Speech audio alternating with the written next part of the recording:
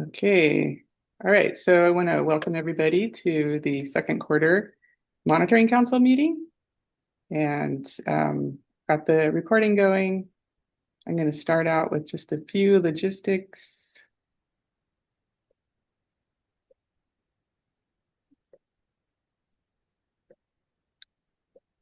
I put a link to the agenda in the chat, so you all should have access to that.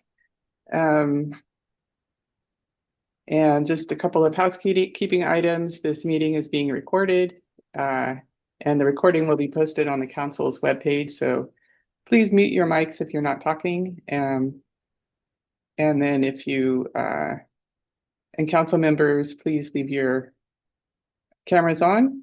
Others, you can leave them on or off as you wish.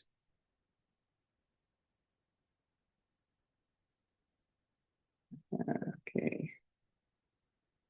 All right. I'm seeing heads nodding, so it means that you can hear me, which is great. So I'm going to launch us into the meeting. I'm in the office today, so I've got different buttons to press. Okay, so first I want to welcome our new council member. June Weintraub is our new member representing the public health sector. And I think June has called in. I think she's on the line. So June, I can turn it over to you if you wanted to say hi and just wanted to welcome you. Thank you. Thank you so much. Yeah, I've been the deputy director at the Center for Environmental Health at CDPH for 2.5 years. Before that, I was at the San Francisco Department of Public Health. I'm replacing Anthony Chu. He's the chief of our Division of Radiation Safety and Environmental Management, which in the olden days used to include the drinking water and water related activities, and still the environmental management branch does have various responsibilities that touch on water things. So that division is below me, and then I have another division in our center, the Division of Food and Drug Safety. And so there is a nexus with water monitoring, but more importantly, my historical areas of work in San Francisco were very much water oriented. So I'm really happy to be able to participate in this group and bring the public health lens. I also serve as the state environmental health director, so there's opportunities for me to participate in various issues and activities based on that role. So I'm really happy to be part of the council and looking forward to working with you all. Great. I'm glad to have you. Welcome. Glad to have you here. And it's great to have your expertise represented in this group. So now I'm going to just launch into a quick roll call of the members, and then we'll move on to the next item. So I'm going to start with our co-chairs. From the Cali, PA side, Greg Gearhart, are you here? Maybe running a little late. Or Karen Mogus. Karen indicated that she is going to be attending this meeting as in and out. She's going to try to attend as much as she can. So we'll get them when they. I'm here. Oh, hey, Karen. Hi. Hey. Good morning. Nice Morning. to see you all. It's been a minute, so looking forward to the meeting. Thanks, Karen. Glad you could join us. Okay, so next up are California Natural Resources Agency co-chairs, Caitlin. Good morning. I'm here. Good morning. Is Mike joining us? Not today. Okay. All right. Thank you. Moving on to the next sector, regulated community, publicly owned treatment works. Lorian Fono. Good morning, everyone. Lorian Fono. Awesome. Is Sam joining us today? Yep. Good morning, Sam Choi. See you there. Okay, great. And then on the stormwater side, I know Grant was unable to attend today, unfortunately. Brian, are you here? Are you on the line? I'm here. Good morning. Morning, Brian. And then moving on, community monitoring. I think Helen is here. I think I saw your name.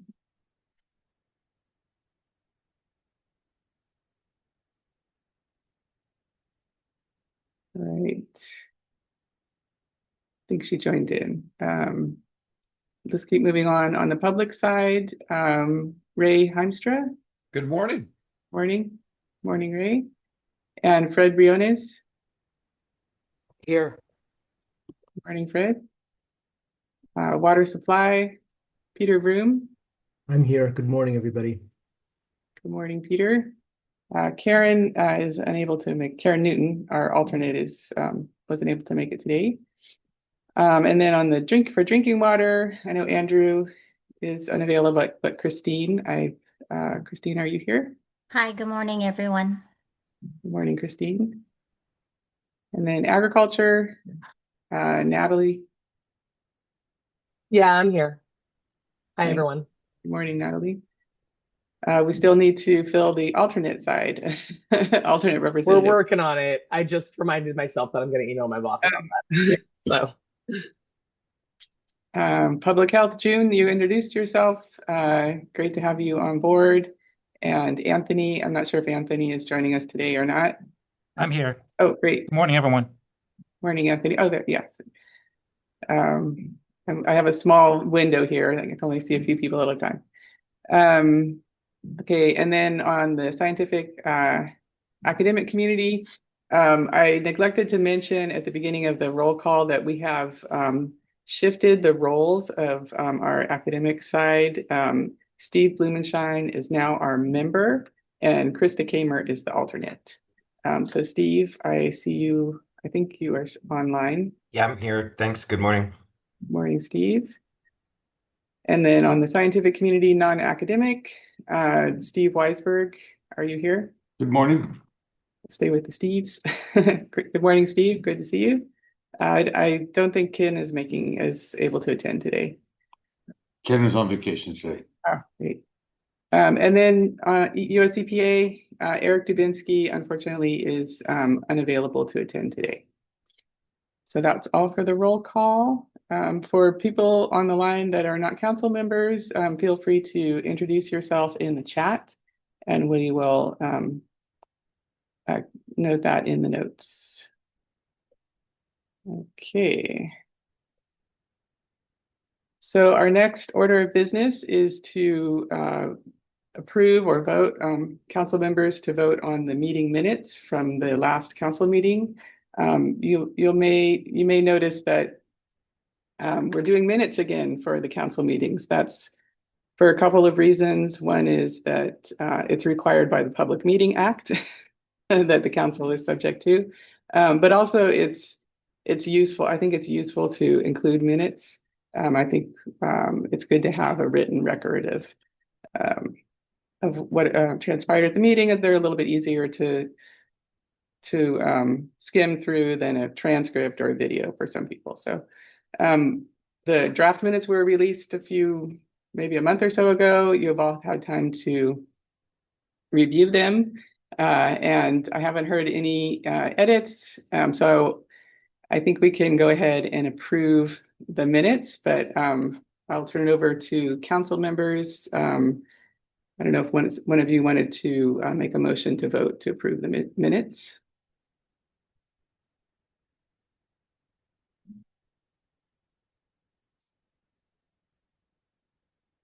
Does anybody make I'll make a motion to approve the minutes. great. I'll second. Thank you, Natalie, and thank you, Stephen and Natalie. So are the minutes are approved then? If nobody votes against them, I'm going to assume that they're approved, and we'll note that in the next minutes for this meeting. All right. Thank you for that. Okay, so now just a brief overview of our agenda for today. We have quite a few presentations happening. Right after this, I'm going to turn it over to the public forum, give members of the public a chance to speak. And then we've got some announcements and updates, both from council members, and I have a director's update. And then at 9:45, we'll move over to work group updates. We have updates from 3 of the council work groups, the Safe to Eat work group, actually 4, if you because the second update is Estuaries and Wetlands monitoring work groups are giving a joint update, so that should be interesting. And then the Cyanobacteria and harmful algal bloom network is doing the 3rd update. Then we'll break for lunch. And then we'll come back this afternoon for a couple of discussions or items about ocean monitoring. There's an overview of an ocean monitoring inventory that was conducted by Mark Gold and his students from Cal Coffee and UCLA. And then we'll hear from OPCs and Ocean Protection Council and Ocean Science Trust California Coast and Ocean Report. And then we'll have a discussion about monitoring data and gaps and how the monitoring and how the council and its work groups can help support coordinated monitoring in the ocean. We'll adjourn at 3 o'clock. No later than 3 o'clock.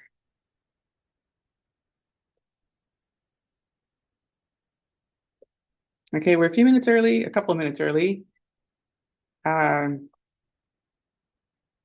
this is an opportunity for anybody from the public. Oh, I see a hand raised. Alicia, please go ahead.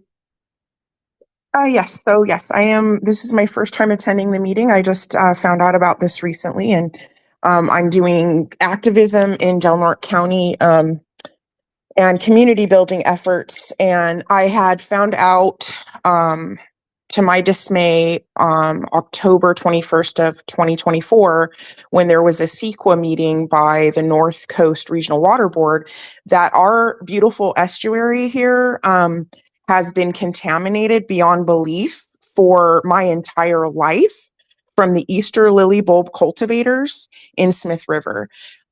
Since then, I have been investigating it to find out why in the world is this happening still after this many decades. Well, basically every single entity that has a responsibility to uphold the law regarding this has just turned a blind eye. They've been, well aware of what's been going on, but have not done anything to stop it. I mean, anything to stop it. They've all been basically using the North Coast Regional Water Board's voluntary processes, quote unquote, working with the Easter lily growers for them to finally come into compliance with water quality standards as a smokescreen and an excuse not to do their enforcement on the devastation, the utter devastation of our ecology out here. We've got people dying, for decades. We've got them coming out every so often with public outcry, and they're ignored. The lily growers really do not care. They are some of the most callous people I've ever met in my entire life.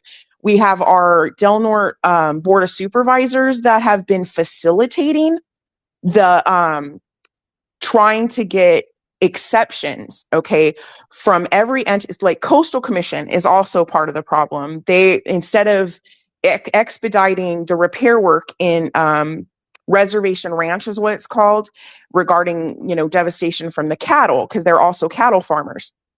And they still haven't done anything to repair all the damage out there. And his name is Chris Howard. I don't know if you guys know who he is, but he's been basically lobbying on their behalf instead of protecting his constituents in Smith River in his district that have been dying for decades. And he's not advocating for the fact that we've lost our salmon fishery. We used to have an abundant salmon fishery. It used to be the driving force of our economy, our food resiliency, all of that. It's gone. It's decimated. And it's the copper. NOAA Fisheries, they gave the growers a warning letter back in December of 2018. And they were like, this copper usage is the reason, like the main reason why the salmonids are dying. And you are we're warning you that you're in violation of Section 9 of the ESA, only to not do a thing when they saw that they were continually exceeding copper levels in the water samples. So I'm just absolutely devastated at the amount of I do not care from so many people that have authority and a duty and responsibility to uphold the environmental laws. And then don't even get me started on all of these wolves in sheep's clothing that are called environmental nonprofits that I've came across, that they're exploiting the problem instead of doing something about it. They haven't even lodged a complaint in the proper area, because this is a pesticide issue predominantly. And they've never even did a written official complaint with the county ag commissioner, with the Department of Pesticide Regulation. That same guy that I was just complaining about, Board of Supervisor Chris Howard, I have a pending adverse impact review with the county ag commissioner.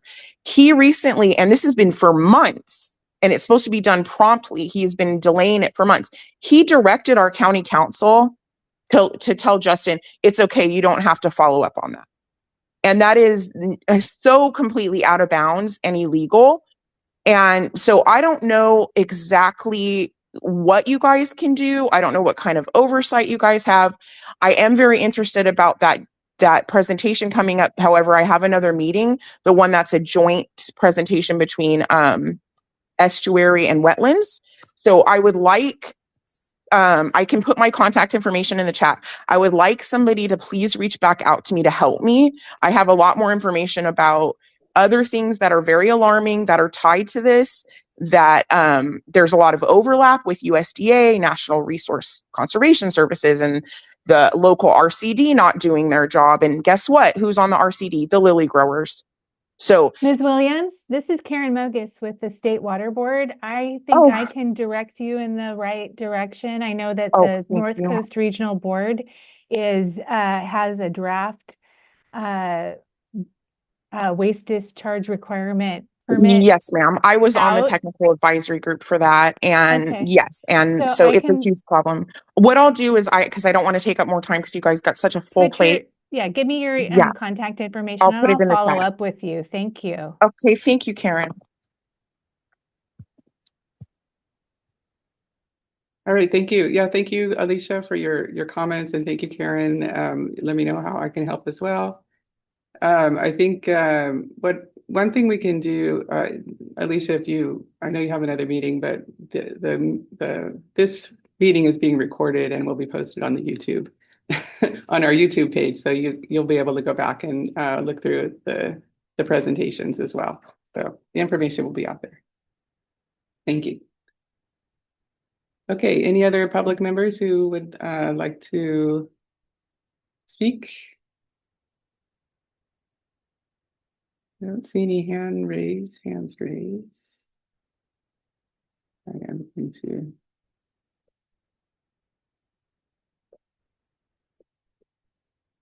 Okay, it looks like we're right on time for the next item, which is the announcements and updates.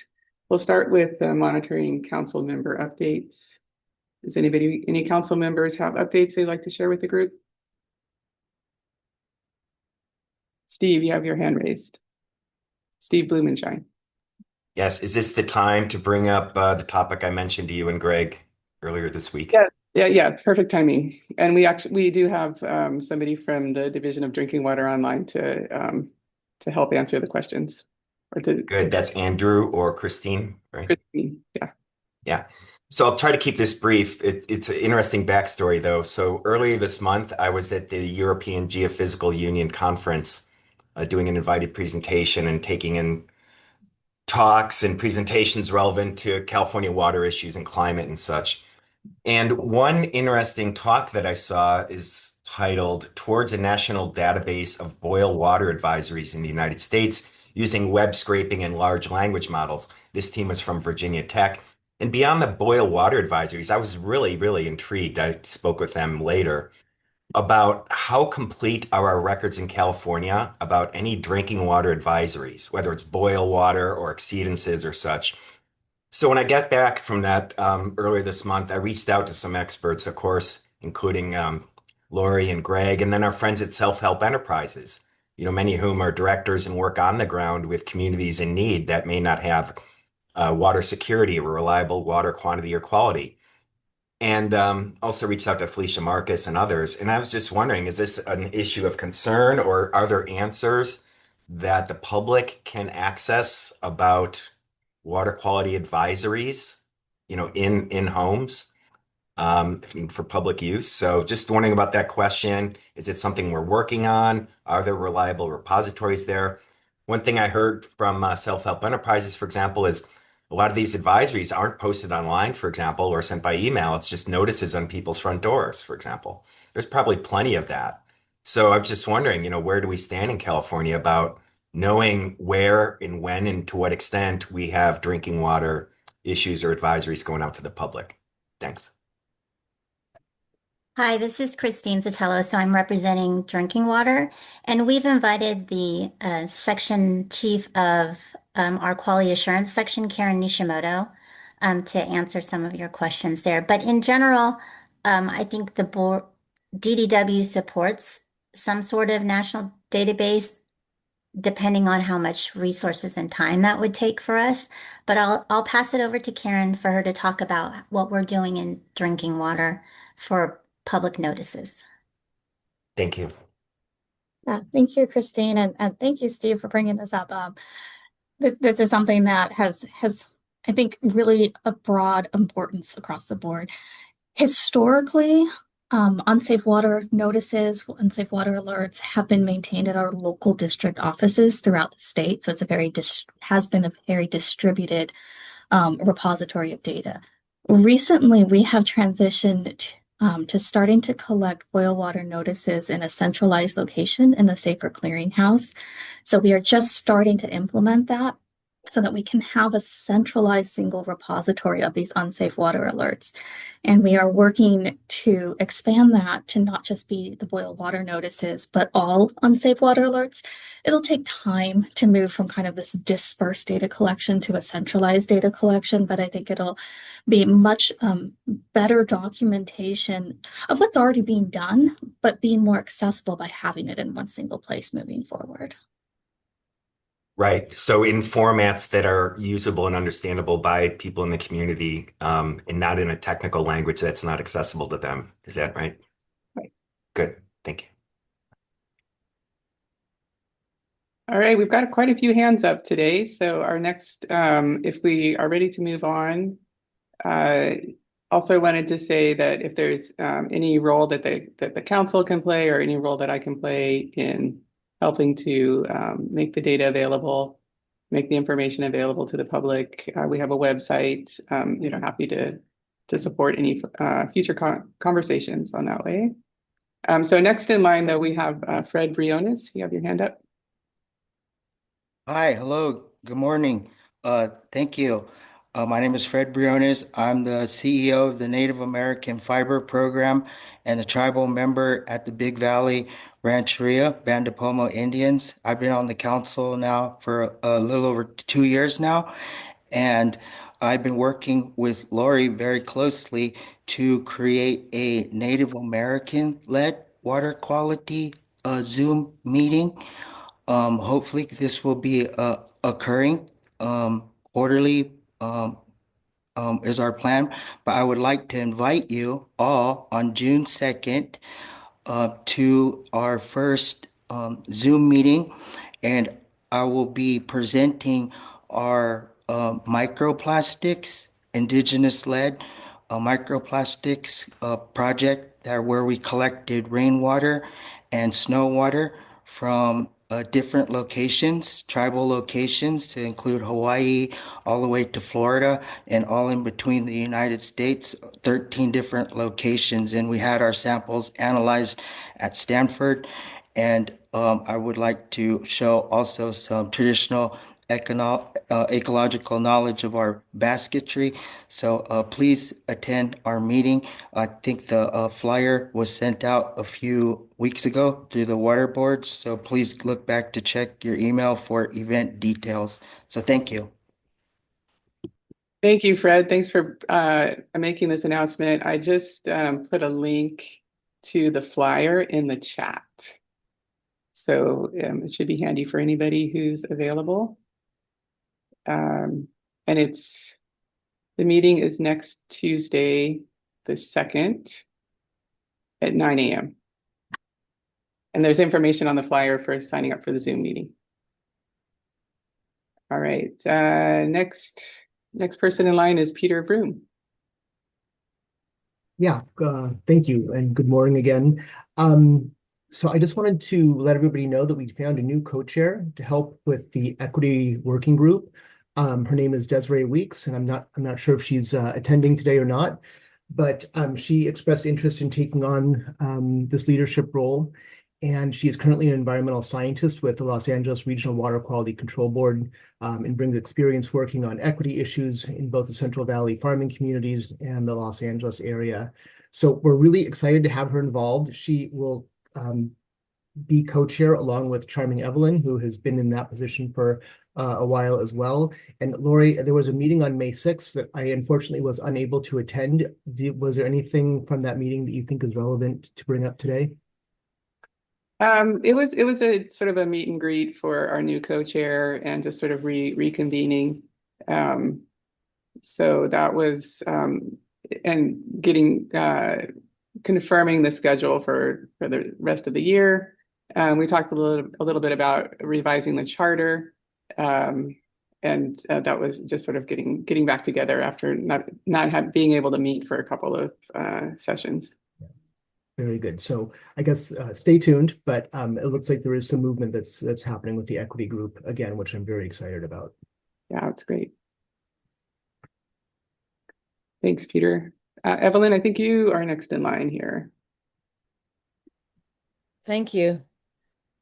Thank you. I just wanted to circle back again with Steve Blumenshire and Karen, because I have a question about, so I know when it's important to have notices of boiling, but it's also important to have notices of when safety protocols are strong again so that people can feel more confident with their water after a notice like that. Because I know those can be kind of alarming, especially since our system in general has not like trained people to understand that occasionally we need a boiling notice, but it's not something that has to push us in the direction of bottled water or more mistrust. So I just wondered if you could talk about that for a minute.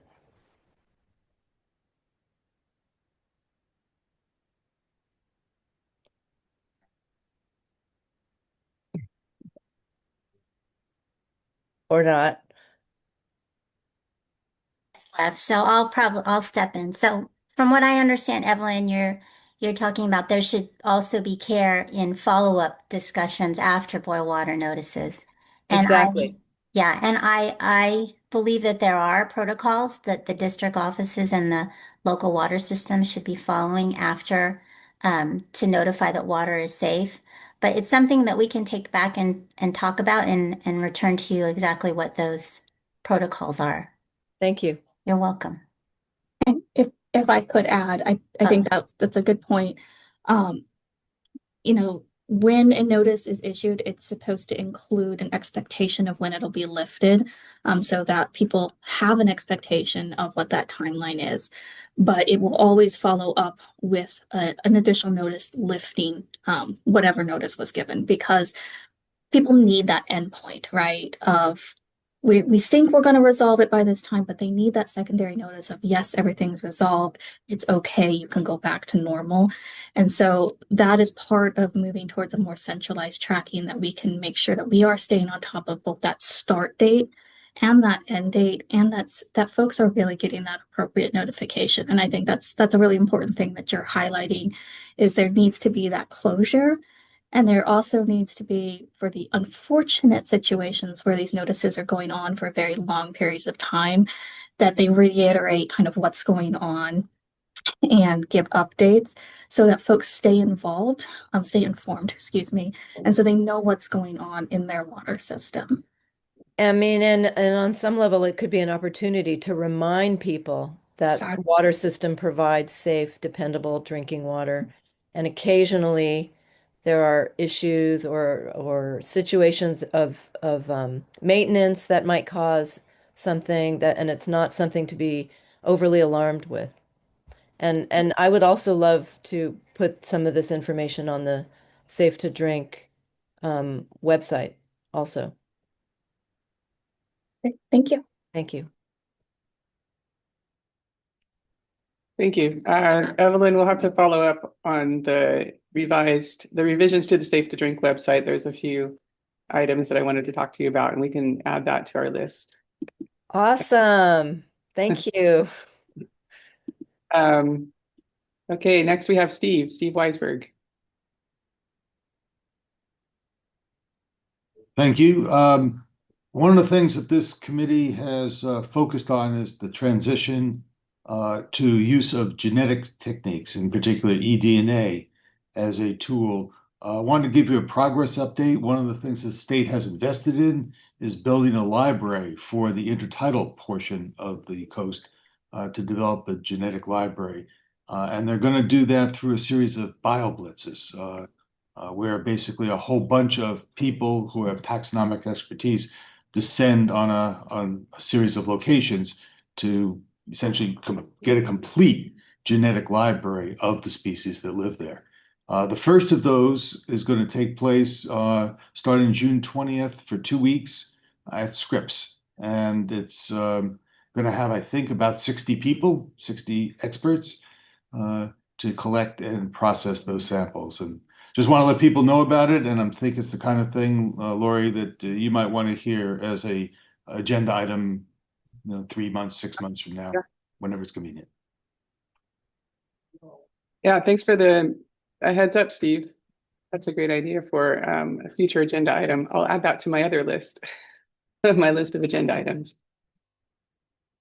Great. Next in line, we have Brian Lawrenson. Hi, thanks, Lori. Yeah, just a quick update from Regulated Stormwater. I wanted to just let people know that our annual conference is in Sacramento at the Convention Center this year, October 26th to 28th, and registration's open for that. Grant, Lori, and I actually worked on an abstract that we submitted to do a panel at that conference. So we're looking to get feedback and hopefully get that abstract accepted. And then we'll kind of work with folks to put that panel together. Thanks for mentioning that, Brian. And that reminds me that, and I'll sort of get the word out to the work groups as well. We'll be reaching out to some of the work groups. And in particular, I think this came up at the equity work group meeting, that the fact that the CASWA conference will be in Sacramento this time. And people thought that would be a great opportunity for the work group to be part of the panel. So more to come. Yeah, and it's meant to be an outreach, what the council does, and just an outreach for coordination purposes. Yes. Thanks, Brian. Ray, you had your hand. You're next in line with your hand up. Good morning, everyone. Ray Heimstra, public member. I just wanted to bring up an issue that's occurred locally. So I happen to live in Garden Grove, where we had that that toxic emergency that's actually still ongoing right now. Luckily, I didn't have to evacuate or anything. But what I wanted to bring up in relation to the council is there was a lot of focus on air quality emissions and potential hazards there. But now that that part seems to have calmed down, I'm seeing a lot of buzz on social media and hearing questions about, what about the water quality? Did it affect groundwater quality? There was a lot of water used to cool the tanks, that type of thing. So I think kind of building off what we heard from other folks is just communication is key. If there can, I don't know, I'm not even sure how you test for whatever crazy chemical was in that tank, but um, I just, if there's a way to let folks know that either yes, we're thinking about that, we're going to monitor it, or maybe we just, we don't even know how to do that. That communication and transparency is really key. Can I jump in here? Because for what it's worth, we are thinking about that. We have Region 8 and our emergency management program deployed to the area as of today for the post response and transitioning to the regulatory response, which will include monitoring and assessment. And we've been involved in assuring that there's management practices to avoid surface water discharges. Your question about groundwater is a good one. And our Santa Ana Regional Board will be on site as soon as they're able to access it to do inspections and all of that regulatory stuff they do when they have an incident at a facility that they regulate. And for what it's worth, that facility is regulated under the Industrial General Stormwater Permit, and so that would be the mechanism by which we would get involved and regulate them. But your comment about communications publicly, widely, is well taken, and we're constantly working on how to make sure that we're communicating when our involvement in these emergencies as they happen. Yeah, well, thanks for the update. I'll help start getting the word out right now with that info. Thank you. Great, thank you. That's a great update. I'm sure the regional board is doing quite a bit there. So let's move on to Caitlin. Your hand up. Absolutely. Good morning, all. Mine is just a brief public update in that the OPC next quarterly meeting is taking place June 16th. Our agenda is now available online with meeting materials. Will be posted beginning June 5th, so beginning next Friday.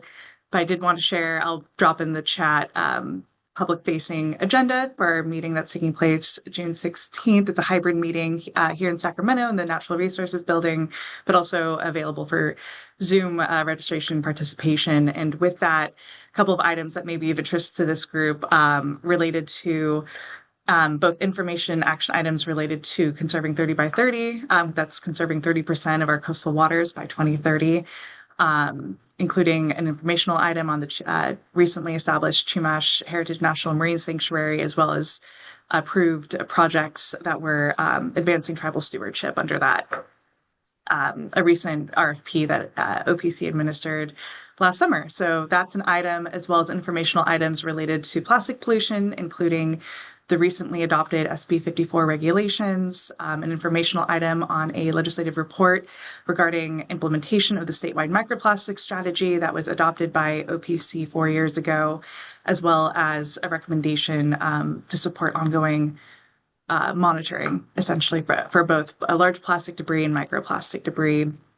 A number of items related to fisheries management and then offshore wind. So I will place that in the chat. Another item related to this meeting, but separate, is there's under Senate Bill 54, there's a plastic pollution mitigation fund that was established by the legislature in 2022. CNRA, alongside Cali, PA, and the Strategic Growth Council and the Department of Justice, who are named as administering agencies of this fund, are engaged in a robust public outreach and active tribal consultation. And I'm going to drop into the chat a webpage for the public to learn more about this fund. Essentially, it's a fund that is anticipated to come online beginning next year, 2027. It's a 10-year fund in which plastic producers are responsible for providing $500 million annually to the state. That is to monitor and reduce plastic pollution, both environmental impacts and public health impacts. And so that is over 10 years, a $5 billion fund, and an incredible opportunity to hopefully, have a meaningful impact on the reduction of harms caused by plastic pollution, hopefully a reduction of plastics in our environment and on public health. So with that, I'll pop a couple of links in the chat just so these are available for everyone. There's a series of public meetings that are actively being scheduled now through the summer, and so there's an opportunity to subscribe, for updates on this webpage I'm about to drop in the chat, as well as a public-facing survey that currently says it's closed through June. Frankly, I know the interagency working group is very interested in hearing from members of the public and tribes as far as what are community priorities regarding uses of this fund, as well as how to design grant programs to best benefit and help organizations reach and access these funds. And so it's a broad survey that is also included that I will drop into the chat. All right, thank you, Caitlin. Thanks for that update. I think this is something that the council and the work groups will be following pretty closely, and there's a lot of interest in the Plastic Pollution Mitigation Fund and sort of how the plastics strategy will be implemented. Fits right in with what we're doing at the council. Are there any other updates from council members or members of the public before I launch into? I've got a few things to update you on from the director's perspective. Some of those have already been mentioned. But I'll just launch in. If anybody thinks of something while I'm talking, go ahead and raise your hand and we'll give you some time. So as far as an update from the council director, I got just a few updates to share about the work groups. We already heard about the equity work group. Peter let us know that there's a new co-chair. So that's great. And we're moving forward with the equity work group. Lots of potential there. And then I also wanted to reiterate what Fred Briones announced is the webinar next Tuesday called the Indigenous Microplastics Monitoring and Human Health Initiative, Old Medicine Meets New Medicine. We'll hear an update from Fred on his research with microplastics monitoring through the Native American Fiber Program. There's a link to that in the chat as well. And then continuing on the topic of microplastics, the microplastics subcommittee, which is a subcommittee of the trash monitoring work group, also has a new co-chair. We were lucky to have Pavlova Vitale, who she's a senior environmental scientist at the Los Angeles Regional Water Board. So she has stepped in to help out as the co-chair, as a new co-chair to that subcommittee. They're currently organizing and working on the next meeting. I think they're starting to get a few presentations, and the meeting is scheduled for June 24th, and there should be an announcement coming out in the next day or two. So I'm giving you some advance notice on that. Also, the Coastal Beach Work Group, which is part of the Safe to Swim network, worked with the State Water Board staff at the Office of Information Management and Analysis, or OWIMA, to add a new interactive dashboard to the Safe to Swim map page.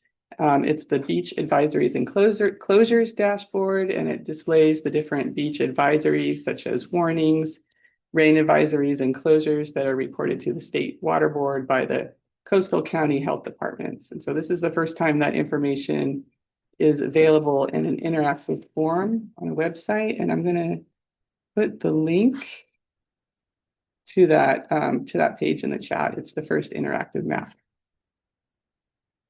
Also, real quick, the post-fire monitoring work group, which was formed after quite a few council meetings and discussions on the topic of post-fire water quality. They held their first meeting on March 11th, and their next meeting is scheduled for July 14th. They're working on developing guidance documents to support monitoring, data sharing, quality assurance, and coordination for post-fire water quality monitoring. And I will also share a link in the chat to their website if you're interested in attending those meetings or signing up for their email list. Let's see what else. Another update from the council side is I'm working on hiring a scientific aide to support the monitoring council.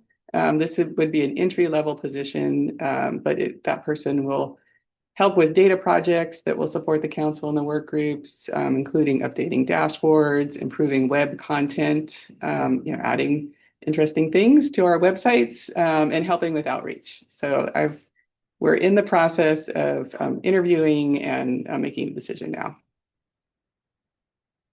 And then, not quite finally, just a heads up to the council members and to the council in general. Since our last quarterly meeting, I wrote letters of support or letters of coordination, collaboration, commitment As from the perspective of the Monitoring Council Director for 4 different projects that we're applying for federal grant funding. These projects are all aligned with Monitoring Council goals, and we're also coordinated through council work groups. The 4 projects are a Russian River Regional Monitoring Program, Stream and Riparian Ambient Survey, Delta Conservancy's proposal to create a new Delta dashboard to track ecosystem projects. This would be in coordination with the Wetlands Monitoring Work Group. Also, a letter of commitment to work with the Healthy Streams Partnership on a framework to prioritize healthy streams and identify risks to their integrity. And finally, a letter of collaboration to coordinate with the post-fire monitoring work group on a National Science Foundation proposal to develop a network of post-fire water quality standards, synthesis, and training. So these were just letters of support or coordination. If anybody would like more information about them, please contact me. I'll send you copies. And finally, for the next council meeting on August 27th, we have the council has voted or agreed to hold that meeting in person here in Sacramento. We have a large conference room reserved here at the Cal EPA building. And I'm currently working on getting reimbursement or travel reimbursement for approvals for those who have requested them. Everything looks promising, but I still need final budget approval. So still kind of working on the process on that, but just a heads up that our next meeting is going to be in person.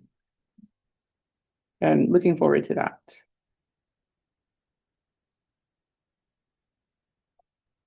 Any questions? Oh, I think I went a little bit over. I apologize. I was hoping to go through really fast so that I could give you a short break, but unfortunately we'll have to move on to the next agenda item, which is an update from the Safe to Eat work group. And I know Anna Holder and Devin were, all right, Anna's already shared her screen. Great. We're here. Over to you.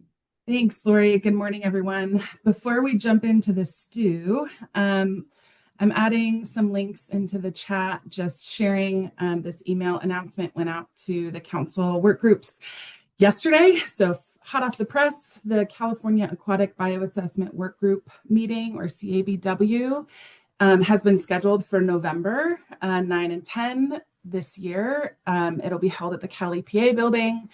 I've linked to the webpage and the save the date. So we love to see lots of people in person or join online, and please help us spread the word.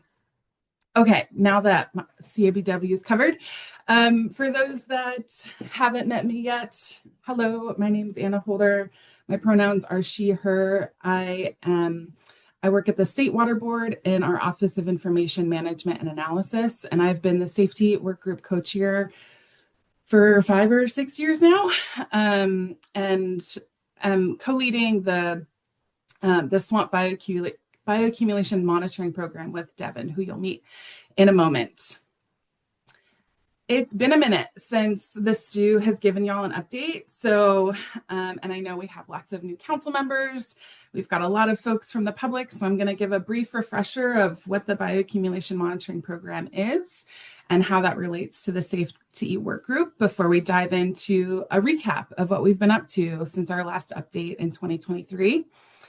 And then we'll talk about where we are now and where we're going for this year. And hopefully we'll have time for questions and discussion. Feel free to pop questions in the chat as they come to you. And Devin and I are pretty great about peeping the chat and answering them along the way. Otherwise, we can get to them at the end. And I'll also share a link to these slides in the chat after we're done presenting, so Lori can add them to the notes for future reference. So the Bioaccumulation Monitoring Program is housed at the State Water Board and our Surface Water Ambient Monitoring Program. It's a statewide program with a mission to generate robust statewide data about bioaccumulation impacts on fish in particular, but also shellfish throughout the state. We've done that through statewide coordination with our regional swamp coordinators, with the Safe to Eat work group members, members of the public, other monitoring groups, particularly in the San Francisco Bay region, the Delta, and the Bight, the Southern California Bight. The Safe to Eat work group is a public-facing work group of this council, and the mission is really about communicating and supporting that coordination of where is it safe to eat fish and shellfish in waters in California, and to help the public understand the data that we have and how they can use it to inform their fish consumption choices so that they can continue to consume fish and shellfish safely. We've been monitoring for many years, mostly at lakes and reservoirs and coastal areas, but we also hit rivers and streams periodically. The majority of the pollutants that we would analyze for are mercury, selenium, and PCBs. This historically was to help support the development of TMDLs by regional water boards, and it was the biggest concerns of public health. More recently, we were beginning to monitor for PFAS and things like that. These data are publicly available through our swamp data dashboard, and we gave a demo of that at the STU meeting last year, but happy to give another one here if that's of interest. Our last update to y'all was in December of 2023. If you want to see those slides or a link to the recording, they're linked at the bottom of this slide in that blue bar. At that time, I gave a little bit of the same refresher that you just saw. We talked about a program realignment effort that we were working on. Particularly, we gave an update of the progress in the San Diego region, which Ray was a part of, and then our efforts to replicate that effort to the San Francisco Bay region. We were also really thinking about strategic prioritization at that time, and used 2024 to implement a long-term monitoring priorities assessment that we solicited feedback, not just from our usual suspects, swamp coordinators, but also other agencies, California Native American tribes, members of the public, to really get an understanding of what the bioaccumulation community throughout California, what was of concern to them. And I'll talk a little bit more about that. And then we look to the future, as we always do. So, like I mentioned, the long-term monitoring priorities assessment, it's a mouthful, but the goals were to really listen to what the Safe to Eat work group members and new friends had to say, and to think about what their priorities are, what their main concerns are around bioaccumulation monitoring. We have a good understanding of where we're at with mercury, selenium, and PCBs in fish throughout the state, relatively so. And so seeing if we have our good knowledge base there, what should we look to in the future? And as we all know, as part of this council, we are never over-resourced. So how do we utilize the funding that we had at that time most efficiently and effectively? And how do we leverage the Safe to Eat work group and this council to build partnerships so that we can make all of our budgets stretch a little farther? We actually shared the initial proposal and the idea in 2023, and then did some outreach and reminders and prep throughout 2023, and launched the official feedback solicitation process in 2024. This is a timeline of the process. Basically, we were very aware that to get useful feedback from folks, 30, 60, or 90-day feedback period, public comment period, wasn't going to be sufficient. So we tried to really give people as much time as we possibly could in a whole bunch of different formats so that they could contribute and share their feedback in a way that was comfortable for them. We synthesized our what we heard and kept providing updates to the safety work group.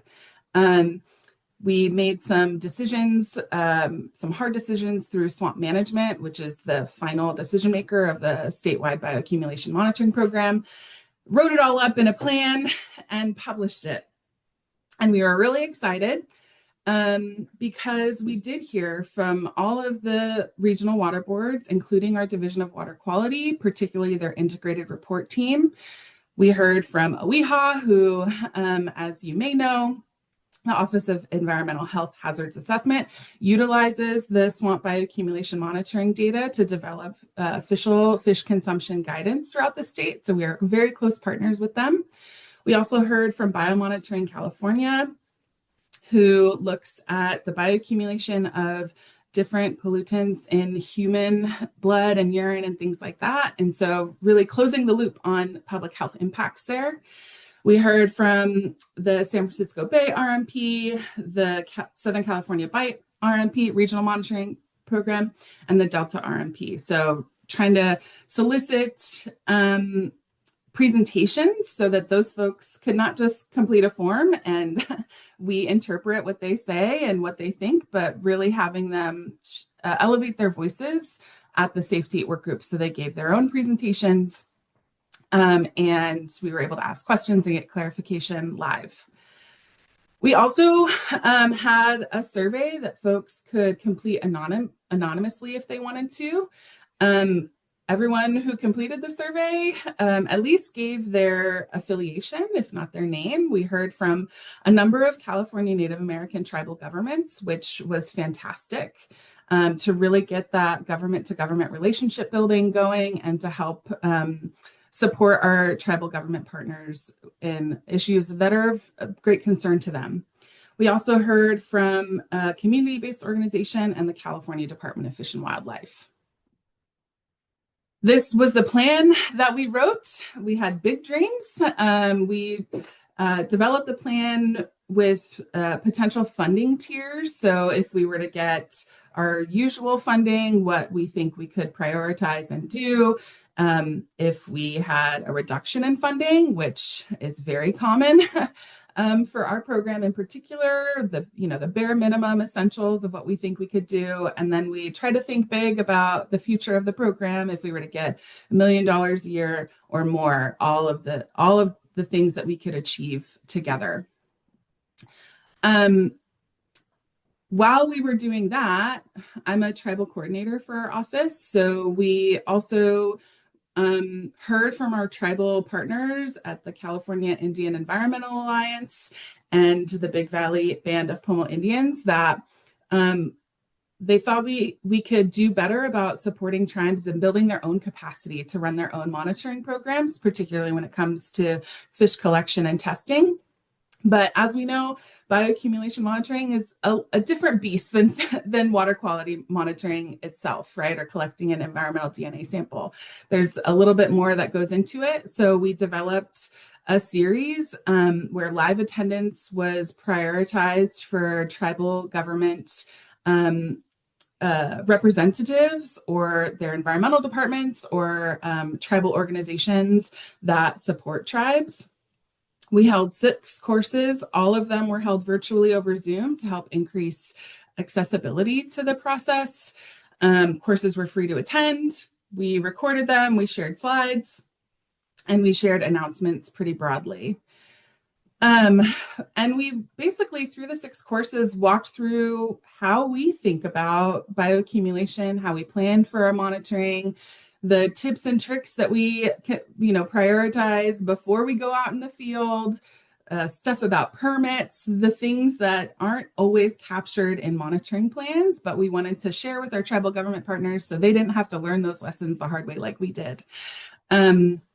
So from a general overview of the bioaccumulation monitoring program, resources that we had available, the safety work group, again, study design, what we think about when we prioritize, sample collection protocols, processing, sharing our quality assurance project plans broadly so that tribes didn't have to write things on their own. They could just copy and paste what they liked from our monitoring.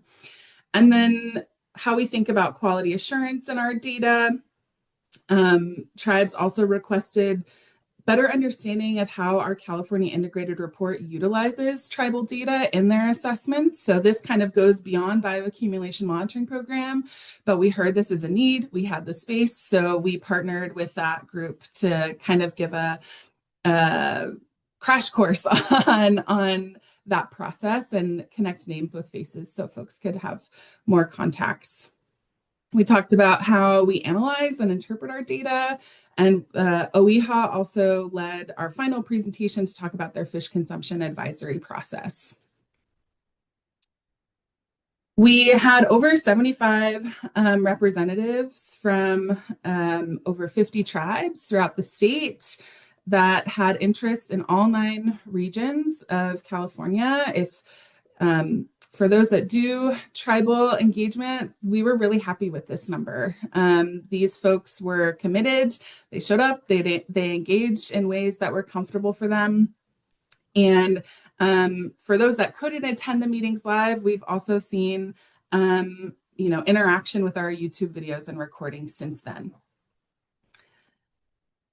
And then our budget got cut. So we no longer have monitoring funds. We've talked about this at the council before. And so we went through this process in greater detail in March of 2025. There's links to the recording and slides if you want to dive deep. But the take-home message here is the statewide surface water ambient monitoring program, the bioaccumulation monitoring program in particular, our budget was eliminated. So we no longer have monitoring funds. This also impacted all of SWAMP, statewide and regionally. And many thought, okay, so you don't have a program anymore, bioaccumulation is going to go away. And I was pretty adamant that that was not a wise choice. We don't have monitoring funds, but we do have data, and we still have a responsibility to communicate to the public about what we do know. So we adapted. We've prioritized really getting the backlog of data through and publicly accessible. Devin's going to give an update on that. And OEHA also, their budget was also impacted. So they were adapting in terms of how many fish consumption advisories they could update or produce annually. And we shifted gears to really focus on how we can better collaborate with our partners and how we could better communicate about the data that we do have with tribes and the public. Part of that also meant that I was looking for a new position in OEMA. I got promoted to our Open Data Science, Equity, and Tribal Coordinator. Devin is filling my seat as the Bioaccumulation Monitoring Program Coordinator. We're working on this together because of current projects. And this is exciting because Devin's awesome. You're going to meet her in a second. And we're really good at tag teaming this work. So Devin, do you want to introduce yourself? Yeah, thanks so much, Anna. Hi, everyone. My name's Devin Burke. My pronouns are she, her. I'm an environmental scientist at the State Water Boards with Anna at the Office of Information Management and Analysis. And as Anna mentioned, I'm the new STU co-chair. Although I'm relatively new as an ES, I've been with OEMA for actually about 6 years. Prior to this role, I did contract management for our office, and my background is in sustainability, science, and finance. So I spent some time prior to state in those sectors as well. So I'm excited to be here and provide an update, and appreciate you all being here today too. So first, we want to provide an update on statewide programs. All the backlog for statewide data has been processed and made available in the Swamp Data Dashboard, thanks to the hard work of Swamp IQ, specifically Jennifer Salisbury in our office, who is a data queen. In 2024, we also paid for a number of archived samples to be analyzed for PFAS, and we've received the data back from the lab and are going to start doing our QA checks. We'll provide some more details about what data we have in the upcoming October STU meeting as well. And now that our statewide data backlog is behind us, we're switching gears and prioritizing tissue data that has been collected by the regional water boards. The next couple of slides, we're going to provide an update on the data we have in queue, and I'll talk through those updates in a moment. But before I do, I really want to highlight and note in the top right of the slide about the California Integrated Report. This is the process the Water Board undergoes to assess the quality of our waters statewide in accordance with our U.S. EPA mandates and the Clean Water Act. The integrated report team assesses water bodies by region on a cyclical basis, and it takes many years to go from the data solicitation process to the publication of the final assessment report package. And the next time regions begin the assessment process, it's going to be Region 2, 4, 8, and the Sacramento River Basin in Region 5. The deadline to submit data so that it can be used in the next cycle is August 10th, which is quickly approaching, so that the report can be published in 2030. And those regions that I mentioned are all bolded in the tables that follow, since we're working with the regions and Jennifer to do our best to get all of those data QA/QC'd and made available in CDN by the August 10th deadline. So kind of going down this list and starting with Region 1, we don't have tissue data for Region 1 in the queue, but for Region 2, data has been pushed to CDN in April of this year for the 2023 Tomales Bay TMDL and the 2024 Lakes monitoring project. Similarly, for Region 3, we don't have any tissue data in the queue, but for Region 4, we are working with that region to get the necessary elements for their 2021 CEC's monitoring project. For Region 5, Central Valley, data has been pushed to CDN in April for the 2024 Rivers Project. And then for the 2025 Cache Creek, we have an ETA of July 2026 for that data to be pushed into CDN. Region 6 for the 2024 Fish Monitoring Project, data has been pushed to CDN April 2026. April was a busy year for us. And then for Region 7 for the 2022 Fall Trends Monitoring Project, data was pushed in February of this year as well. And then for Region 8, we are working with the region to get the necessary elements for the 2020 Orange County Public Works TMDL Newport Beach project. And then the 2023 Newport Beach study, we have an ETA of May 2026 for the data to be pushed as well. And then we don't have an update or we do not have any tissue data in the queue for Region 9. I'm going to next pass it back to Anna to talk about the tribally centered fish consumption application update. Yeah, thanks, Devin. We wanted to show these slides because although our budgets have been impacted, the regions have been doing great work alongside the statewide program and on their own for many years. And this is one of the reasons why I refuse to say that the bioaccumulation monitoring program is dead. We still have data, we still have partners, and we still have work to do. Particularly since we don't have monitoring funds, we tried to get funds from other sources to really focus on data communication, again, centering tribal government partners and needs.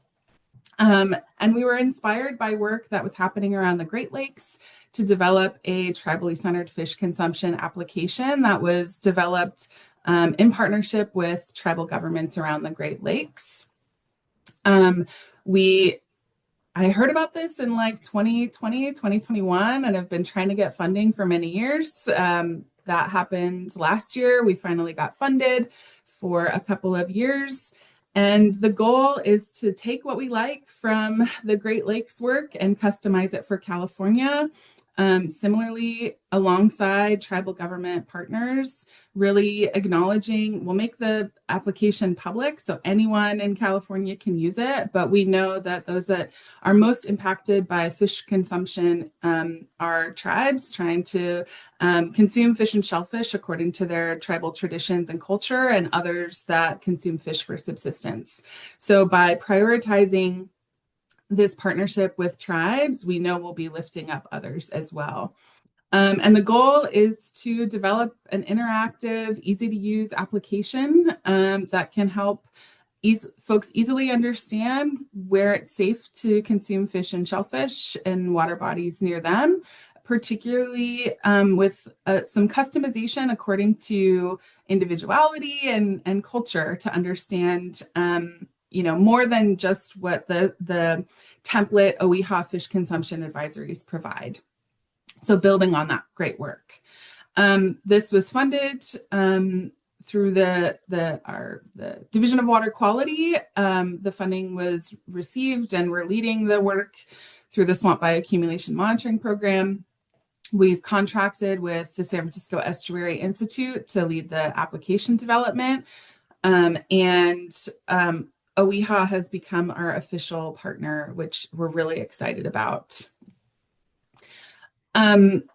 Part of the proposal of this funding was to develop a tribal advisory committee that can slow down timelines to make sure that we're bringing our tribal government partners along with us, and getting their feedback from the beginning before code is written to develop the app. And so that's what we've been doing.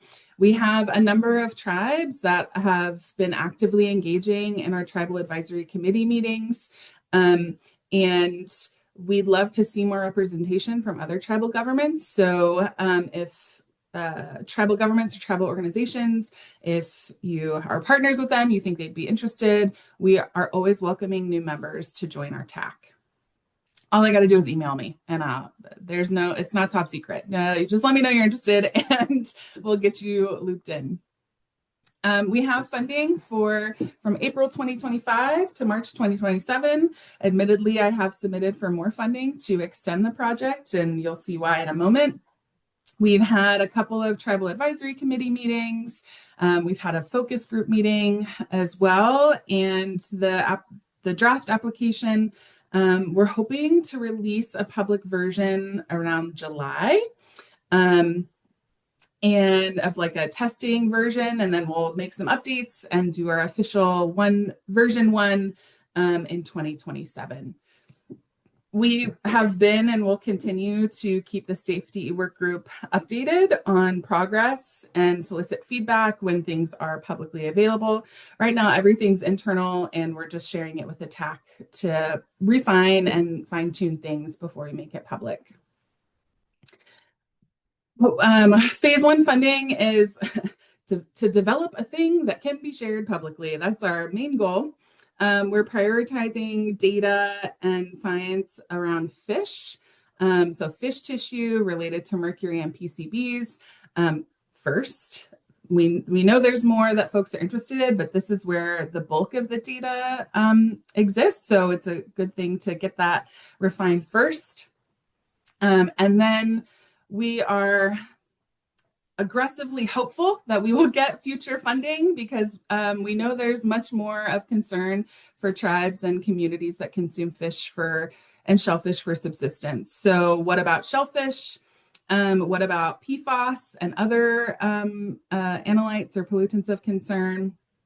We want to integrate science around consumption and cooking methods, so that can be customized a little bit better. And tribes have also expressed concern around other aquatic resources, plants, for example, things like that. The data is lagging behind there from like a statewide open data perspective, but future work is possibilities. So we're adding it to our list as well. And then as we engage with our tribal advisory committee and the public, other ideas will come up and we'll add them to our list. So the big take home here is we're hoping for a public release of the draft application end of July. We'll send announcements out to our safety workgroup email list. If you want to see a demo, come to our STU meeting in October, and we'll keep y'all posted beyond that.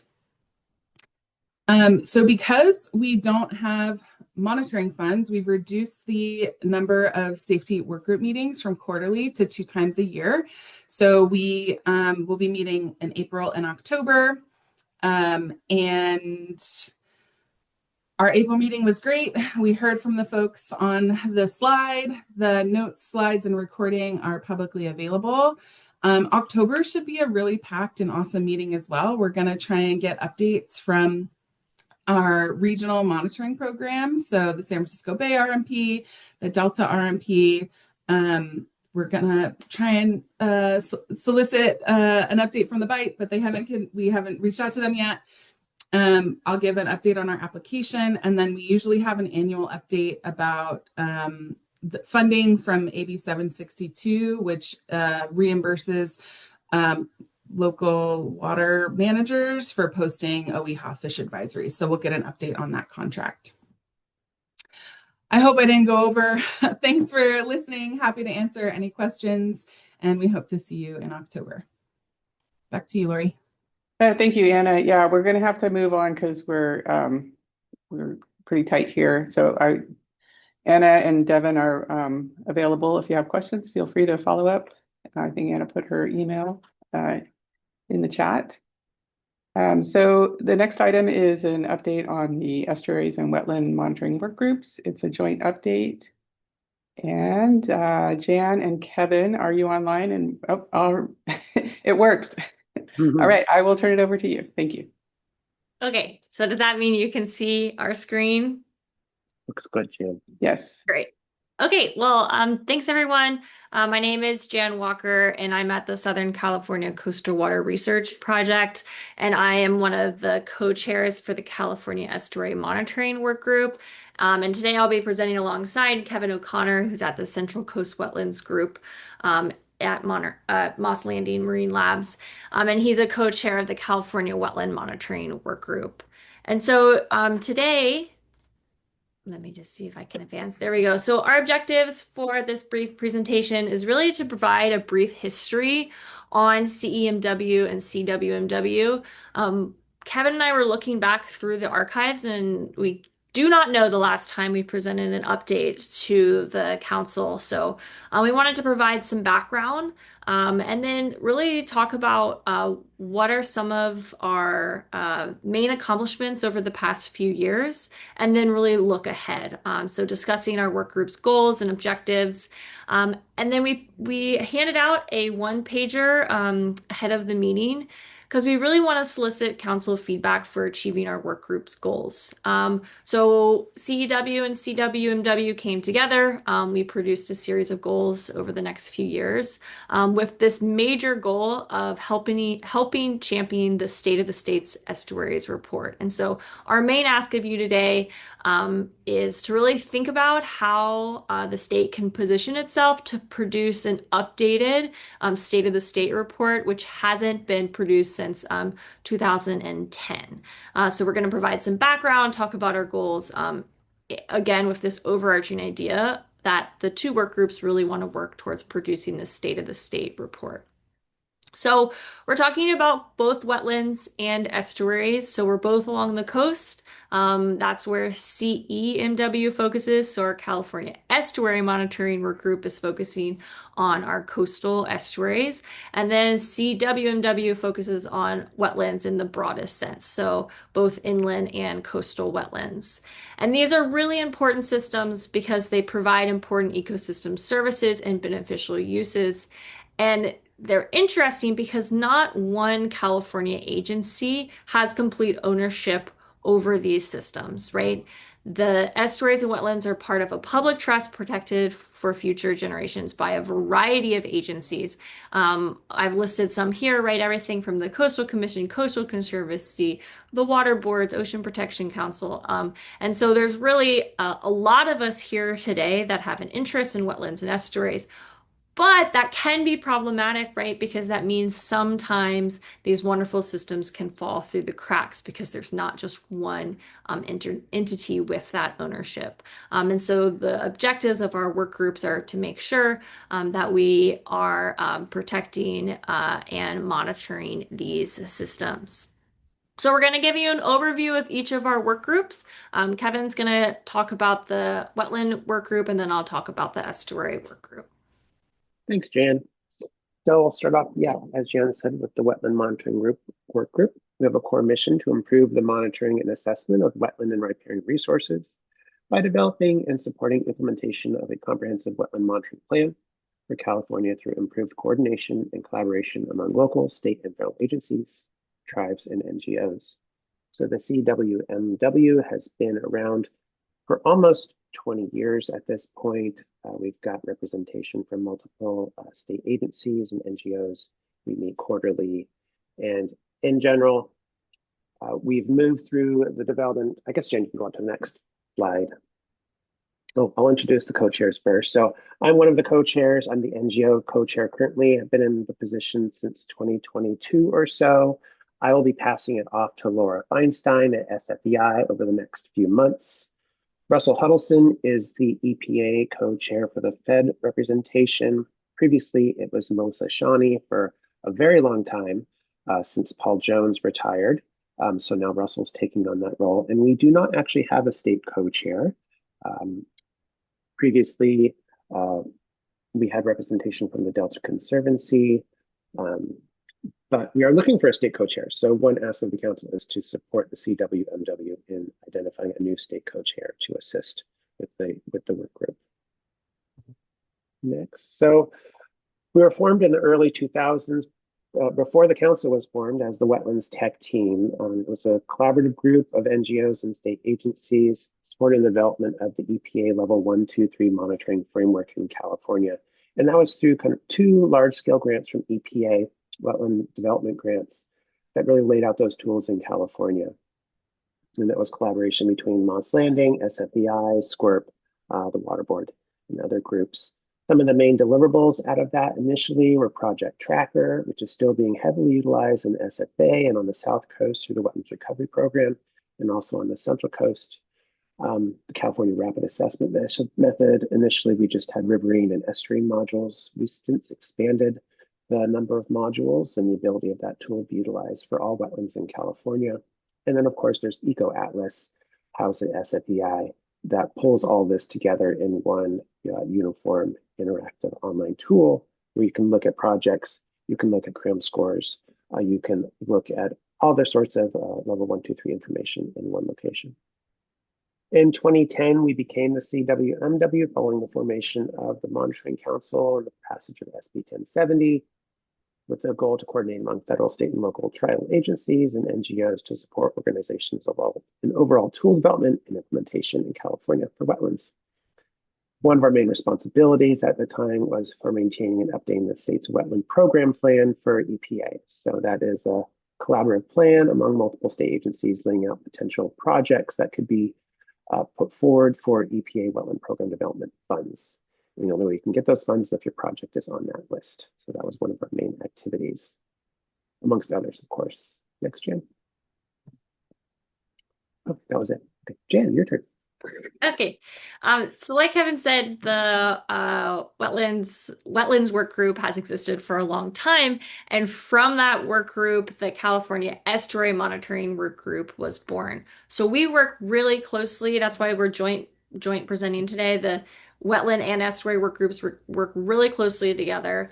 The estuary work group was created in 2010 with the overall mission to advance the science and practice of estuary monitoring and assessment in California, with this really focus to improve coordination and information sharing across all of the multiple regional efforts.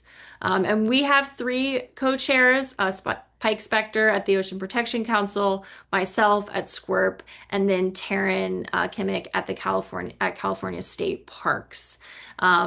I've been the co-chair the longest, I think, since we kind of rebooted back in 2022, and Taryn just recently joined our group. And so the background for this group is, like I said, it was really born out of the Wetlands Work Group. It started in 2010 and had a nice 6 years where it was very active, with this very much focus on the San Francisco Bay Delta. One of the main products that it produced, and this is a terrible grainy photo, is because we produced the estuary portal, which provided an overview of the estuaries in California, again, with a focus mostly on the Bay Delta. It had very limited statewide coverage, but it's no longer maintained. And so the work group really lost steam, and it went dormant in 2022. So in CEMW sunsetted, or it sunsetted in 2018, and then we decided to reboot it in 2022. And the purpose of why we have really resumed the estuary work group is because over the last 5 years, there's really been this resurgence of multiple statewide and regional efforts. So I've listed a variety of programs here, but in 2020, the California Estuary Monitoring Program really started to pick up steam. This is a program funded by the Ocean Protection Council with this overall goal to start to monitor estuaries statewide with a focus on the marine protected areas. A lot of regional efforts focused on coastal estuary monitoring have also started to pick up steam. And so it became really clear that we needed to bring back together the estuary work group in order to provide a forum for communication and coordination of these efforts. And so since this reboot in 2022, we've really tried to offer a space where all of these different regional and statewide programs can come together to leverage resources and efforts, share tools and approaches, increase standardization across all of the methods, improve data sharing and access, and really to start to identify common needs. And so that's kind of where we are now. We really are this forum to, again, provide communication. And so what Kevin and I want to do now is we want to provide an opportunity to tell you a little bit of some of the key outputs and products that both the Wetland Work Group and the Estuary Work Group have produced. And then we'll tell you what we're hoping to work on it coming up. All right, key outputs and projects. Let's just go to the next slide there, Jan.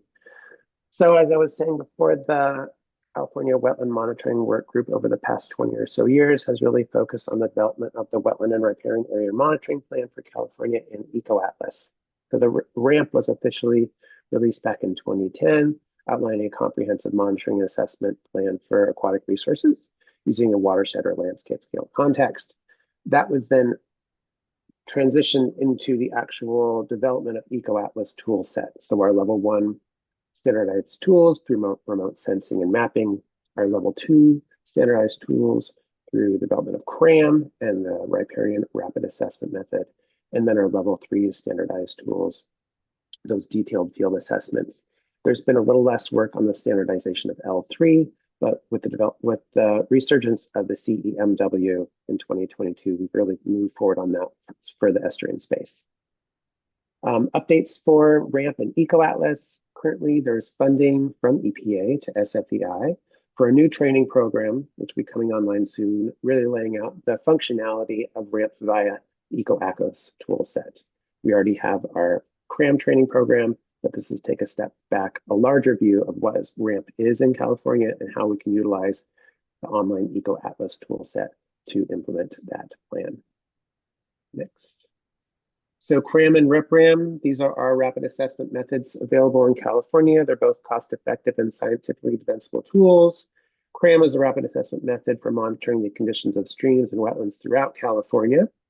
As I said, we've developed multiple modules. We have them for estuaries, multiple types of estuaries, perennial and bar-built estuaries, slope wetlands, vernal pools, streams, episodic streams, ponds, lots of different modules available, and guidance for when to utilize each of those modules in each wetland type. Then more recently, Moss Landing Marine Labs took on the development of the riparian rapid assessment method in collaboration with our Central Coast Water Board. It has since been validated for the entire state, but this really focuses on the 100-year floodplain, those riparian zones outside of the main channel zone of a stream, looking at a variety of scales ranging from individual stream reaches to watersheds and larger regions. So while CRAM really focuses in streams on the in-stream portion, RipRAM really focuses on that 100-year floodplain.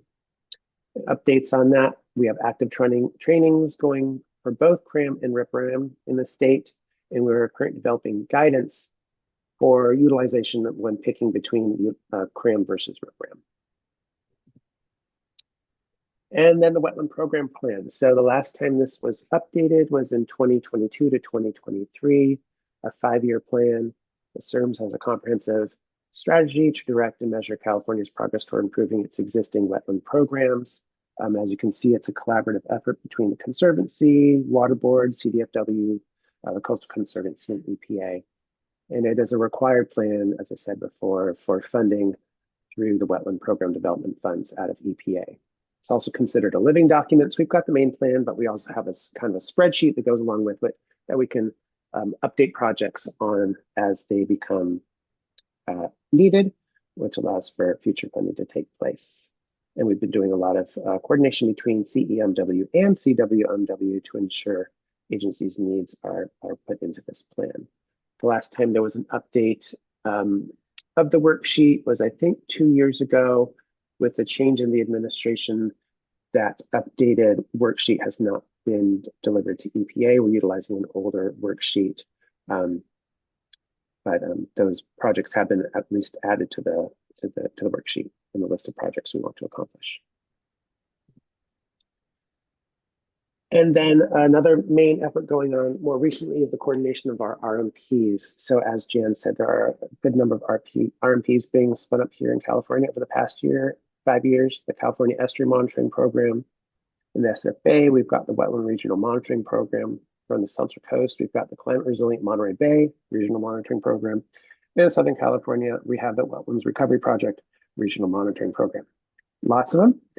So we've had some coordination meetings between CEMW, some collab meetings between the two work groups, really focusing on ensuring there's good communication, not general program updates between these various RMPs, trying to align our monitoring methods across all the RMPs.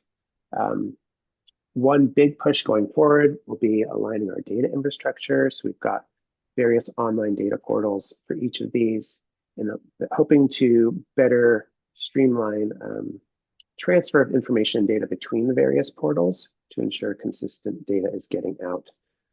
Of course, communication with regulatory agencies and the utility of all the data that are being collected and how it's presented through these various portals. Translating our monitoring results into active management actions. How can we take the information and actually act on it? Of course, revisiting our lessons learned over the past 5 years, and then providing synthesis across multiple data sets to pull together a larger picture, especially focused on the state of the state's estuary report. Great. Thanks, Kevin. So those were kind of our 4 big accomplishments over the past few years. And so in December, both the work groups came together to kind of visualize what we want to really work towards as we move forward.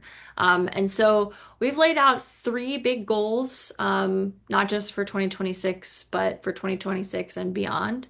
And so I want to walk through each of those goals, and then we have some targeted questions for the council that we would love any input for.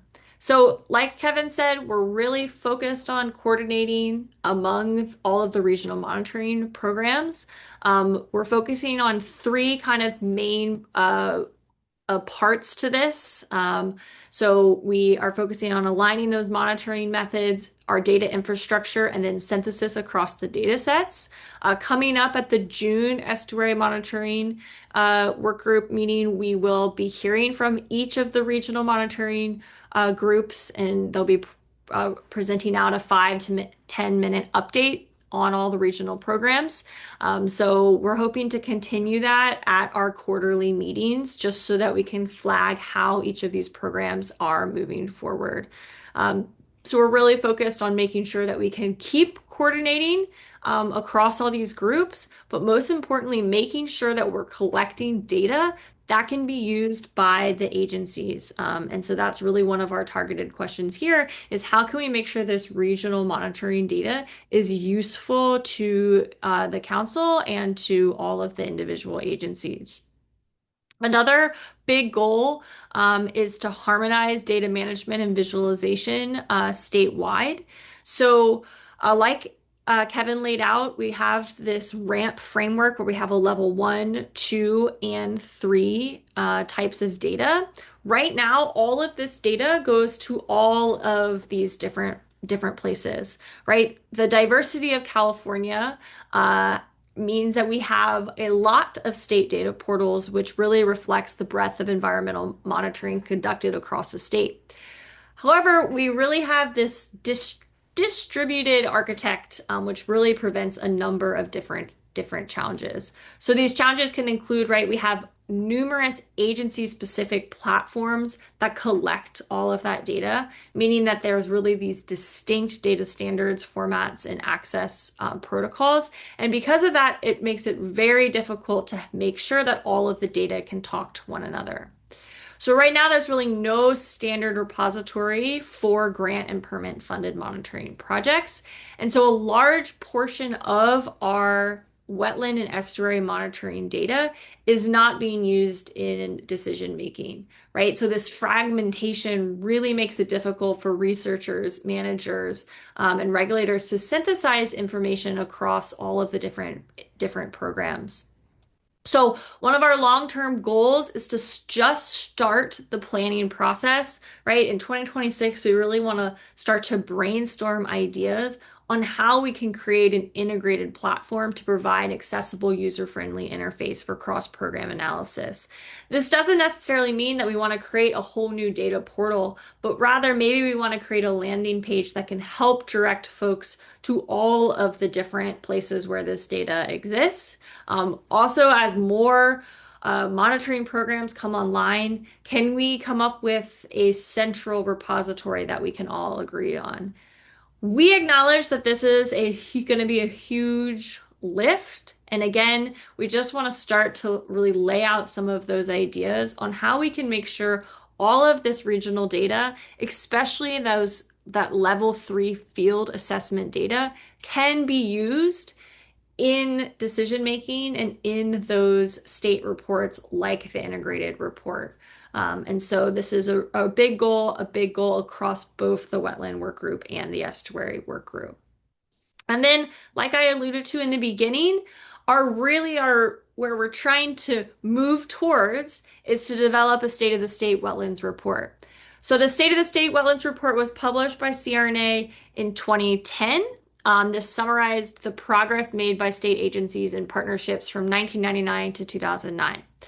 There were 7 key recommendations. And so I put kind of like a color code on the left of how well we have, over the last 16 years, accomplished these recommendations. And as you can see, we've made some progress, right? Where if you look at number 2, we have adopted a common approach for wetland identification, mapping, and classification, right? We have CARI hosted at EcoAtlas. So we have made really great progress, but there are some recommendations that were made in this state of the state's wetlands report that we still really, really need to work towards. For example, supporting the use of wetlands to sequester carbon, to share wetland and riparian data and information with the public, considering long-term wetland costs and future bond measures. So there's still a lot of work to be done. One of which we really need to think about producing the next State of the State Wetlands report. And so a big goal of both work groups will be to develop a strategy document that can outline the process necessary to use all of the existing regional monitoring data to produce the State of the State report. And we agreed that what we want to do is we want to produce the State of the State estuaries report first, so focusing on estuaries before we tackle wetlands, right, which is going to encompass a lot broader group of habitat types. A lot of unknowns here. We really don't have a state agency to champion the report. We don't have funding to produce this report. The availability of historic baseline data sets and gaps in geographic coverage is going to be make it quite difficult. And really, we don't want to start this process unless we can understand the long-term sustainability of the report process, right? It was supposed to be a every 5 to 10 year report. We're going on 16 years. So we really need an agency to step up to champion this report so that we can continue to produce this really important information. So we need the council's help. We have a lot of things that we want to accomplish. And so there's a series of targeted questions here. We sent these out ahead of time. We would love any input from any council members. If you have any recommendations, we can set up a lot of one-on-one meetings after this presentation as well. But eh, we're excited to move forward and keep these work groups going, and we really appreciate the time today to present. So I'll leave this slide up. I think we have about 4 minutes. So are happy to answer any questions and talk about any of these points.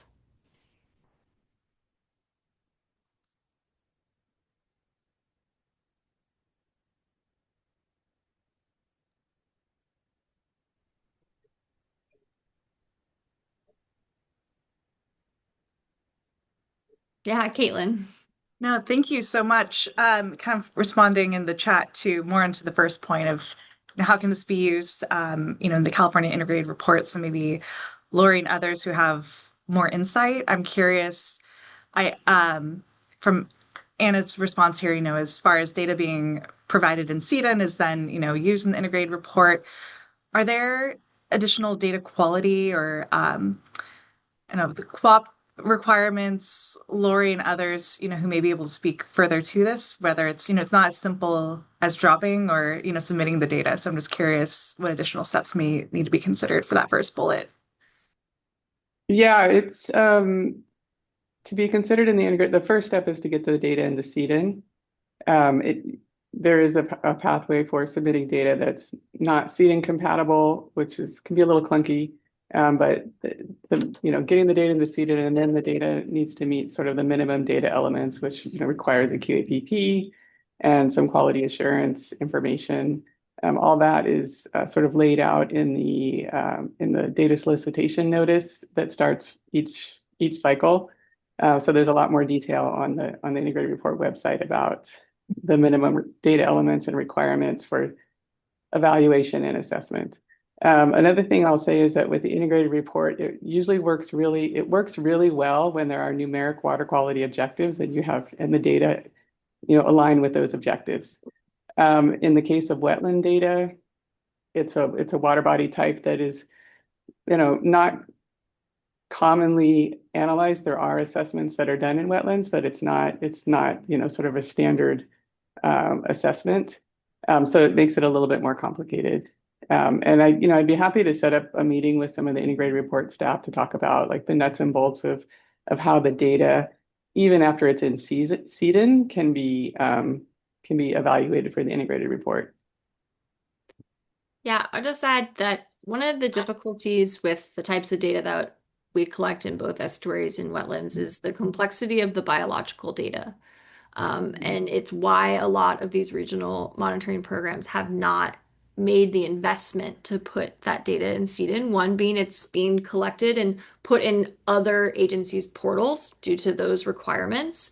And then we did have some swamp funding to start to work on that. Unfortunately, that we don't have that anymore, but it's definitely a complicated question, and we have been talking to our regional monitoring programs and deciding on whether or not we want to explore that. But I think we also want to keep the door open what if these programs aren't able to get their data in CEDN? How can we make sure that it's being used, since the requirements for their programs are to put it in other state portals? Right. That's a classic issue. And I think knowing a little bit more about for the integrated report in particular, I think knowing a little bit more about the process and sort of the data types that are analyzed and how they're analyzed, you could target data submitters can target their efforts. So if you're collecting biological data that doesn't fit easily into CEDN, you can submit it another way. If it's an index score or something like that, there's other ways to submit the data.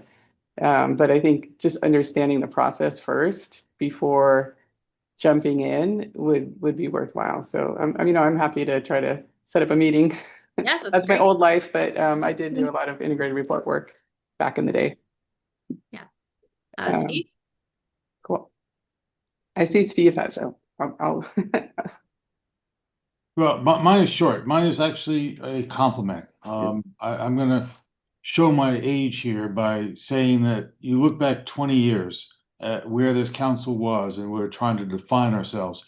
The Wetlands Working Group was one of the keys to defining ourselves. It was we provided a platform to bring together a bunch of disparate monitoring programs having a common platform to integrate their methods, integrate their data, integrate their assessments.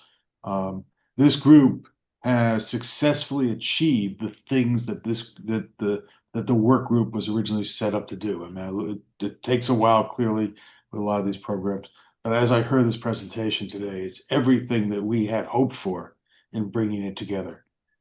So just my compliments to the council for providing the forum and for the work group to expand it even beyond just the wetlands we originally had to basically estuaries now. So very, very good. The second thing is that you asked the question at the end, should we develop a state of the state's estuaries report? I would actually suggest that we bring that question forward after the presentation by the OPC on essentially the state of the coast report. I think there is some merit to it. I think there are also some things that the state of the coast people could reflect on in some of the challenges they ran into in putting together some of the wetlands components of that report.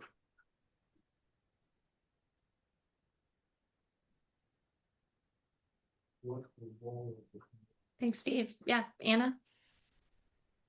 Yeah, I'm just gonna encourage y'all to go the seed-in route. Like, yes, you can go just so it's in the integrated report, but then it's only used in the integrated report. Seed-in makes your data available to other parts of the water board more easily. It's automatically added to the California Open Data Portal. It's automatically added to a bunch of different places that can help get the data and information out there. And hopefully you can hang around for the Seed-in 2.0 update, because AWEMA has been investing a lot for a long time into making the process of engaging with Seed-in and submitting data a lot easier. So I would just really strongly recommend to go through the pain of getting all of the data into Seed-in. Because once you figure it out, then it's the same process every time, and you have your templates done and things like that. So yeah, look out for Seed-in 2.0. Maybe the Wetlands Work Group can be like a tester for when we get to that type of the data type, so that you can be an early user and then get additional support for adding your data. Thanks. Good point, Anna. We're running short on time. I want to move us on to the next item. And yes, good segue, good heads up for the item on Seed-in 2.0, because it may be that it's a little bit easier to get the data in than we're thinking. Okay, so for the next item, we have an update on the CCHAB, the Cyanobacteria and Harmful Algal Bloom Work Group. And Jamie, Sarah, and Karen are giving the presentation. You guys should, I'm not sure who's sharing their slides, but you should have the ability to share your slides. I see Jamie's sharing her slide. Great. Looks good. Looks good. Okay. All right. All Thank right. you. Yeah. Okay. So thanks for that introduction, Lori. So it will be myself, Jamie Smith, Karen Odkins from CDFW, and Sarah Ryan who are presenting. So Sarah was going to do the first part of the presentation. Sarah, if you want to. Morning, everybody. Hope you're all enjoying today's meeting. It's very interesting. I always love the monitoring council meetings. So if you'd like to move to the next slide. So California Cyanobacteria Harmful Algal Bloom Network is CCHAB, and we're going to be talking about it today, hopefully by the end of the presentation. Those of you who have not had a chance to come to our meetings or look at our website will understand what CCHAB Network is doing. We have been reinvigorating it, basically. The CCHAB has been working on a number of things for a good 10 years. And we found that in the last year or two that it was important to check in with all of our membership and attendees and make some site adjustments. So this community survey that will be talked about today is going to go over some of the things that we found out from our participants. We always have goals in CCHAB. So the benthic guidance, we'll be talking about that. That was one of our goals, to come up with that. And also a really interesting and fantastic Fish and Wildlife work group update will be talked about. Next slide, please.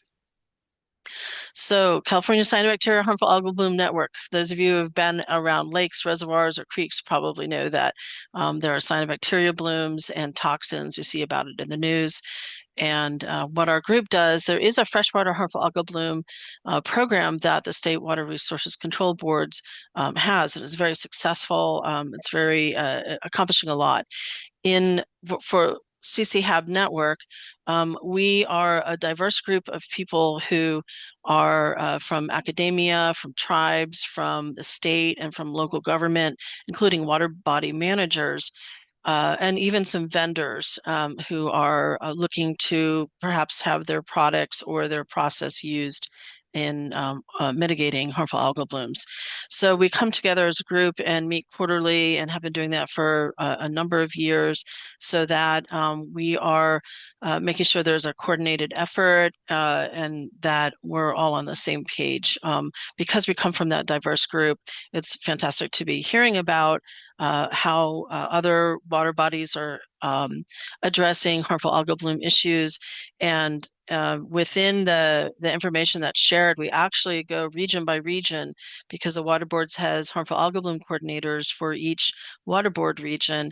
And so these regions will report out, or the FHAB, Freshwater Harmful Algal Bloom Program leadership will also report out on region by region. And so we end up during our meetings having discussions about, or actual results about, the water bodies in a particular region. And so they'll be listing out the rivers and lakes and the toxin levels, the blooms, and just be talking about the water quality challenges that are happening. So the collaboration, the information dissemination is extremely helpful. And we've all, I've certainly heard it from a few people that they've learned from the other, what the other regions are dealing with. And then we have a theme, and that's last year or so. So talking about human health or mitigation measures and things like that. So we try to have a theme around each meeting. And as a group, we also will have presentations from people who are on the leading edge and doing just fantastic work about harmful algal bloom mitigation and research. So it's a great group, and we welcome you all to join it. Next slide, please. So as I mentioned, we have these quarterly meetings. There are a number of subcommittees that have been developed over time. And as I mentioned, the reinvigoration aspect of it is because we've said, what is it now? And also surveyed our membership. What's kind of rising to the top in terms of needing a subcommittee right now? So over the years, it's changed in terms of the needs, and each of the, so you could see the recent and active subcommittees, mitigation, which is a longstanding subcommittee that is been recently led by Hugh Dalton, who is stepping down. We've always are encouraging people to become part of the mitigation subcommittee. And then some new, very interesting ones on drone and aerial monitoring and how to use those tools for HAB observations, instrumentation, fish and wildlife, and benthic. These are all, they have goals, they have products that are produced from the meetings themselves. So it's very active. And then, of course, the HAB illness work group always reports on what the illnesses are in humans and animals throughout the state. And so we get updates from them on a regular basis. And of course, just updates from the Freshwater Harmful Algal Bloom program. Next slide, please. I mentioned the products. So here's some of the notable products over time. As I said, back in 2016, when CCHAB, I think it was maybe called a there was like it was an algae subcommittee or something, and it became a freshwater, or became CCHAB, and really has kind of kept that same structure to the state. So there's been some fantastic, as someone who, so I work for a tribe, the Big Valley Band of Pomo Indians, and we're on the shores of Clear Lake, which is the largest natural freshwater lake in California. We have used the CCHAB products and the integrated freshwater harmful algal bloom program efforts to support not only communication and outreach in Clear Lake, but also learning from what the rest of the group is doing. So the signage that has come from CCHAB has been incredibly helpful in terms of having not only the same messaging about what's safe or what's not recommended in terms of activities in the water, but and using the thresholds that have been identified by OEHA back in 2012. The benthic signage is also really helpful for those of you who are not so familiar with cyanobacteria. The benthic cyanobacteria, you don't really see it. That's what's growing in the rivers. It does not look like planktonic cyanobacteria blooms. You don't see the pea green soup or anything like that. It's really important though to have a benthic program. The signage has become standardized because of the work of CCHAB and all of the great people have been working on it. The freshwater harmful algal bloom program in 2021 and developing the framework for it. It's now just an amazingly strong program that is so helpful for those of us who are doing water quality monitoring and looking at the impacts of toxins and trying to mitigate for that for impacts on human health. So we've been engaged in just supporting that since that time, and there's now HAB guidance. Really Region 1, Water Board's Region 1 has done so much tremendous work on benthic cyanotoxin testing that that became a subcommittee in CCHAB. And so they've been incredibly helpful with that. And there's been guidance on just benthic programs and being able to monitor in a standardized way since the CCHAB subcommittee has finalized some things about it. So these are some of the big products that we've come up with over the years, and we continue to try to stay ahead of the curve and be proactive about things that are coming down the pike in terms of cyanotoxins, and being able to make comments on where we think the state should go with the issues. So next slide, please. I think it's handing it over to the next person. All right, thank you. Thanks, Sarah. Yeah, so Sarah mentioned that one of our big goals is engaging the community, and we share, some of the issues that Jan mentioned in her previous talk of there's many people that are managing harmful algal bloom issues across like kind of a diverse management landscape and many stakeholders, and we have kind of a diverse membership, and so we really spent the last couple years trying to make sure that we're meeting the needs of that community as the FHABS program and some of the science develops. And so we did a recent community survey to just get a sense of, are our meetings still useful? What are the things that the community needs? What can we do to make it more useful? And we had a lot of great engagement on this process. We had 68 respondents that helped give us feedback, and we made some adjustments to the group based on what they said. So just to share kind of a high level of like how we've made some modifications. We had questions around getting a better understanding of our audience. What are the formats? What's the content that's going to be the most useful, and what are interests in working groups and other updates that we can do to continue to disseminate information and be a meeting that people look forward to attending, and not just a meeting that people are required to attend. And so we learned a lot about who was in our network. I think one of our big findings was that we have a lot of newer members in the last several years. A lot of people were were attending within a year or so. And I think that's given a lot of the increasing attention that HABs have been getting in the news, and people are doing more to monitor. We had some tribal engagement, but we learned that we want to do additional outreach to tribal governments, and that people are attending for the reasons that we hope that they're attending, that they want to learn about the latest HAB research and monitoring approaches. They want to learn about how to respond, how to monitor, how to, learn from each other. And our goal of people are not just attending because their supervisor told them to, is kind of we're making the meeting so that people are not in that category.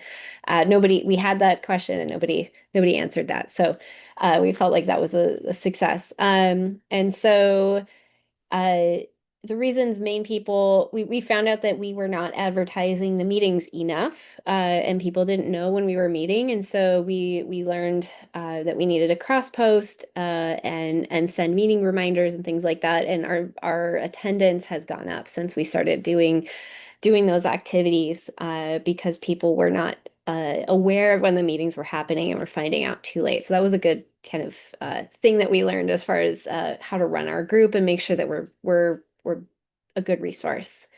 So things that we've been pursuing is, like I mentioned, the meeting reminders, streamlining the regional updates because we are having more and more folks contribute to those updates. It used to just be the FHAB state staff, but now we have a lot of local water body managers that are wanting to provide updates more and more. We advertise that opportunity to provide updates, and that portion of the meeting is actually typically getting longer because we have a lot of great crosstalk and people talking to each other and learning from each other. We learned that there was a lot of interest, and we've been trying to coordinate with some of the Marine Hab efforts. And so that's an ongoing thing, is to integrate and learn from the Marine Habs community in California. And there's talk about trying to kind of do like a holistic Habs California meeting at least once a year. There was a lot of interest in that. We've also kind of worked on building training programs, and we had a pitch process where we had a couple new work groups based on like some defined interests kind of get started. Some of our recent products, Sarah alluded to this, is one of the groups was a benthic HAB subcommittee to make some specific monitoring guidance for benthics, which are a distinct challenge to monitor. And so this was a group that has been convened a couple times. The first was to make the signage that Sarah mentioned, and then this reconvening was to say, okay, we have signage. What are some best practices on how to monitor, and how do we want to move together as a California HABs community to do standardized monitoring so that we can holistically assess the status and trends of benthic HABs in the long term. So we started that in 2023. It took about a year and a half, and we have those SOPs got published through community peer review in February 2025. And we were proud to engage a larger community outside of California. We had a lot of California folks on this group, but we also had some interstate and some external state entities from Florida and Utah, as well as the US EPA as a part of this group. So we think that this is those states felt like this was enough of a interest to them that they're actually adopting some of what we developed in this group in their state. And so we came up with a 6-part kind of product that ranges from, a field SOP, a data sheet, some work that North Coast did about how to interpret the numbers preliminarily, some updates to the signage based on community feedback, as well as a visual monitoring guide, and those are all available on our website. And so I'm going to hand it off now to Karen to talk about some of the work of the wildlife group right now that they're working to pull some cool products together. All right. Thanks, Jamie. Yeah, Karen Odkins here over at the Department of Fish and Wildlife. So now I'm going to describe some products that the Fish and Wildlife Work Group is focused on. Next slide, please, Jamie. Thanks. So the purpose of the Fish and Wildlife Work Group overall. So in the last year, the state kind of interagency harmful algae bloom illness work team has looked into and documented millions of cases of fish and wildlife whose deaths were HAB associated. And those aren't just isolated events, but there are lots of large-scale ongoing impacts to fish and wildlife. So overall, the work group's goal is to assess and address the impacts of HABs on these fish and wildlife. So for fish and wildlife, we've kind of been stuck in this sort of stage of documenting HAB impacts for many years. That's how I think of it. So CC-HAB is really, and our community is really looking towards moving from that sort of documentation phase into understanding and preventing these impacts. But what would prevention really mean? So our kind of goal is to lay the groundwork towards developing cyanotoxin aquatic life toxicity threshold criteria and working with the various state agencies to get towards that. Next slide, please. Thanks. Okay, so let's talk about the timeline of this aquatic toxicity project. So to do this, we are first working towards identifying the data gaps by doing first a literature review and then doing an inventory of existing frameworks to evaluate data and selecting appropriate frameworks for analyzing the toxicity data that we're able to pull. And then we're going to identify and prioritize some of the data gaps and write up those findings of the data gaps that we are able to establish. The next phase of this will look like filling those data gaps. And so that will be applying for some funding to fill some of those key data gaps we identify, conducting any research that's needed there with that funding, and then creating draft species sensitivity distributions and publishing our research that we're able to come up with. And then the next phase would be kind of proposing and advocating for a threshold. So doing a risk assessment and then working with the various government folks, agency folks to actually implement those standards. Next slide, please, Jamie. Thank you. So we have lots of people who are interested in this and are working with us. So I am co-leading this work group with Albina Mahinto from SQUIRP. And we also have 7 folks representing 5 different agencies, as you can see with the logos here, that are on our kind of primary authorship and data search team. And then we have 15 additional people who are interested in doing kind of an initial peer review for what we come up with. Next slide, please. So let's talk about where we are in this big, long process. So we're really at the early kind of phases here. So far, we've gathered relevant toxicity data sets for microcystins specifically, and their effect on aquatic fish and wildlife, and specifically in freshwater systems. We've categorized the data by its relevance to California species and also by the different types of endpoints that they are moving towards. And we're kind of looking currently at evaluating that literature using the US EPA method. And that kind of looks at breaking the different species into 8 categories of or taxonomic categories for this evaluation. So we're also working on creating a kind of draft initial species sensitivity distribution to highlight really where we're seeing big data gaps and help us identify those data gaps. And we also have started writing a paper for eventual, submission to a peer-reviewed publication. So the paper would discuss, all the things I just mentioned, and also go into a sort of gap analysis for prioritizing future research needs. Next slide, please. All right, so moving on, we have lots of upcoming meetings. We have, as you can see here, instrument subcommittee meetings, mitigation subcommittee meetings, general quarterly meeting coming up. The Fish and Wildlife Work Group I just discussed is sort of in a writing phase, so we're not currently asking for folks right now to participate in that, but we will be in the future again. So you are invited to come, and we'd love to see you at one of these upcoming meetings. You can also see these on our website. Next slide, please. And that is all. I'm not sure if we have time for questions or not, Lori. You got about 5 minutes for questions. Okay. Great.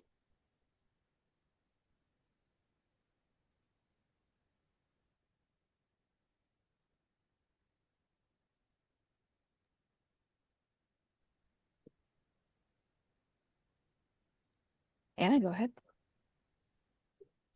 Yeah, that's so good. I just also wanted to give a shout out to y'all for participating and supporting the Tribally Centered Training Series that the FHAB program has been putting on. And so you're welcome to claim that as part of CCHAB if you'd like, and happy to reconnect later to talk about potential future tribes that might be interested in joining CCHAB. I mean, Sarah probably already knows all about them, but yeah, we wouldn't be able to have gotten this far without Sarah in particular, who's part of our tribal advisory committee for the training series. And so, yeah, happy to get you on a future course for later this year to help elevate CCHAB and all the subcommittees and things like that.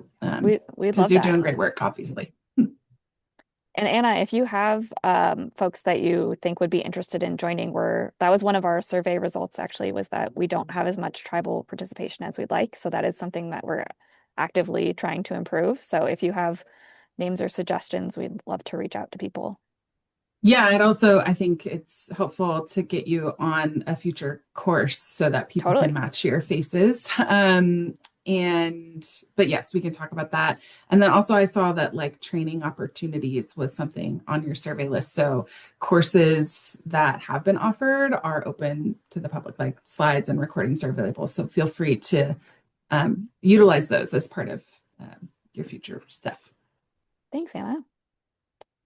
I wanted to say, kind of related to that one of the messages I've had in CCHAB since I've been on the committee and also co-chairing it is that the water body managers and and the state and the regional HAB coordinators would do well to develop relationships with the tribes of the different areas because of the monitoring programs that many of them have, between observational information as well as equipment and analysis data that they might have, that there is a lot of attention that tribes are paying to the water bodies of their area, of course, because they have been stewarding those areas and those waters for so many millennia, and have a vested interest in maintaining the health of those water bodies, especially because of tribal exposure during cultural activities. So it's been there are a number of tribes who do have monitoring in their area, and their data isn't always submitted as publicly available data. And I hope to change that, because I do think it's really useful to be able to evaluate the any water quality data for the 305B evaluations, but it's still but yeah, there's since CCHAB has been formed, I believe that there's always been a tribal co-chair, and it's not necessarily written into the charter that there needs to be a tribal co-chair, but that's how people have voted, and so that's a great thing, because having tribal involvement is going to just enrich it that much more. So yeah, just a plug for anybody who's listening to look at the water quality monitoring that tribes are doing, because of the it's we most of us have federally approved quality assurance plans for doing it, and are submitting the data somewhere so that it can hopefully be utilized.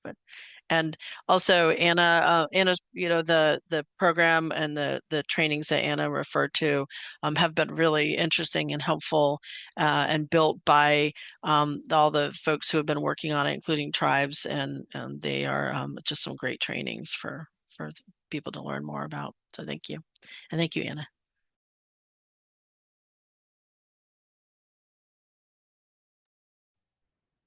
Hi, this is Fred. I wanted to say thank you to the presenters but then give a special acknowledgement to my tribe, Big Valley's EPA director, Sarah. She's been with us for 23 years or 25 plus years, and I don't really see you on meetings like this. So it's like a coincidence, but your work, you do so much great work and you have so much tribal support. You've been with us a long time. Your heart has really been with the lake, and I just want to praise you in front of everyone here. Um, and hopefully maybe you do so many other things like the Clear Lake Hitch. Maybe you could be a presenter for our Native American water quality Zoom meetings that we have in the future. So again, thank you, Sarah, for everything that you do for the tribes. We appreciate you. Oh, you're muted, Sarah. Sorry, thank you. Thank you, Fred, for that acknowledgement. And I also want to acknowledge you and your work. Fred is the CEO of the Native American Fiber Program. Please check out that website and the work that they're doing. There's a lot of really helpful information, including the work against plastics pollution. So thank you.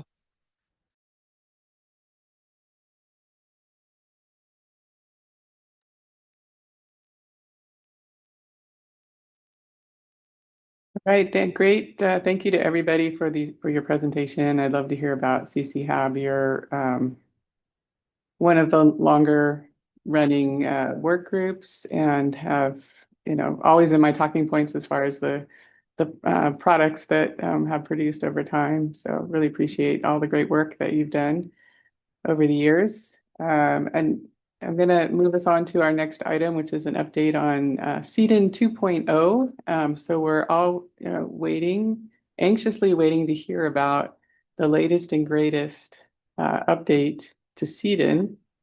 And I know that the CEDN staff have been working really hard on this.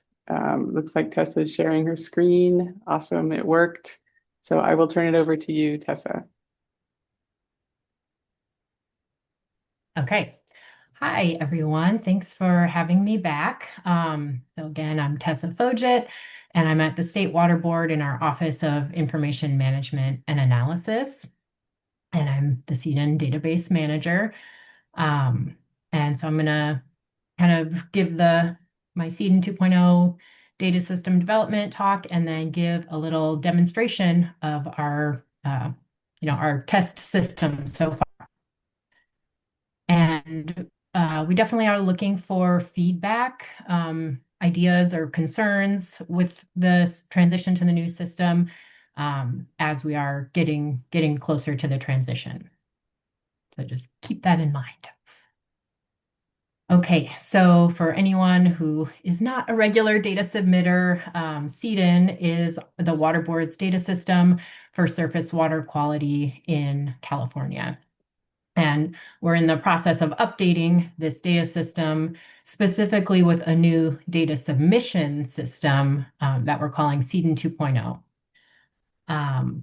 For people who more use data, find it, to look for the data access is going to continue to be through the same existing tools that we have. So our CEDN query tool and our California Open Data Portal.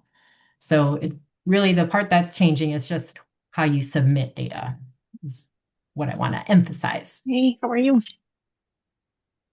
So our process of development, we have been working with an external software vendor. They're called EarthSoft, and they have a database platform called Equus that many other states and agencies and organizations use.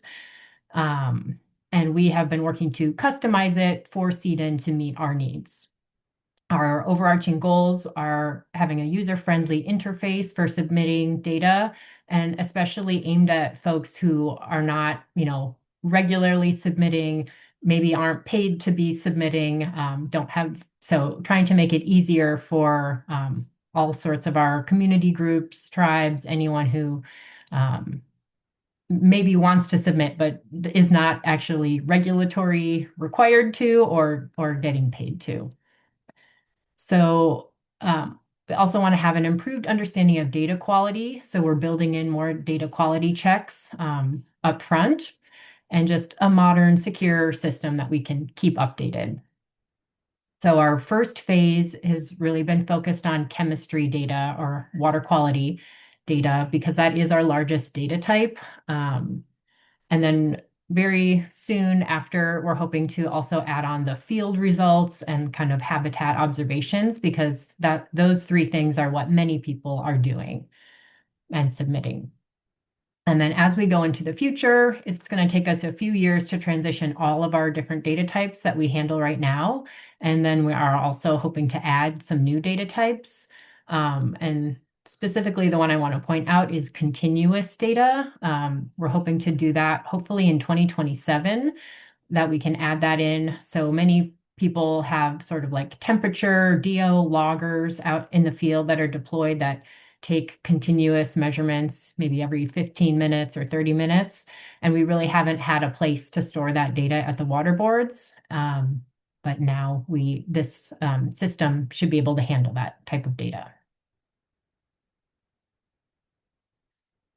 So I'm going to give this little overview of the features, and then I'll actually give a demonstration in the portal so we can get a little more into it. But it does have an interactive user interface for checking data.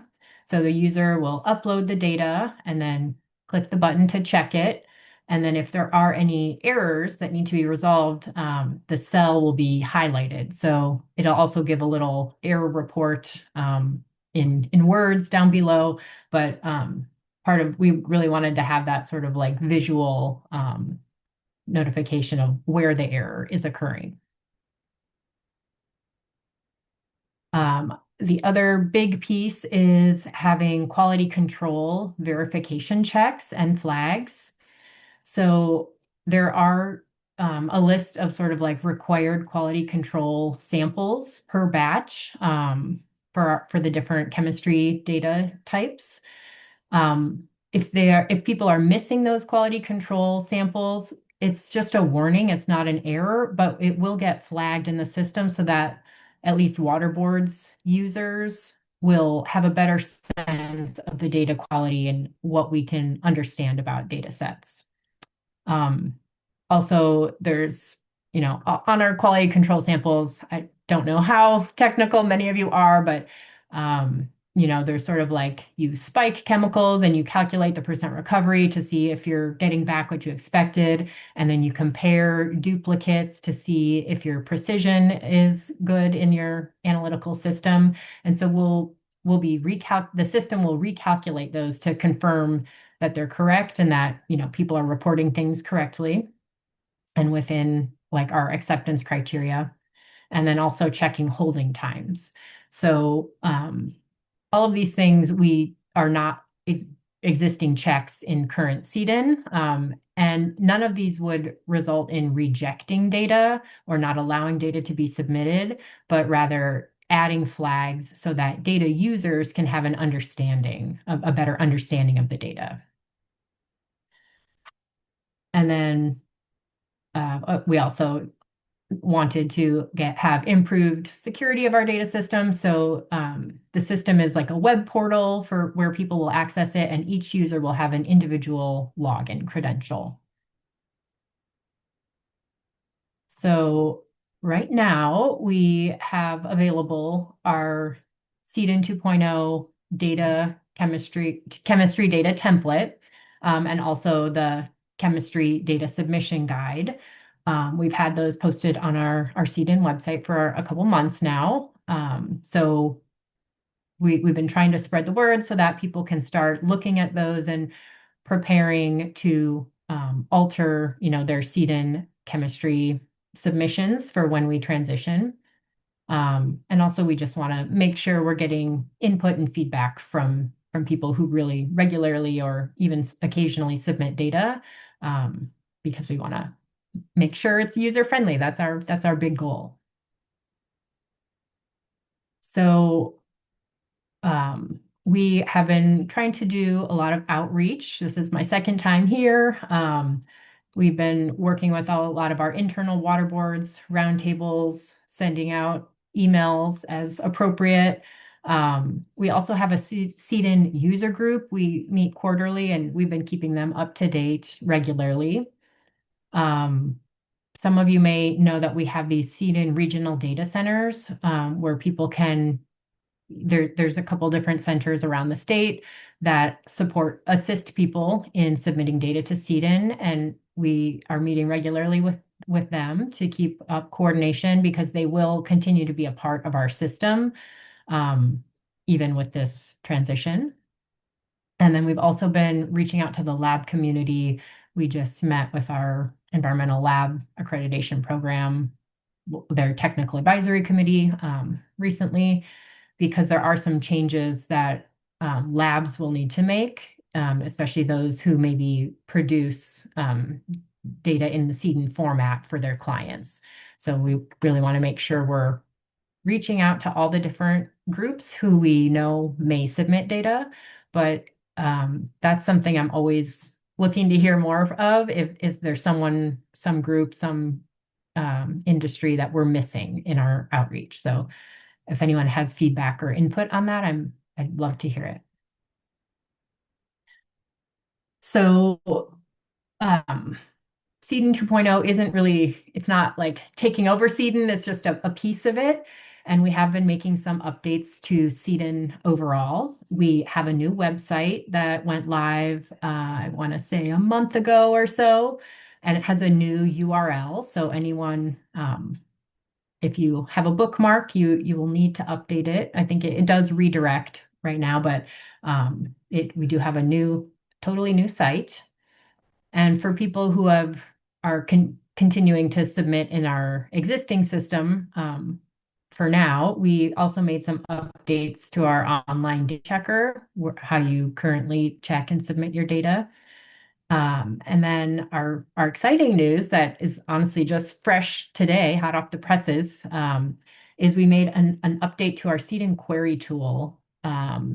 We kind of had two different data sets, and one of our data sets, you couldn't find it using the query tool. You could only find it on the open data portal. And now we've finally brought those all together. So all data from CEDN, the other data set was called the augmentation data set because we were having issues loading it to the actual database, but we were able to finally bring those in. And so now all data are in that query tool, as well as on the open data portal, but depends on your purpose and how you're finding that data. So our next steps is in the next probably month or two, we'll be posting more guidance documents for the new system, as well as some videos to help people navigate the new system. And then summer, I think I can tentatively say mid-August is when we're expecting that the chemistry module of CEDN 2.0 to go live to the public, and that'll be the official transition for chemistry water quality data. So that's sort of what we're leading up to and trying to prepare people for, is that starting in August or so, they will no longer be able to submit in the current CEDN templates for their chemistry data, and then we'll need to submit in the new format in the new system.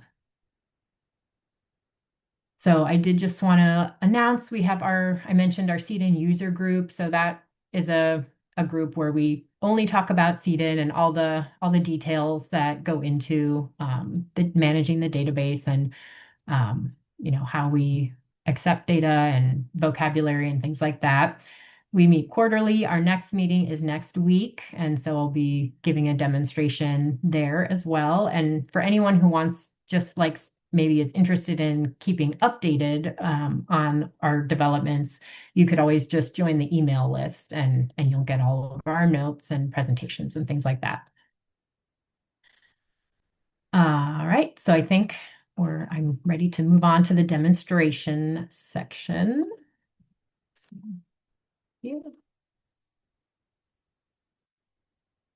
First, I have to reshare my screen.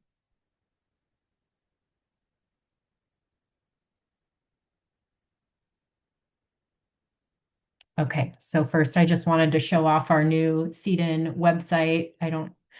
know if anybody is a regular CDIN user and remembers the old one, but it looked 20 years old. And so we think it looks a little fresher right now.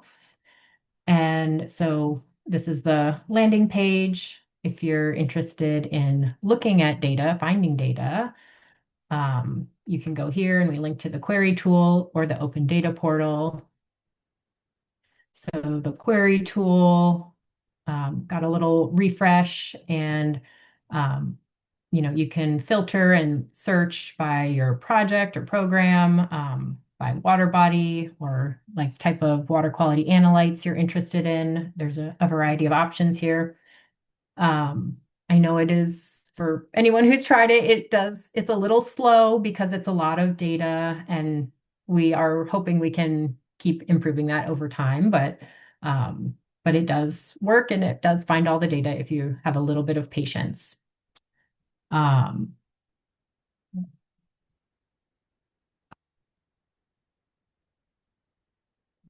here. And then I did just want to point out under the resources tab, we have a page now on CEDN 2.0, and it has the chemistry template and the guidance document here posted. And then we'll keep adding more resources to this probably in the next just month or so.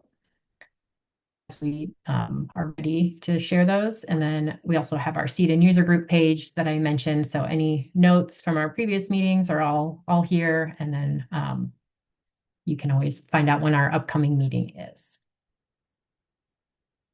All right, so now I'm going to give you a little sneak preview of CEDN 2.0. And so this is sort of once you log in, this is the main page you would land on. So right now it's just for our chemistry and microbiology data, as I mentioned. And so one new aspect is we have an automated, like a automated process to request new vocabulary. So a big part of databases is you're only allowed to use certain words for, the name of an analyte. We don't want everybody calling alkalinity a different way. We just want to have one term for it and things like that. And then we also organize our data by project. So people have to sort of register their project to submit it. So now right now, if people want to add vocabulary, they have to just send us an email. So now it's sort of all tracked in this system. So it lands you on instructions. You can view all the existing projects or agencies or monitoring stations in these lists, and you can kind of filter and search in these boxes. And then if you want to add something, you can go here. If you have a new agency, you can just add a line and type it in. And then another option is if you have it prepared in in your spreadsheet, you can just upload a file and then it will show up. So I have a project that I'm trying to add here, and then also 2 new stations. So those are really common things that lots of people add. So, and then once you upload that file, then you would check it.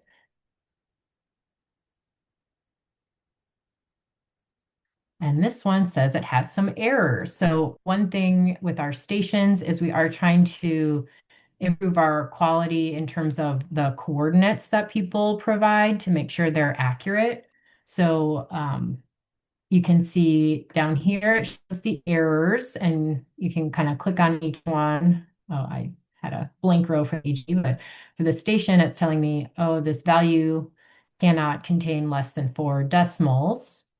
And then this one is saying the value should not contain more than 5 or less than 7. So these two up here kind of have not enough accuracy. And then this one is too much because that's actually more than like a GPS unit could measure. So if you get that error, you can just click here and it's going to take you to a map of where that point is that you provided. And then you can say, oh, actually, you're right. I was over here in the creek. And so now I can click that and it'll just populate the correct amount of decimals. And so same here, I can zoom in and say, oh, you're right, I'm a little off. Let's get it right on the creek. And then if I check it again, we'll see if I resolved those errors over here. This was my fault for adding a blank line. It's like you can't add an agency with nothing populated. So that's kind of how we were hoping the interactive process would work, is that if you get an error, you see it highlighted and you have the message down here. And then also when I hovered over the red box, it popped up that same error message so I could see what was the issue with that one and then be able to fix it. And we're pretty excited about that mapping tool, how it lets you just really zoom in and find the right location. Because we're hoping right now we manually check all the coordinates that people request of us, and we'll still do that actually, but we're hoping most of them look good now because people got to choose them themselves on the map. And then it kind of shows you down here so once I resolved all those errors, then I would click this button over here to submit what I want to request. I can also download a copy if I adjusted like the coordinates. I can download a copy of what I changed it to so I can have that for my own records. And then once I submit it, it will show up down here in, project files that I submitted, and it will tell me the status. So if it's blue, it means in progress. And then once it's been approved and loaded, that little icon will change to the green check mark to show you your vocabulary have now been approved and they're in the system to be used. So right now, and then it generates an automatic email to let the user know. So they get the email saying like you submitted it, and then one saying it's now been approved. And they can also come and check that in this status box. So hopefully just making it a little easier for people to track what's been approved, what they've submitted, because right now it's all via email. And so I think for many of us, tracking all our emails and where things are and how things have been going you can get lost in there. And then one other piece on this I would want to share is we now have a place where you can actually upload your quality assurance project plan, your QAP. And this is something that is required if people want to have their data used in the integrated report. So we'll be able to share any of these documents that are loaded here with our integrated report team so that they can review them and see if it meets their requirements. So we sort of just wanted to make it easier for a person to provide that information, and so we can get it in the system. Because when you add a project, you do have to include if you have a QAP and what the name is.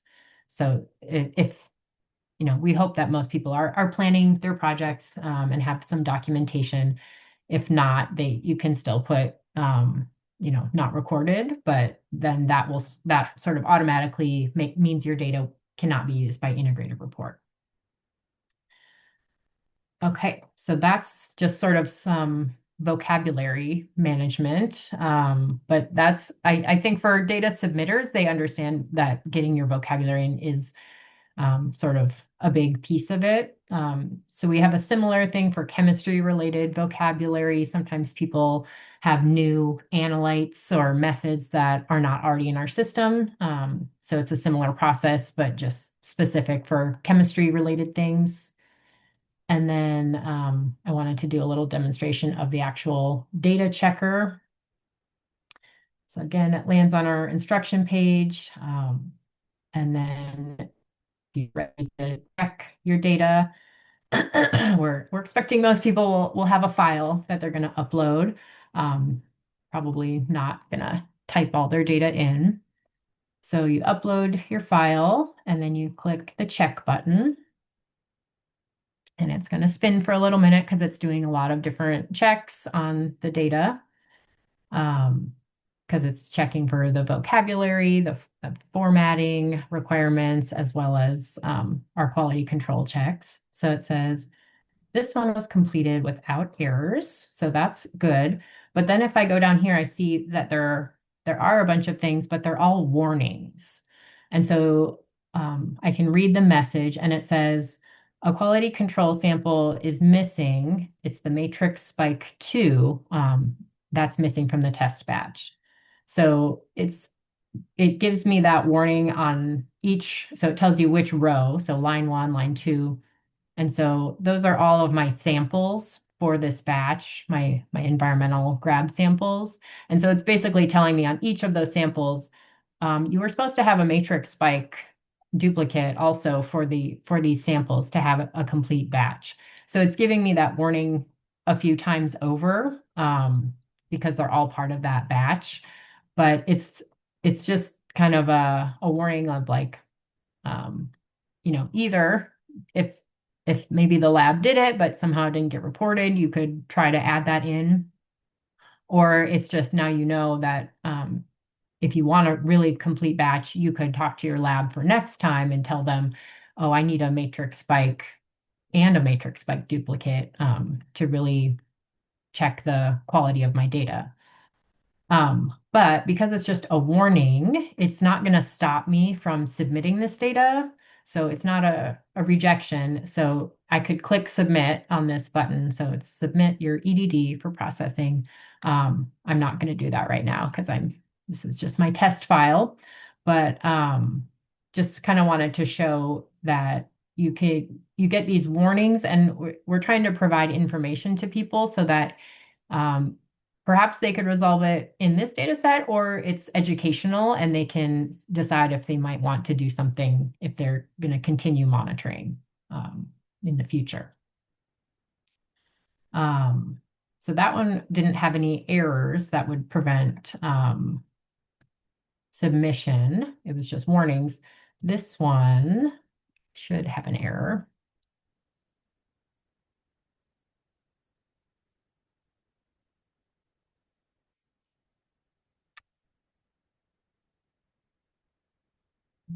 Okay, so this one says data check completed with errors. So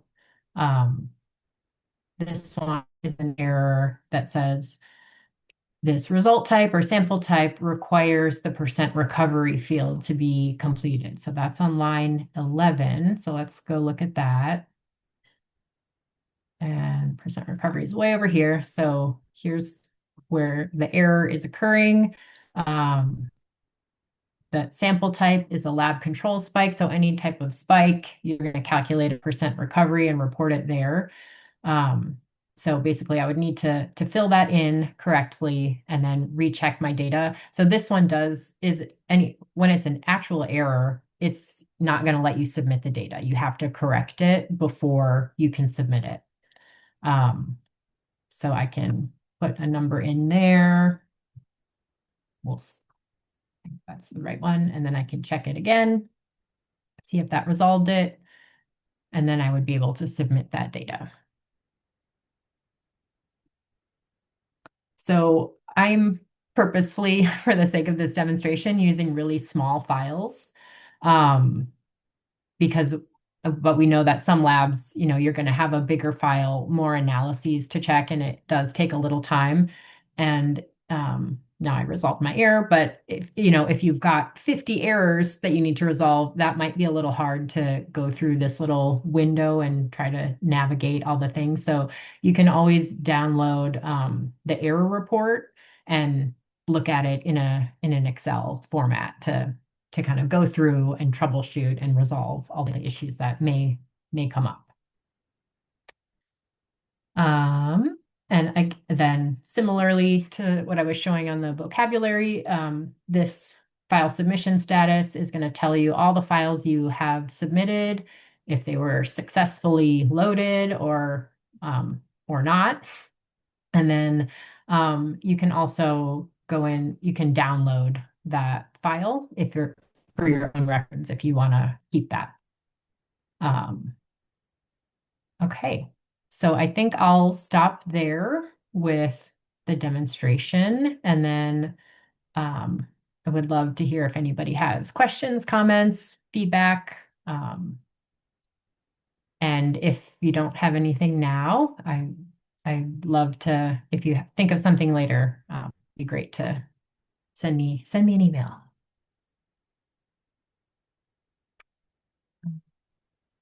See a few hands. I don't know the order. Go ahead, Sarah. Hi, thank you for that presentation and the demonstration. It was really helpful. As a data collector over here at the Big Valley Band of Pomo Indians for Clear Lake and the other water bodies in the watershed, we submit our data to the Water Quality Exchange at the federal level because the Clean Water Act 106 grants that we have from US EPA requires that we submit our data into Water Quality Exchange. So the federal database and not CEDN. We have a little bit of data in CEDN because of a Cal EPA EJ grant that we got, and we put the data into CEDN for that.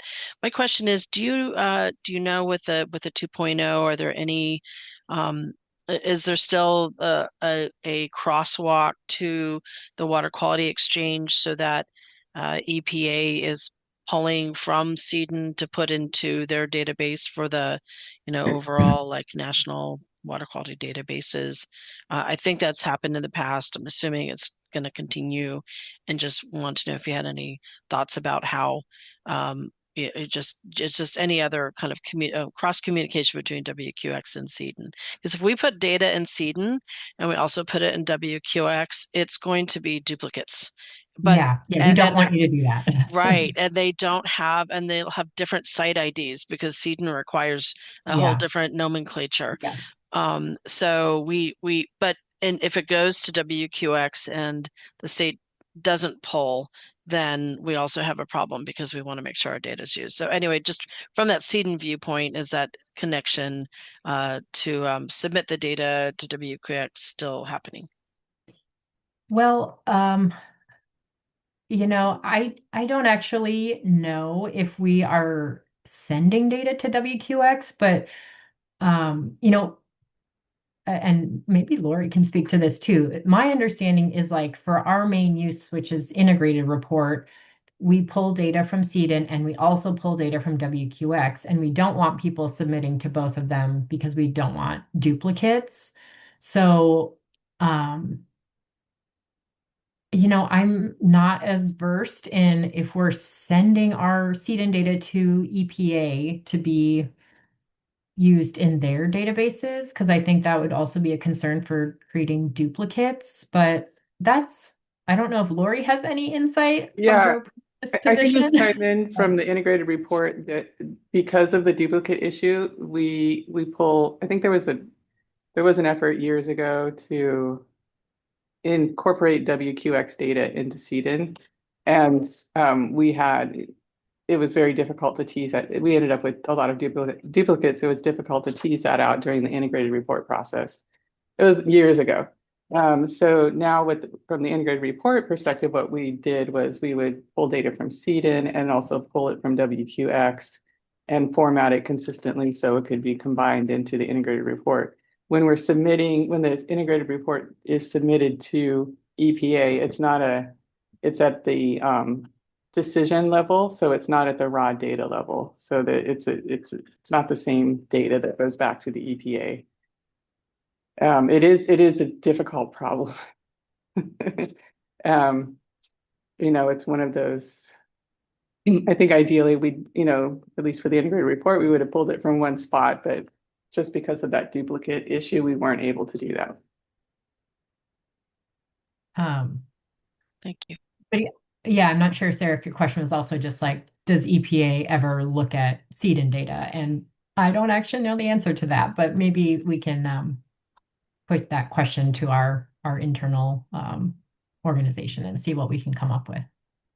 Yeah, I mean, if it isn't going into WQX, then I don't know how they would be unless, yeah. Okay, yeah. Thank you. Okay, I think Evelyn was next. Okay, I'm apologizing for my pedestrian question, and I'm just playing around at it right now, and I just wondered if there's like if there's trends or analysis of data, like if you have that information about Yeah. So we don't provide that sort of analysis just with like our seed inquiry tool. That's sort of a next level of analysis or interpretation. But we like for our swamp data, which is our water board's surface water ambient monitoring program, we have a separate swamp data dashboard, which maybe we can link to in the chat that does provide information on trends. But it's a subset of seed-in data. It's just data that was collected by the water board's programs. So yeah, Anna just put that link in the chat. But sort of on a bigger scale of seed-in data, we don't provide trends because I think that would be I guess we sort of leave that step up to users to decide how they want to use the data and figure out which data would make sense to look at for their particular reason. Thank you. Okay, and then Brian. Thanks. Hi, Tessa. Hi, Brian. Congratulations. It's a great achievement. It's great to see the advances, and I mean, those of us that use seed-in all the time really appreciate all your work on that, for sure. It's a great resource for everyone. So thank you for that. So I have a question in the weeds a little bit. Just on the data qualification that it does automatically, can you just talk a little bit more about how it does that in addition to any other data qualifiers that are on there? And then like where I've only looked at the documentation a little bit, so if it's probably all in there, I apologize. But like if those methods that you use to do that are sort of specified in the documentation, just to understand that. Yeah, totally. So you're right. For a lot of our water quality data, we already have a column where labs or submitters can put a qualifier of some sort. We call it a QA code. So the system, when it checks things or flags things, is not going to overwrite that. There's just going to be some additional columns added on when you pull data out that say, I don't think we've actually fully worked out, what those are called, at least public facing. So, but it'll be additional columns that specify, the system, the seeding 2.0 system added these on. We think you had a holding time violation, even though you didn't mark it down because this, method should have you should only have 48 hours and you were at, 3 days or something. So, it'll be in addition to the lab submitted qualifiers. And we have not shared all that documentation yet of like exactly what it's checking and what it's going to add based on the checks, but that will be coming soon. Or by the time we actually are open to the public, we will share that. Yeah, great, because it's always so complex, all the different business rules people use and just yes. Yeah. So and it is checking against the swamp or the state board's own MQOs or the MQOs that are sort of specified in, I mean, I assume just some standard set of MQOs that, yeah. Yes, exactly right. So we set up basically default checks that are based on our swamp MQOs, our measurement quality objectives for those who aren't speaking our acronym language. But basically it's saying, your percent recovery has to be between 80 and 120% for these particular methods or analyses. So that's the initial default setting is our own programs, sort of water board wide measurement quality objectives. but we do have the ability for individual projects or programs to have their own unique acceptance criteria and limits. So that we haven't, gotten there yet because we're probably won't happen until we're actually live and people are asking for that. But we do have that ability to have sort of custom per program or project, different limits. Oh, great. Thanks. Okay, Anna. Hey folks, I just wanted to circle back to Sarah's comment about CETA and WQX and also the comment in the chat. We did, through my tribal engagement, I did make a connection with US EPA Tribal Affairs, their data person, to try and figure all this out. But between the changes that had been happening forcibly at the US EPA level, the focus on our end of really prioritizing SEED 2.0, getting a new council director, those conversations kind of stopped. And so maybe it could be something, Lori, that we can work together to try and revive those conversations now that SEED 2.0 is farther along and things like that. As your tribal coordinator, I'm happy to try and reinvigorate those conversations. Happy to work on that. Yeah, I remember the conversations when I was in the integrated report, and I think now is a really good time because we've got a new seat in, and yeah, touch base with you. Thanks, Anna. Awesome. Okay, next up is June. Yeah, thank you. And congratulations. I know how difficult any project like this can be. So it's a huge achievement. I just had one, just building on the earlier question about data analysis and trends suggestion. I don't know what the best practice is for kind of putting some sort of caveat to users about how to use appropriate uses of the data, or some sort of statement that, reminding people that different methods are being used, and like across projects, things might not be comparable.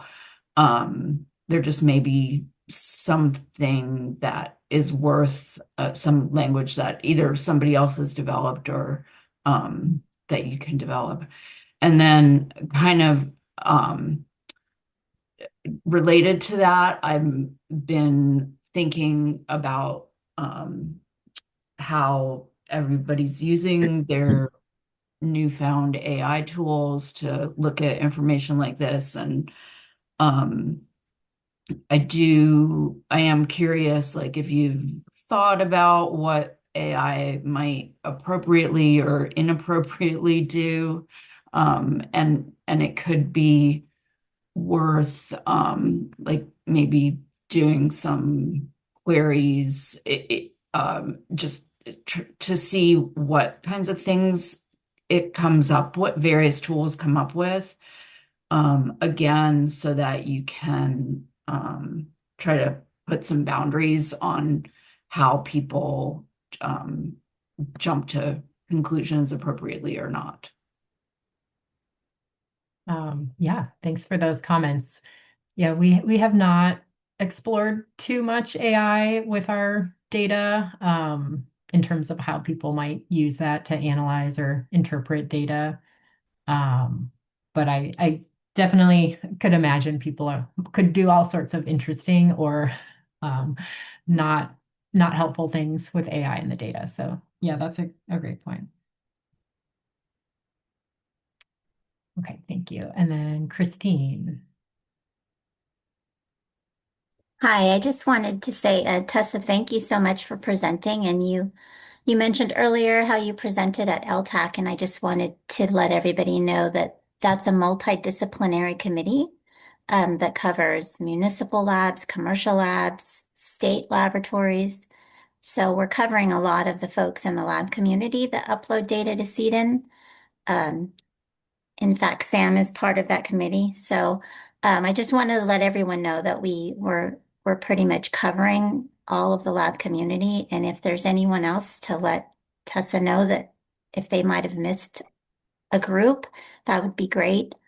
I'm wearing my ELAP hat right now, and I'm really congratulating you on this. We always want better quality data, and more information about the quality is great. So I'm happy that you've moved in this direction. That's it. Okay. Thank you.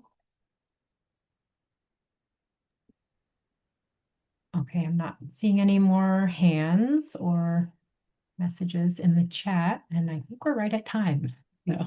Perfect timing. Yeah, thank you so much, Tessa, for your presentation. And I'm hoping that it's really amazing what you guys, you and your team have accomplished. Just being able to store the QAPPs in CEDN and upload continuous monitoring data maybe in a year. I mean, both those things are huge. So, and then with all the hopefully better user interface. I'm hoping that you'll come back to another council meeting after you've gone live and kind of keep us in the loop. And then, yes, I'll definitely follow up with Anna about how can we kind of reinvigorate those discussions of getting CEDN data into WQX. This is great. And yeah, so thank you. I really appreciate it. We are going to go ahead and break for lunch right now. I just want to give people a heads up that in the afternoon, the two presentations, the Coast and Ocean Report and the ocean inventory, they may be switched. We may start with the ocean inventory and then have the second one be the Coast and Ocean Report. There's been a flurry of emails, so I'm kind of waiting for people to log in at around 1 o'clock. So this heads up, there may be a last minute shift, but it would just be swapping those two items. We'll still have both of them, and then we'll have a discussion on data gaps after that. So go ahead and enjoy your lunch, and we'll be back at 1 o'clock. Thank you, everybody.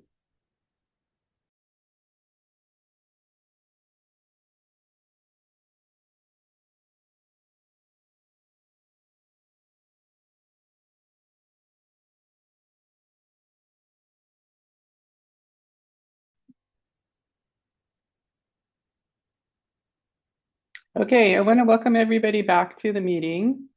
We've got a couple more presentations and then a discussion on the ocean inventory. So I'm gonna, sorry, on ocean monitoring in general. So I'm gonna turn it over. And who's the presenter for this next item? There's three of us. So okay, so I'll turn it over to you, the student. Hi. You're from UCLA and you're coordinating with Mark Gold of Cal Coffee. You should be able to go ahead and share your screen. Okay.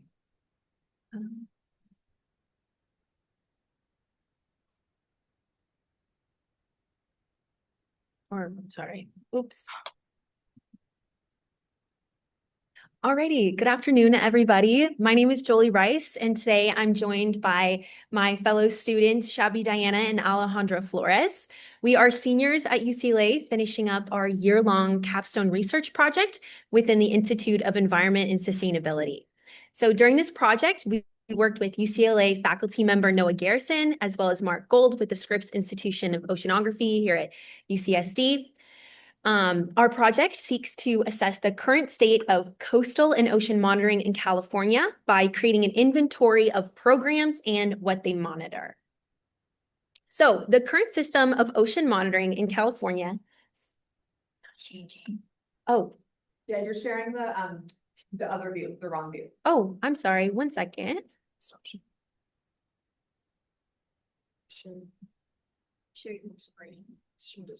Oh. Oh my goodness, my bad.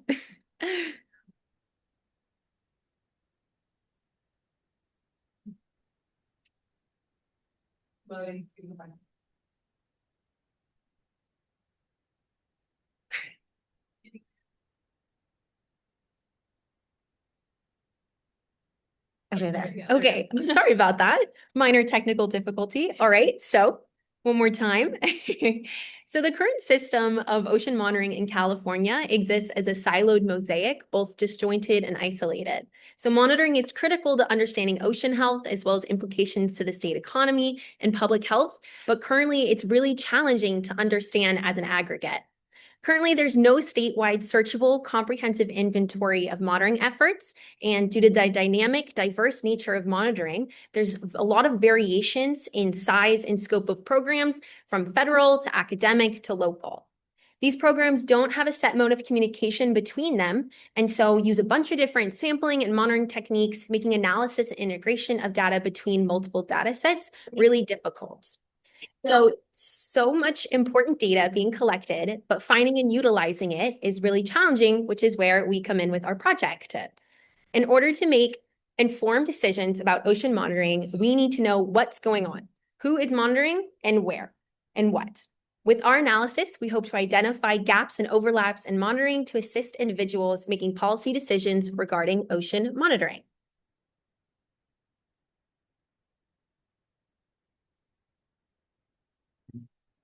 Okay, so as a primarily student-driven project, we had to make some decisions on how to limit the scope of our project to best achieve our goals within the time set that we had. We decided to limit our geographical scope to within territorial seas and only included active, ongoing programs as we wanted to assess the current state of ocean monitoring. So that means we excluded surveys and special studies. Citizen science is an incredible resource, but can be geographically limited and has a lot of geographic bias, which is why we also excluded that from our framework. We also excluded programs monitoring in bays and estuaries for similar reasons, focusing only on active, ongoing programs that sample at consistent intervals to best assess the big picture of ocean and coastal monitoring.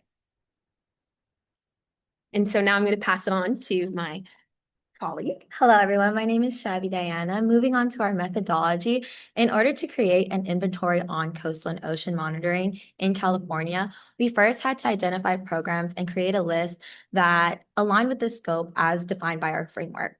We initially consulted with Mark Gold and conducted web searches online for monitoring programs in California. After compiling this initial list, this was shared with experts and stakeholders within coastal and ocean monitoring to determine if any programs were missing or discontinued. We continued to refine our list as we moved on to the metadata extraction phase.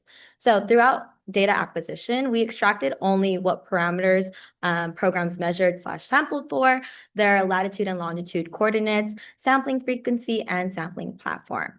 Discharger programs, which is an umbrella term for power plants and wastewater treatment facilities that discharge into the California coast and oceans, make up a huge component of monitoring programs as the state is required to monitor through the Clean Water Act and NIPD's permitting. We experienced many issues with discharger programs as the state had no centralized permitting system or traditional data portal, unlike other federal, state, and academic programs. Consequently, we had to go permit by permit to pull out this information. Each permit was also in a PDF format, which made it impossible to extract the metadata by hand within our project timeline. So we utilized Cloud, which is an AI platform, and created a prompt to automatically locate and pull the metadata for each program. Additionally, some of these permits were also incomplete and we're missing information such as coordinates, parameter, and frequency information. So we had to turn to individually contacting these facilities. Once this data was collected, we had a large volume of it, most of which contained information we did not need, since the exact values of parameters such as DO, pH, temperature, and etc. were not necessary for the sake of this project. So this information was omitted and provided a smooth transition to import the acquired metadata into our deliverables.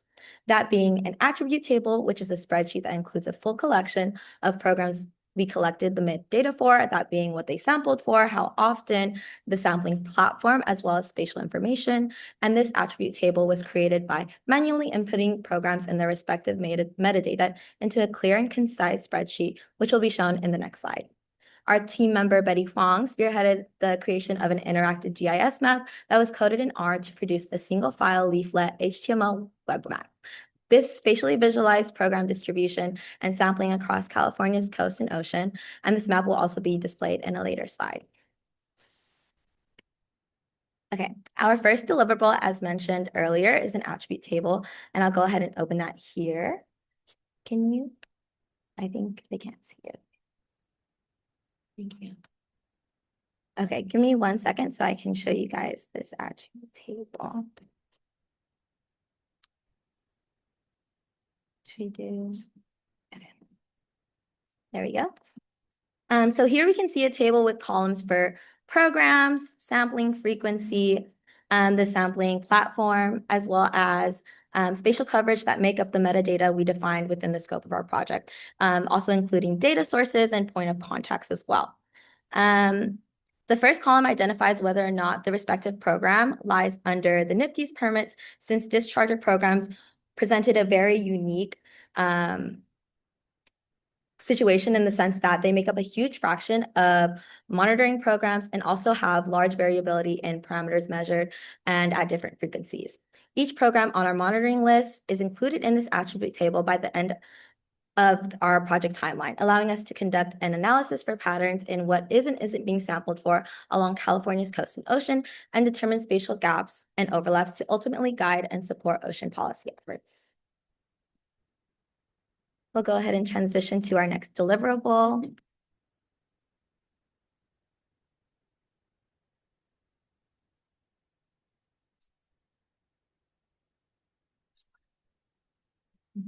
So now moving into our second deliverable, we wanted to have a spatial repository for all of the metadata that we had acquired and we just saw in the attribute table.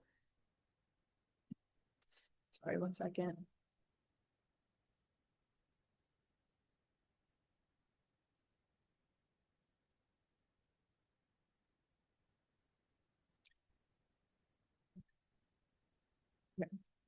Yeah, so we wanted to have a format that would show where all of the parameters that we just saw in the attribute table were actually being monitored.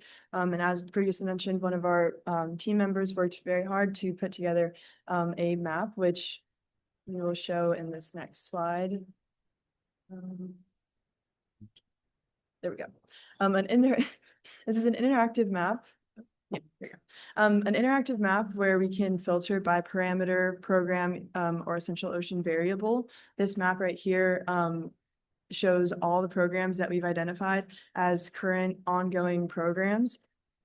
We can also see over here, we can have a 1 kilometer, 3 kilometer, or 5 kilometer resolution for these hexagons, which are going to be, which show the exact monitoring locations for each of the programs.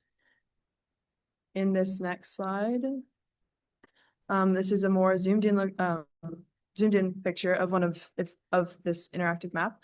Right now, only Cal Coffee programs are shown in this this screenshot. If we click on any of the points, we can see the monitoring specifications for that exact point. So here we can look at this one point right here, and we have the parameters monitored, the frequency at which they are monitored, the platform, sampling locations, depth, longitude, latitude, and then if the parameters belong to any essential ocean variable groups, that will also show up here.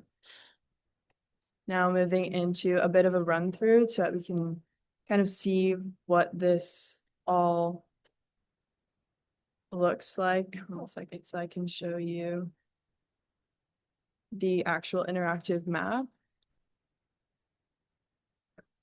So this is what the link brings you to. It has rundowns so that we know exactly what we're looking at.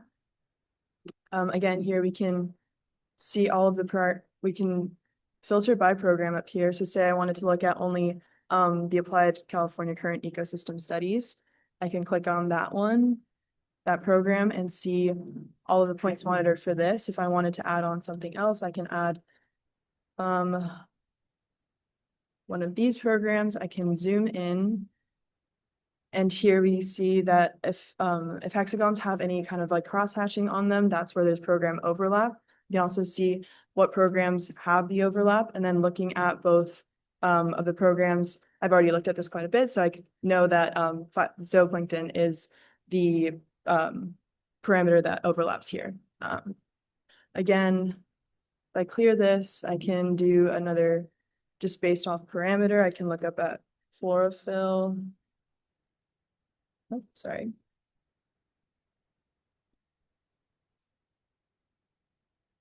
And I can see that over here, there's lots of overlap between programs. Zooming out to the whole state, we can see that it's pretty frequently monitored across all of California. So overall, this just shows that this tool can be very helpful in showing the gaps and overlaps of what parameters are being monitored and where those parameters are being monitored.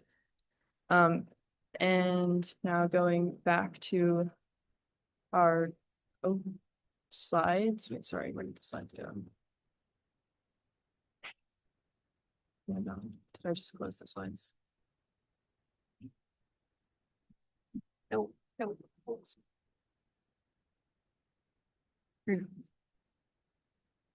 No, it's fine. So sorry. Close the slide. 1 second. I think the slides got closed. If they're not in the messages. Just go back to the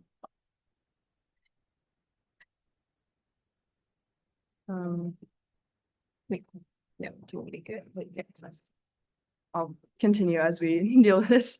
Yeah, this overall shows kind of the gaps and overlaps that we have encountered so far with our project. We did encounter a few challenges in doing this, as previously mentioned. We did encounter a few challenges, as previously mentioned, going through the NEPD's permits for dischargers. There were lots of different, in acquiring the data, there was a lot of disconnect between programs and different people not exactly knowing what was being monitored or how to get that data to us. Yeah, but there was a lot. Yeah, sorry. We also had some issues with data management, as lots of files were presented in different formats, and using spatial analysis, it was very difficult to put that all into one section, but we ultimately worked through it and have made this map.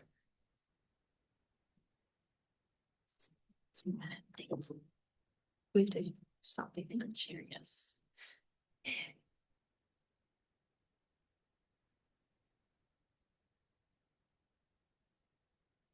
All right. Sorry about that. But so finally, we have a couple suggestions and solutions, and these are categorized into 3 main categories. And so we have standardization, communication, and expansion. So standardization, a lot of the different programs have different ways of monitoring, all that sort of stuff, which makes it really hard to use and really hard to kind of bridge across different programs. And so we suggest a standardization of data collection and reporting. And then we also want to increase communication between programs as to assess in order to reduce these gaps and overlaps. And then also in expansion, there's not a lot of coverage on microplastics and eDNA. And then also we want to help create, we want to suggest a dedicated work group for ocean monitoring and to help to develop a model ocean monitoring program from California Waters and develop ongoing dedicated funding source. And some of that funding can go from reducing the overlap. So since there are multiple people monitoring the exact thing at the same thing at the same place, if we can kind of make that a little bit more efficient, then there can be additional funds dedicated to expanding already pre-existing programs. So thank you so much for your time, and so sorry for all of our technical difficulties. But thank you so much for listening, and hope you guys have a great rest of your day. I think we have some time for questions.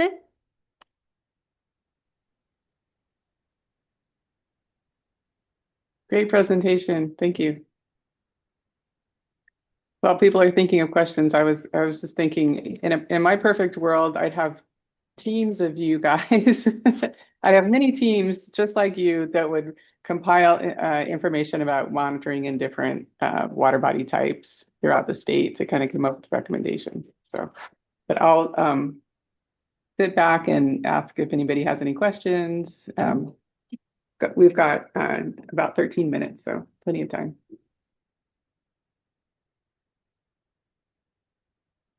If you can see the hands raised, but Ray has his hand raised. Oh, Lori, why don't you just call on people Okay, sure. for the questions? Yeah. Yeah. Ray, go ahead and Sure. Yeah, a great presentation. You know, this is something that's near and dear to my heart. I work at Orange County Coastkeeper, and for multiple reasons. One is trying to train people such as yourself on where data is and how to find it, and you know how difficult that is. So anyway, I think this is a great project that you're working on, and I applaud that. When you mention different formats, how how bizarre was that? I mean, was there like four different formats, 40 different formats? I mean, I'm kind of curious because, you know, if it's a smaller number, there might be a better chance of getting people to switch to something more uniform. You know, I'm just kind of wondering what you ran into out there. I'll jump in. Hey everybody, Mark here. So what we found, the students found overall was that when it came to the federal related data, that it was generally a pretty good system, and that you know the nomenclature was consistent, and how the data was provided with the metadata was consistent. The extreme that you've already heard about was the discharger data and the fact that that was all in PDF form. So this obviously makes me feel super old. I could never have solved this problem. They all did, thanks to Claude and their ingenuity, and being able to scrape the data from all those PDF files. So Ray, think about trying to do that by hand and what a nightmare that is. And so that was pretty incredible. The other thing was, you know, I know folks are working on this, but like the MPA data portal was a bit of a mess from the standpoint of being able to use the data. And so luckily, we were able to get a lot of that from various different sources, but not directly from the portal very well. And so some of the biological data that was very regional in nature, that might have been just academic or for other reasons also provided quite a challenge. But the lack of consistency across the board, answering your direct question, is that it's pretty much a nightmare, which is why one of the recommendations of the team is that a standardized approach on electronic data submission and really following like the attribute table approach of what they put together, which is going to be hopefully a wonderful resource for all of you. I think would help a lot. And also when you get to play with the system that Betty put together to sort of see, you know, who's doing what and where the overlaps are and where the gaps are. I think that's going to be an incredibly useful tool for you. And it's very, very user friendly, so much that even I can use it. Any other questions? There's a comment in the chat from Eric Miller. He said, I would be interested to hear from Steve Weisberg, as it is reminiscent of some of SQUIRP's past efforts. How do the recommendations mate with the SQUIRP BITE program? I don't know, Steve, just to put you on the spot, if you have any thoughts to share. Right. What he's probably referring to is that there was a manuscript that Ken Schiff put out with a number of co-authors, looking at how much monitoring is being done and what the attributes of that monitoring are. In other words, is it bacteria monitoring? Is it fish monitoring? And it was done for just the Southern California geography. So I think what is coming out of this is really several things. The first is when you look at that map, when you look at the stuff that Ken did, you see really a wealth of monitoring that's being done in the state. And it's impressive from, you know, Ken and his group put it into a dollar value amount, and that was a huge amount. The second thing, when you look at what they've done, it's visual, and you can just see, you know, how many dots of how many different types there are. The second thing that I get out of it in comparison is what Ken did is he stopped at the level of essentially how much monitoring. He didn't put it into a map. I think what they've done is incredible. And they're right. It's hard to get that data. And in part, I think, you know, there's a little bit of maybe condemnation that we should have here. We just started a presentation on how seeding is being improved. What we found, and it sounds like what they found, is that probably 75% plus of the data that goes into these systems is actually coming from discharger data, which theoretically they should be able to get out of seeding in a heartbeat. We found that when we went to get it out of seeding and then tried to match it up with what we knew, it wasn't a perfect match. What I heard from them is they couldn't even get it out. They had to go back manually. So there's a little bit of commonality there that's worth maybe this committee talking about. So Eric, I don't know if I answered your question, but a lot of similar messages. So I think thanks, Steve. I think we're coming to time. So the thing for everyone to remember, and Steve got to this, was that this is the first time anyone's put the Latin launch of all the monitoring locations in one place. It just hasn't happened before. And you may remember when we first presented way back in November, somebody laughed really hard and said it can't be done. So I just want to remind people about that. And it got done because these 10 students are pretty freaking amazing. So I want to bring that up. And then it brings up the issue of what an amazing tool for us all now to use from the standpoint of saying, okay, where do we have all the monitoring overlaps? Where do we have the gaps, in different areas? And you heard some of that with, chemicals of emerging concern and microplastics and we don't monitor very well at depth is something that comes out pretty well, like below 500 meters, forget about it. So think about floating offshore wind and the fact that that's all at 900 meters of depth. And those aren't areas we don't monitor very well. Parts, we monitor the heck out of the Southern California Bight. Why? Because we have all the people and dischargers there. And so that makes a big difference there. But a lot of the Central Coast and the North Coast are major, major gaps in monitoring a wide variety of different parameters, very low frequency, not as much, even things like beach water quality, because there aren't a lot of population up there. The beaches there aren't monitored nearly as well. So those are all things that came out of this. So the bottom line is that this tool can be used to pretty much figure out, okay, if we're going to put together a model monitoring program for the state of California, which is a stated priority for the Ocean Protection Council, as well as this monitoring council has been talked about here for quite a while. This is a great tool that can really jumpstart that in a major way because it can provide that information in a user-friendly format that anybody can use to really have this discussion. It's really a lot of fun to play with, and you can really answer a whole bunch of different questions you have about monitoring while using the tool. And we are going to make that available to everybody for the low price of, okay, it'll be free. But, just wanted to let everybody know that. And our hope is this catalyzes everybody saying, let's move forward with putting together a model monitoring program for the state. This will be a great tool to help start us on it. And then let's develop that model monitoring program and then figure out how to actually make it happen. And they're dealing with that in the final report as well on some recommendations on where you can get some dedicated funding to help make this happen. So thanks for the opportunity. And if you have any additional questions or whatever, you know where to get me. Hope everything, hopefully we all look forward to working with you more in the future.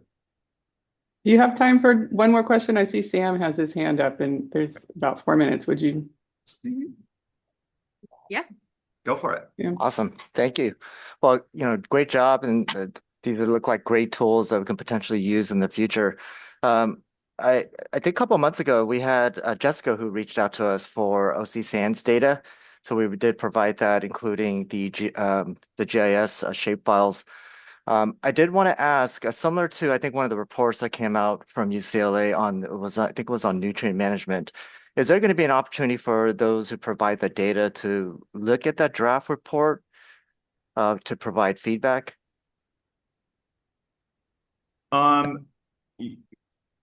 The feedback in finishing in time is always going to be the issue because all of these students are graduating in about 2 weeks. So, but from the standpoint of this is could be a living document that could be modified over time. This is really to provide the State Water Resources Control Board and the Monitoring Council and the OPC with a tool that they can use moving forward. And believe me, the more we play with the tool, the more we see there are things that, oh, shoot, maybe we missed it on this or forgot that or whatever. It's improved so dramatically in the last few weeks. It's incredible. And so from that standpoint, you know, look at it as a living a living tool that could be enhanced over time. And that, you know, Betty will figure out some way on how to share it so that it can be improved over time. And the document we will share with this entire group and we'll forward it to Lori and she can forward it to everybody. So you can have it, but you know, this is their final work product to get their degree. Awesome. Okay, thanks, Mark. And yeah, congratulations. Thank you.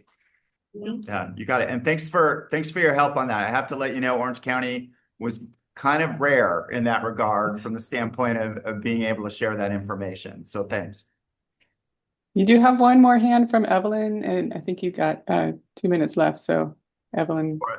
Okay, this might be a crazy question, but you know me, Mark.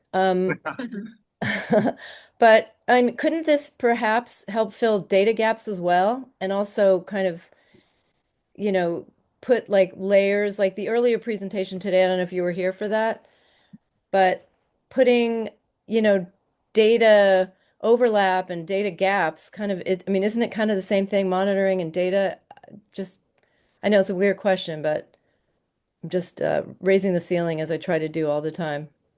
No, and absolutely, and the tool that's been created is just, it's so much fun and easy to use to really identify where your data gaps are by parameter, by monitoring agency, you know, and you can do all of that very, very easily.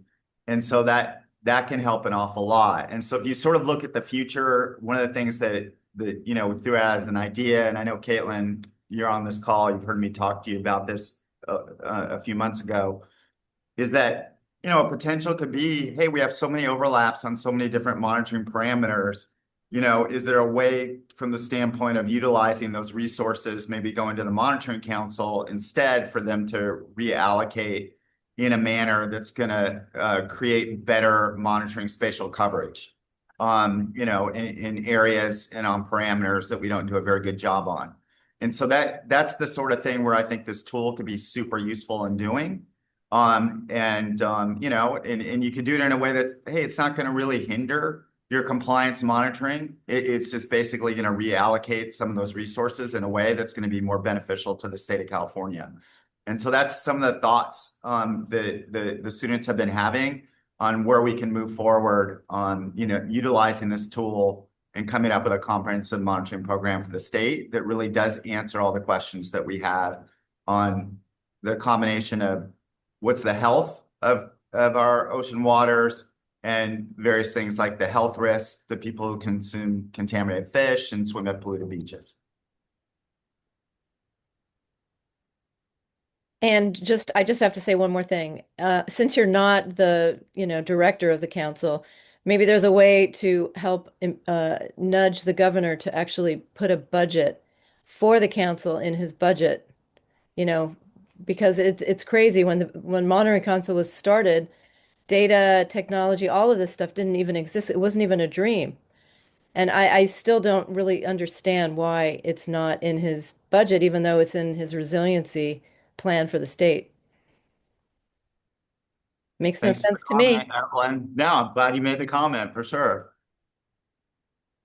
Yeah, great comment. And thank you. Thank you. We're at time, so you know, I want to move on to our next item. We do have a discussion after the coast and ocean report. If you have time to hang around, I know Mark, you're sort of in two places at once at once today because of the Cal Coffee conference. So maybe we can continue this discussion at the next council meeting. We'll have there are some ocean themed items that people want to talk about, so we could come back and you know, there's more opportunity. I'm looking forward to the tool and putting the tool, you know, getting the tool out there and available and reading your report. So I really appreciate everything. Appreciate your work. So our next item is an overview of the coast and coast and ocean report. So I'm going to turn it over to Stacy and Jill. You should have the ability to share your screen here. Yes, I can see it. Great.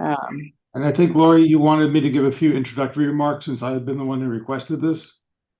Yes, that would be, yes, Okay. please. So I think that this is a very important presentation for us. We as a council are doing a wonderful job of standardizing methods, getting people to measure things in the same way. We did that obviously at our very earliest part with beach water quality. Obviously, we had a nice presentation on wetlands today, but that's only a small part of the total equation. The data that we produce can be of lesser value because of, I guess, what I'll call sample design, exactly what these students from UCLA just showed us. We don't have things spread out in places that really cover the state. It could be because we have data collected great, but we can't put the data together easily. It comes from different places. And again, you just heard how we have some of those issues. It could be that we bring the data together, but we as a community have not agreed on how to interpret the data. So for beach water quality, we've always had the 104, number as a, but do we have that for all the other kinds of parameters we measure that we can agree in a sense what represents good and bad? What we have in front of us today is the opportunity to take a holistic view of how well our monitoring programs do, because we were asked as a state to produce an ocean report card for the state. And so Jill's and Stacey are gonna talk to you about effort that involved several hundred scientists coming together, and they were able to produce a report, but not as perfectly as they would have liked. There were some parameters they couldn't do. There were some parameters they had to take essentially shortcuts to do. They also recognize that a lot of what they did is very manual. It's just as the students told us, gathering the data was hard. If you're going to put out a report card, you'd like to be able to turn the crank. So in a sense, we as a monitoring council are about to get a report card on us. Are we producing the monitoring systems that allow us to produce a report card? So I'm hopeful that when we get done, this will be one of those things, and it dovetails very well with the last presentation. We as the council should be charging ourselves with which pieces of these things do we want to fix. So hopefully, Jill, I've set you up nicely to. Perfect setup. Thank you. Can I ask you guys just to turn your volume down a little bit? I'm also at the Cal Coffee Conference, and I'm in the same room as the group that just presented, just at the opposite end of the table. So we're all working here together. Thanks everyone for having us today. Steve, I think that was a great introduction. We really happy to go after that monitoring inventory because we tried to use it, as Steve said. We tried to use all of the monitoring program in the state and create this cohesive state level assessment of ocean and coastal health.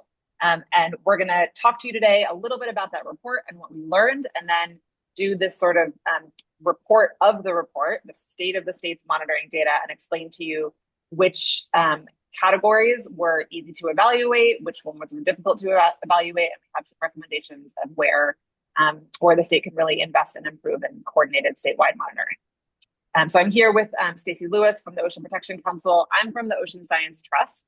I'll just briefly introduce who we are. The Ocean Science Trust is an independent science organization that works, has two key roles in California. We serve as the state science advisor on ocean issues. We work really closely with OPC on that. And we also mobilize resources for ocean science. So this project really addressed both of those mandates. I'll hand it over to Stacey for a high-level overview and introduction of the Coast and Ocean Report, and then I'll follow up with some of our findings about the state of the monitoring system. And a preview, what we're going to say exactly dovetails with what this previous group has said about the strengths and the challenges in the state's monitoring system. Stacey. Thank you, Jill, and hi, everyone. I'm excited to be here to talk about the California's first ever Coast and Ocean Report. Like Jill said, I'm going to give you a little bit of information about the background, our process, what the final products look like, and then hand it back over to Jill to talk about some lessons learned and next steps. As you all know, California's iconic coasts and oceans are on the front lines of climate change and biodiversity loss, and so much of this is happening below the surface that many people aren't even aware of the complex changes that are occurring. So to increase awareness, catalyze action, and foster long-term stewardship and care for California's coast and ocean, there's a real need to distill this complex information into something that's easily understandable by the public and decision makers. So to address that need, earlier this year, OPC and the Ocean Science Trust released the California Coast and Ocean Report, which is a landmark effort that details the pressure facing our marine ecosystems and the historic progress that the state has made to protect marine life habitats and coastal communities. Next slide, Jill.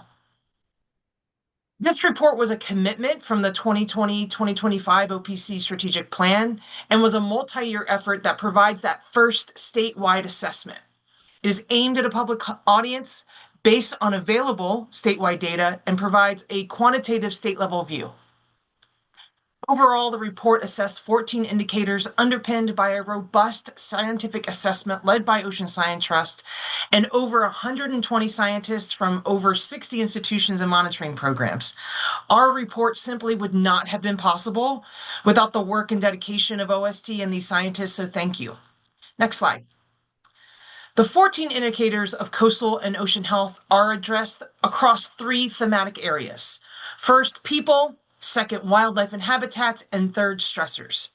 These indicators were chosen from an initial list of 42 indicators suggested by OPC's Science Advisory Team and were prioritized based on understandability, data availability, and relevance to state management and policy priorities.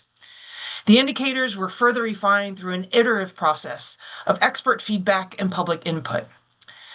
As you all know, developing indicators like this require high-quality monitoring data across both science, space, and time, and we are fortunate in California to have several long-standing monitor programs that helped inform this effort. Now, Jill will talk about our lessons learned on the limitations and the next step for supporting and utilizing monitoring programs for future efforts. It's important to note that this report is based on non-Indigenous science, and OPC is committed to ensuring that future efforts to track ocean health over time include tribal science and traditional knowledges. Next slide. Each indicator is presented through concise 2-page designs intended to maximize public understanding and use as communication and outreach tools. The front page includes a brief description of the indicator, along with the status and progress of actions taken by the state.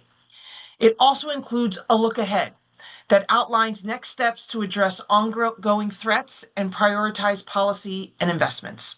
The back page includes additional data and trends, species spotlights, and project highlights. Next slide. I want to quickly share a few key findings from the report. First, sea level rise is already impacting habitats and coastal communities, and in response, historic investments in planning, restoration, and nature-based projects have been implemented. Second, marine mammal populations are healthy. However, entanglement in fishing gear remains a major threat to whales.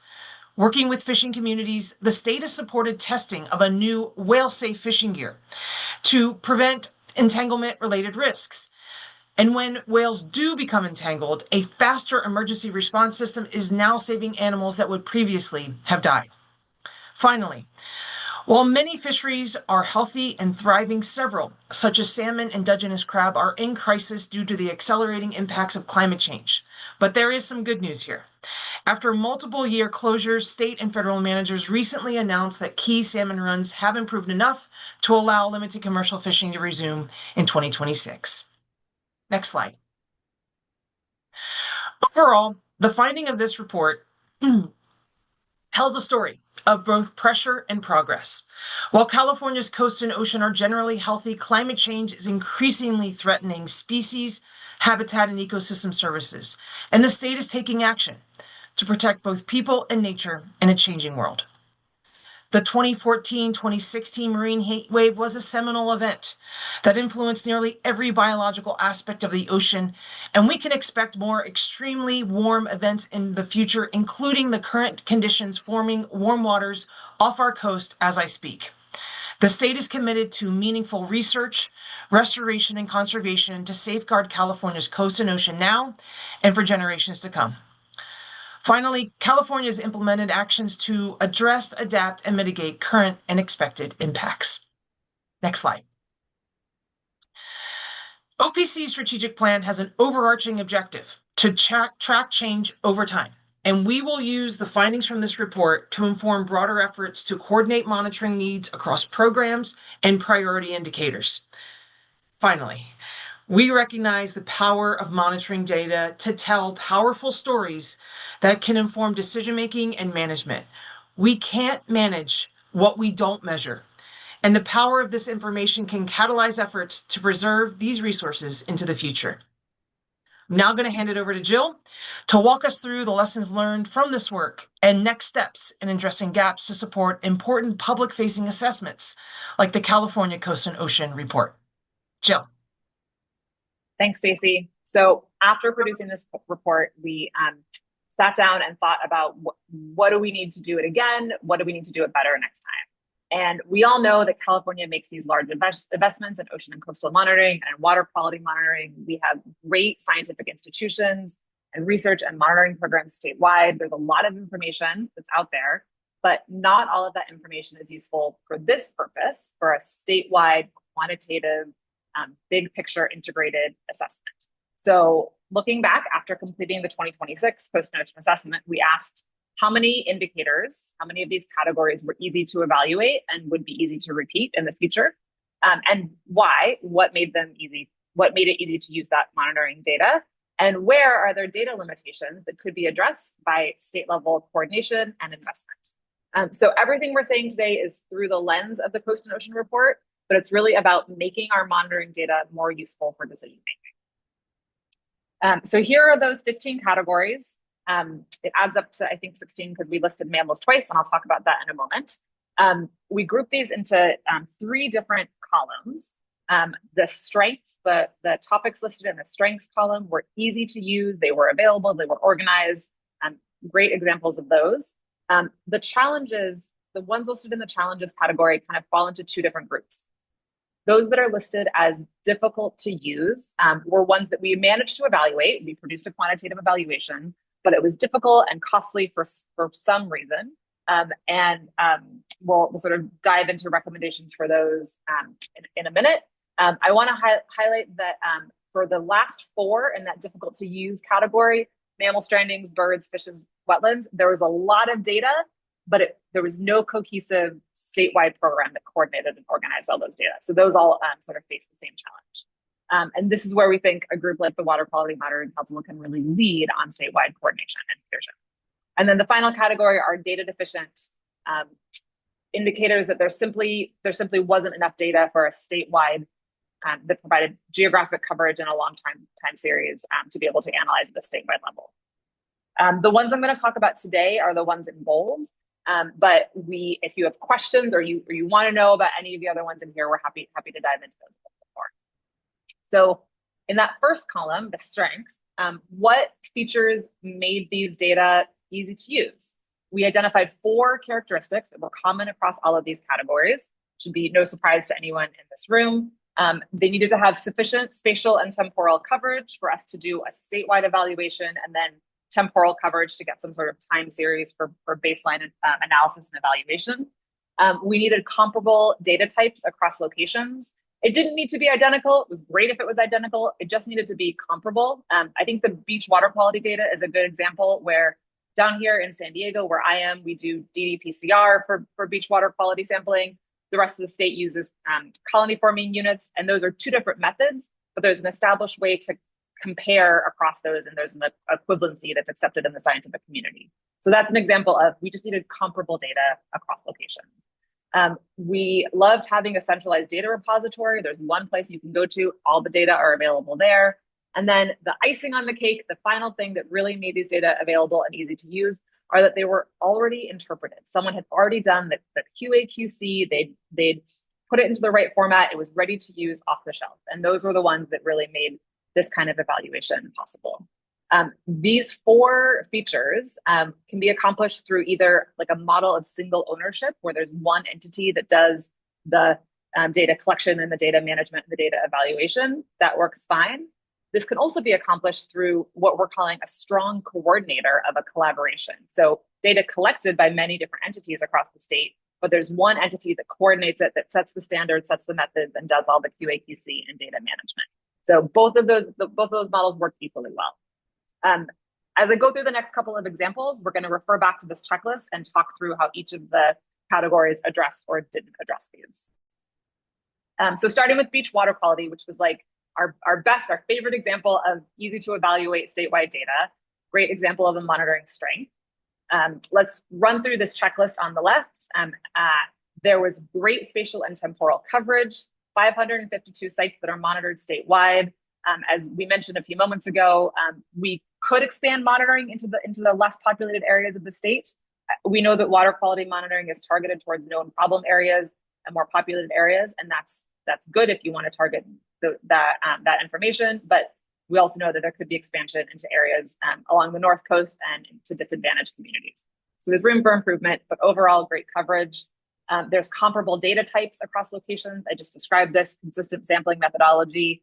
This is thanks in large part to earlier efforts of this council to standardize those methods, which mean that the data are comparable anywhere in the state that you go. We have the centralized data repository. So in California, Field of Bay works as that strong coordinator. They collect and they coordinate all of that data, which meant that when we wanted to analyze it, we knew where to go and it was easy to access. And then the data are already interpreted. We have these exceedance rates set by regulatory standards set in the literature, and that's easy to compare and easy to know what you're dealing with across the state. So this is a great example of an easy to use strength in our monitoring programs. Briefly, here's what we found for results. This is a graph of the distribution of sampling sites by their exceedance rates. We are on target for meeting our water quality goals in the state. Most sites, 81% of sites, met that 10% regulatory standard, so that the vertical line is at 10%. You want your exceedance rate to be below that. The statewide mean is 7%. Most sites are at zero, less than 1% exceedance. That's great news. We also do want to point out, of course, that there's a long tail out to the right here. There are sites that fail the regulatory standards, and I think many of us here today probably can name which sites those are. These are known problem areas. We know there are problems. Okay, the next monitoring strength to discuss was ocean temperature. So again, running through that checklist, we have great spatial and temporal coverage. For spatial coverage, we used satellite measures of sea surface temperature. So you get the whole state. In fact, here's a map of the whole Pacific Ocean, the Eastern Pacific. For temporal coverage, we use the Scripps Shore Stations program, which has 10 or 15 sites across the coast of California and data going back 100 years in some locations. So pretty good coverage. We could add subsurface temperature. That's one area for improvement. Most ocean heat is stored subsurface. So if we wanted to improve this category, that'd be one way to do it. Comparable data across locations. Yes, we're measuring sea surface temperature, the same thing everywhere. The data are more or less centralized. So the two images on the right side of the screen are from NOAA's blob tracker, which this is a screen grab from just a couple of days ago, shows this incoming heat wave that Stacey was mentioning. This is one place to go to get sea surface temperature for the whole coast of California, the whole California current ecosystem. And then the map on the right is the Scripps Shore Stations program. So these two data types are centralized in a single place. The data are not exactly interpreted. We had to rely a little bit on some scientists to help us get the data into a consistent format to be able to evaluate at the statewide level. But in general, great data availability, easy to use and evaluate. I'll briefly, and I want to mention this is an example of a single owner. It really is NOAA and Scripps scientists who collect and manage and interpret the data for us. So a little different than the water quality model. They both work really well. Super brief, our results from this category. This graph shows the sea surface temperature anomaly over the past 40 years. The green line is where we are, the black line is where we are annually. In the green means you're kind of an average year in terms of sea surface temperature anomalies. You can see right now in 2020, last year in 2025, and the last couple of years, we've been in that green area for anomalies. And this, of course, is against the background of long-term ocean warming.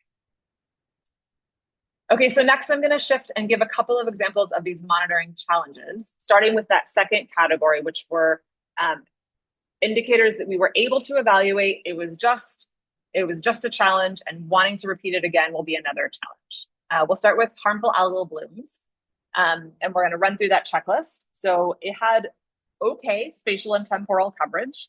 The metric we used to evaluate harmful algal blooms statewide was shellfish advisories. So we're looking at the impacts of harmful algal blooms.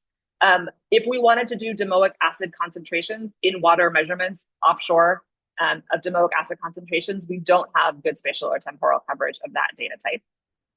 There was comparable data across locations. We were just measuring the number of warning and advisory days by county, by shellfish type. There's not a centralized data repository for shellfish advisories. They were reported individually, by county, by multiple agencies. So it was one of these stories of having to go to the individual websites, download the PDFs, scrape the data, get the start and end dates of the advisories, and then calculate backwards from there. This kind of makes sense. The point of shellfish advisories is to communicate to the public when it's safe to eat and when it's not safe to eat. They're not trying to actually track changes over time. So if this is something that the state wanted to invest in, we need a different system for that. I'll briefly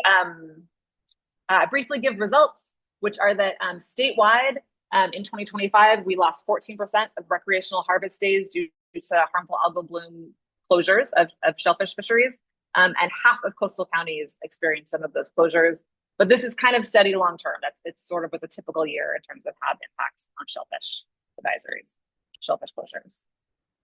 The next category that I'm going to highlight as a monitoring challenge is ocean acidification. I'll run through that checklist. We have good spatial and temporal coverage if we use our models. We have good spatial coverage if we use our models. The temporal coverage of the model, the statewide model that we use, needs updating. If we wanted to use observational in situ data, we don't have good spatial and temporal coverage, and the instruments that are out there need more precision and more alignment across the state. There's sort of comparable data types across locations. Again, it depends on if you're talking about the models or if you're talking about the observational data. The observational data really is like a big mix of gliders and sensors and buoys and water samples across the state. There's no centralized data repository, and the data are not interpreted and off the shelf, ready to use. Okay, we're going to now shift to that third category, which were the data deficient categories. The good news is that California is already addressing some of these data deficient categories and making progress. I'll just quickly go through sort of the state of each of these. For microplastics, there's no statewide monitoring program, but the state has been investing. OPC has been supporting some of this work in creating standardized methods and for sampling and analysis. And now we just need to implement those methods statewide if we want a statewide evaluation of microplastics. There's some regional monitoring starting in San Francisco Bay and Southern California, and we could scale this up to statewide. For contaminants of concern, there's limited spatial coverage, but in those places that are doing it, there's great temporal coverage using standardized methods. And so this is a great foundation for expansion to a statewide evaluation, if that was of interest. Benthic invertebrates, same situation, limited spatial coverage where it's being done. It's, again, in Southern California and San Francisco Bay. It's really good. And so this is another one that has a good foundation for expanding the statewide coverage.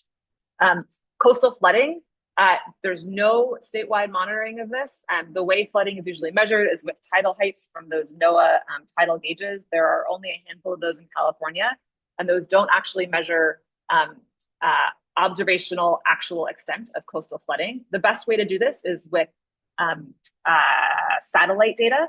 And there are places in the world, places in the country where satellite data is used to measure the extent of real-time flooding events. And that's a really cool tool that's available. So if this is something the state wanted to invest in, that tool is out there ready to go, just need to implement it. Finally, I'll just touch on invasive species. There's a database that tracks occurrences of invasive species, but there's no quantitative monitoring program statewide or systematic methodology. So recall those 4 features. We wanted sufficient spatial and temporal coverage, comparable data types, centralized data repositories, and data that are sort of off the shelf, interpreted, ready to use. And these topics have some of those, but definitely not all 4 of those. The last thing I want to leave this group with is the value and the vulnerability in partnerships in doing this kind of work. So this was a huge collaborative effort. There was a lot of resources that we use within California, but also working with academic institutions and federal scientists. 12 of our 18 indicators, and it's 18 here because I'm including those data deficient categories that we tried to evaluate and couldn't, 12 of the 18 relied entirely or in some part on federal scientists, federal data sets, or federal expertise. This was really valuable in that we could leverage all of this additional information and expertise for this state product, but also this introduces some risks. There were some changes in availability of federal resources this year. So there's there's value and there's vulnerability here. And when we did this evaluation, we considered these elements of federal partnerships. We talked about funding, whether a program is fully funded or partially funded by federal dollars, who are the data collectors, who holds the data, and then who has the expertise in processing and interpreting the data. So I'm going to wrap up, and I want to bring back up this slide, revisit this list as a reminder of the state's monitoring program, our strengths and challenges. And I sort of want to leave this here as a prop and as a reminder in case there are any of these other categories that you'd like us to touch on today or that you have questions about. Thank you.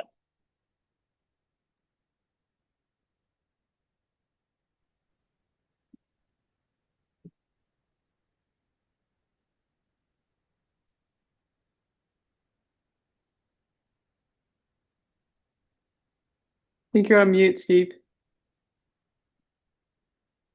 Good. So let me see if I can get the conversation started, and do so by saying that I doubt any other state comes close to doing what we did here.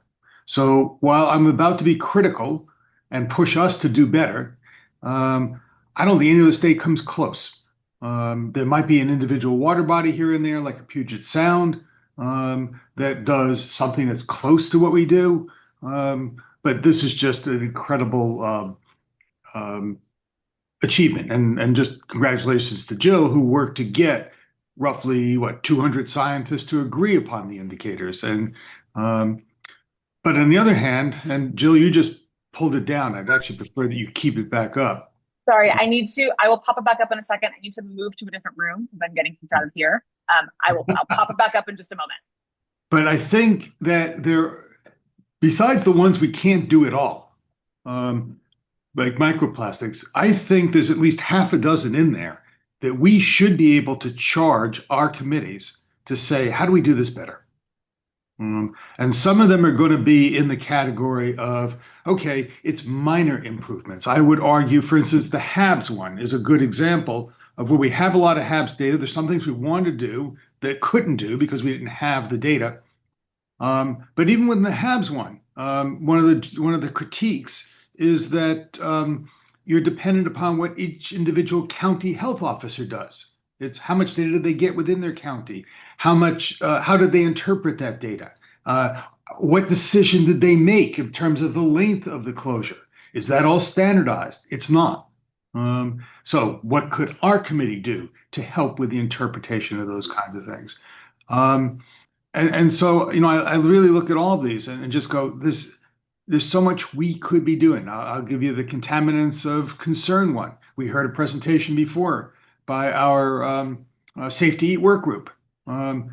We for sure don't have statewide information on sediments and contaminants that we do in places like Southern California and San Francisco Bay, and it would take a lot of dollars and a lot of time to get those programs going. On the other hand, if we reorganized ourselves a little bit around with the safe to eat stuff and say, oh, that's the product I want to produce, I'm betting we could do something pretty good there. But again, now we'd have to start doing maybe some new contaminants we weren't doing, but they're already out there collecting. So, challenging our work groups to how do we take what's been done here and make it even better is, I guess, what I'm pushing for.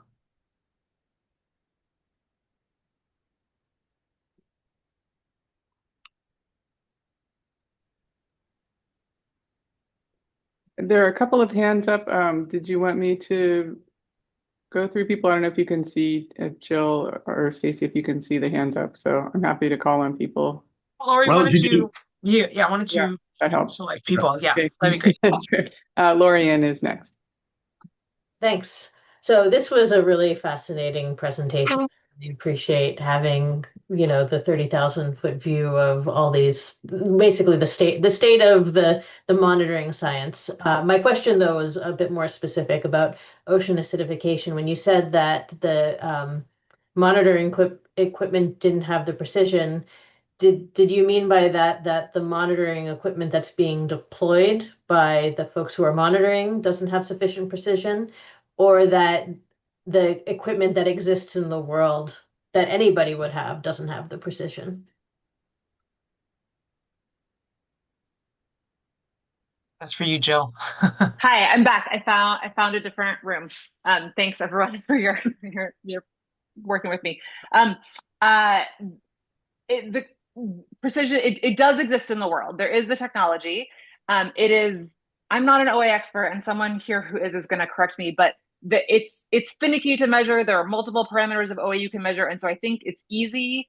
The sort of cheapest, readily available monitoring equipment doesn't have a ton of precision, and to do it really precisely to get accurate spatial and temporal coverage in a really precise way is just harder to do. And I think that most of the monitoring out there doesn't do that. So if you wanted a really gross measurement, it's available, it's possible. To do it in a really precise way is just a little bit harder.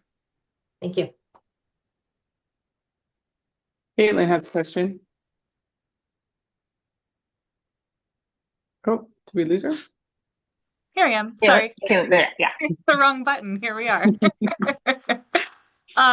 No, thank you. Mine's more of building on from Steve's kind of priming as far as, what can this body within the Water Quality Monitoring Council do? What are we well primed to think about? And kind of going back to Jill's slide, if and when, it gets reshared, thinking about where there not just data deficiencies, we know where there's certainly these monitoring gaps. The data inventory that was shared by UCLA was so incredibly helpful, but more for this group, I'd love to dig in and, maybe this could be a deeper follow-up, Jill, looking more into the OST assessment as far as, what and why were individual items difficult to use. I know Jill provided kind of this very high-level presentation that was still very helpful of on the HABs, on the OA, coastal access, all these pieces, just kind of more of a plus up to what Steve was priming as far as, are there very discrete data deficiency on the use side, as far not just the monitoring sampling collection, but on the data use that we could specifically address or tackle within the more subject matter, working groups, and being able to drill down on some of, those challenges.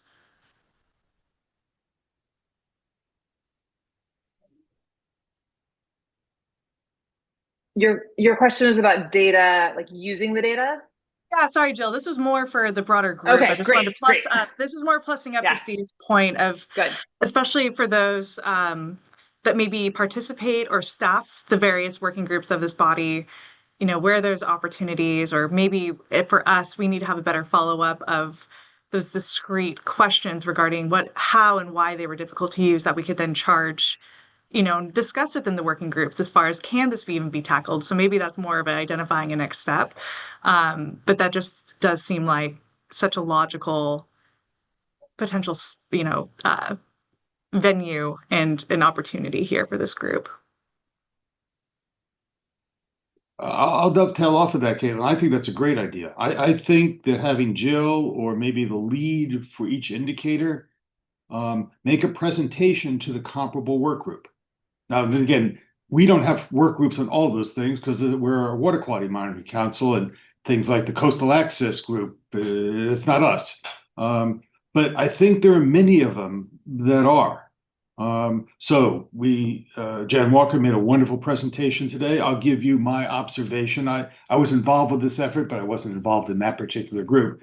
But I think one of the things that group ran into is trends was a difficulty. That we have really good estimates of individual wetlands, and we go to a lot of wetlands because we invest dollars to improve them, and our monitoring programs are around, did we improve? But since we don't measure all of the wetlands, you don't know whether you improved 10 and lost 100.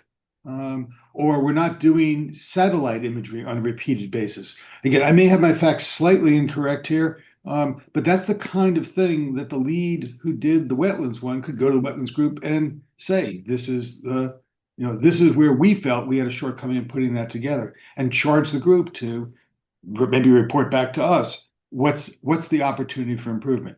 And I know we could do that for HABs. I mean, and even the ones that we couldn't do something for. I really think the Safe to Eat work group could hear from the people who tried to do that one what they ran into, why they weren't able to use the data already. I think we have a microplastics group that just got a new leader. The state desperately wanted to do microplastics. And I think maybe the charge to them is, oh my God, look at all this SB 54 money.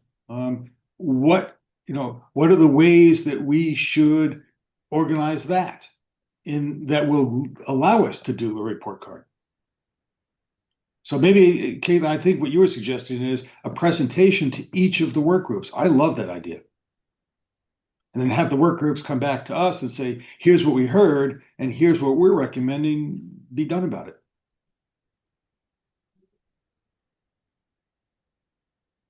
Just chiming in, I know everybody's time is limited, and I'm not sure if there's much beyond this presentation as far as like identifying the different parameters where we need either information where there are weaknesses and not strength. But if we I'm happy to help sort of tease out these individual parameters, maybe if you have a written report or if you just have the presentations, and just kind of help you organize some talking points for the different work groups, or sort of strategize on, all right, so is the Safe to Eat work group the appropriate place to talk about this parameter or that shellfish type stuff.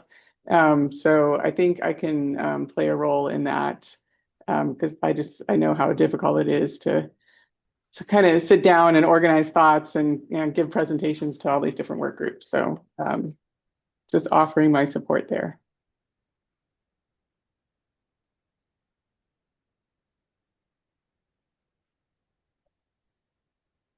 And just for timing wise, we've got, this is our last presentation of the day. We have time set aside for more conversations, brainstorming, so feel free to chime in and bring up your ideas. I see Caitlin with her hand raised. Don't want to dominate, but I'll continue to build off and appropriately pause. But I'm curious, and thank you, Steve, that was a perfect tee up as far as, what's a concrete, next step, how do we engage the various working groups? Then kind of building off another question that Jill and Stacy had posed to this group too, are there additional indicators that, weren't included that are of interest to this group of having a statewide status? And that could be another item as far as, Lori, we can offline as far as, is there an appropriate working group, if it's of interest to this group, to explore. So I just want to pose that as well. It's like we worked with what we had, certainly Jill and the incredible effort of over 120 various scientists and various institutions identifying these data deficiencies and gaps. But, what else is of interest to this group? Evelyn, you have your hand up. Since we're doing a little free-flowing brainstorming, one of the main goals of the work group is to communicate with the public and the agencies, and legislators. I mean, it's written in the charter, and I go to so many meetings, and that's always, a conversation, that one of the main points of conversations, and there's really very little coordinated solution thinking. So I just hope that this work group also kind of puts that high on the agenda radar when, talking about data and monitoring and because it's one thing to have all this information, but how do we get it out there to people, and how do we determine what data needs to be shared that will actually affect like conservation measures, or don't use Roundup, like don't use these awful chemicals that are still being sold. And so I don't know. I just hope there has to be some way to like, since this is a little bit the center of a universe, there has to be a way to, to keep that in mind as far as what's the point of all this? I mean, we have to communicate what really affects the public, right?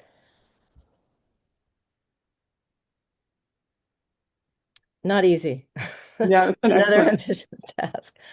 I'm curious if any council members have any input, any insights into how well as the Water Quality Monitoring Council, where are our strengths and weaknesses with getting information out to the public or public information outreach, and how, any thoughts in response to Evelyn's comment?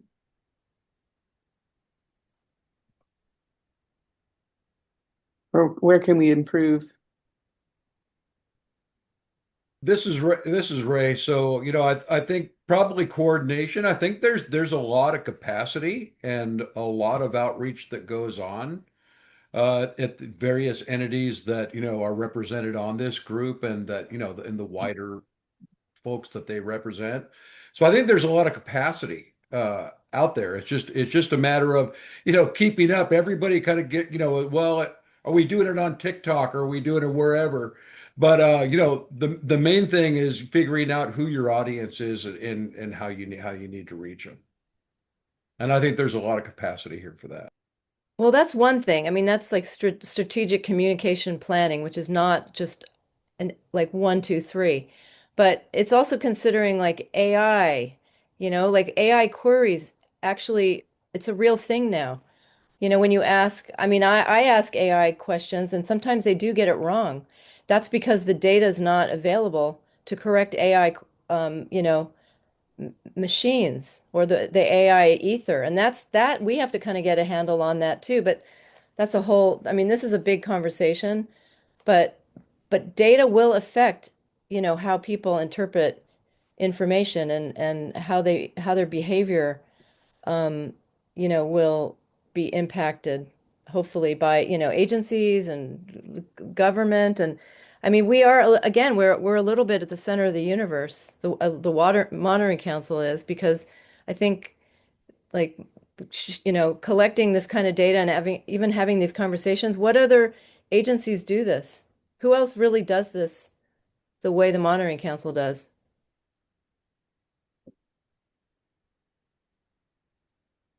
We're unique. Yep. Yeah, and I think, we do have the websites, and we've talked to you about, adding more data and information to the Safe to Drink website to make it more user friendly. And also you've mentioned, about sort of driving that AI machine, because, getting information out there that would populate the AI responses of the future. And I think that, we can do this with other work groups as well. I know that it would be very simple just to post a link to the Coast and Ocean report. I'm looking forward to the interactive map that Mark Gold's students shared with us, and having that online, and putting together some text or introduction to that information, so that it's out there and it's user friendly and accessible and easier for the public. So this is, I totally agree with you. Caitlin. I'm always so hesitant, but I'm just, Evelyn, thank you. The why is so important. And so that's one, that's certainly, I think that is the next step. And that is part of the stage in conversation as far as, where are we seeing these trends? In the report for the items, the indicators that we were able to provide trends, I think that is the question of, okay, then why? And then where are the regional differences as well, and why? Our two pagers are very brief and succinct. They really do just talk more about statewide condition, which of course then there's the data behind that, which drills down more into the local or more place-based data.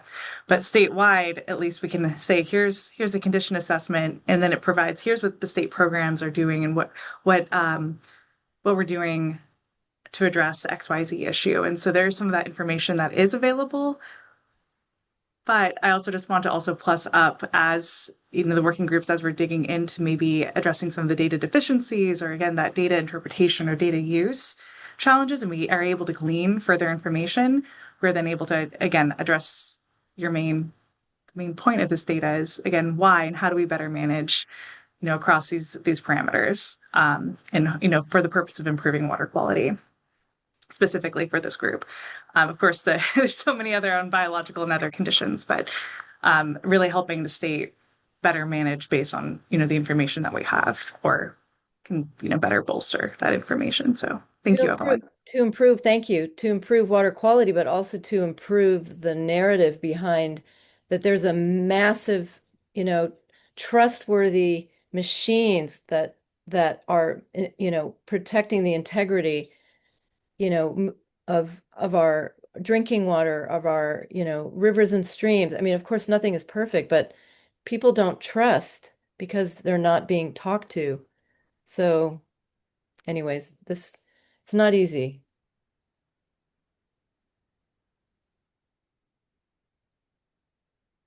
I'm going to continue to challenge you all. We just got a C plus. I mean, we as a council are the ones who are supposed to be providing guidance on how monitoring gets done, coordinated in the state. And we were not able, the Ocean Protection Council was not able to get what they needed from the monitoring programs. So how do we make it better? Are we willing to set it with a C plus? I hope not. Is there a particular thing that you heard today that you think we should champion above others? Want me to put that list back up there? Yeah.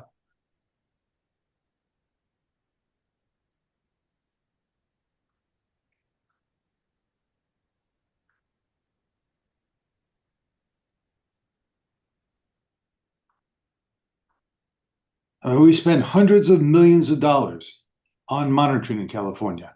If you take a look at the thing that Ken and his team put together, and if you take a look at the thing that Mark's Gold students just did, it's hundreds of millions of dollars.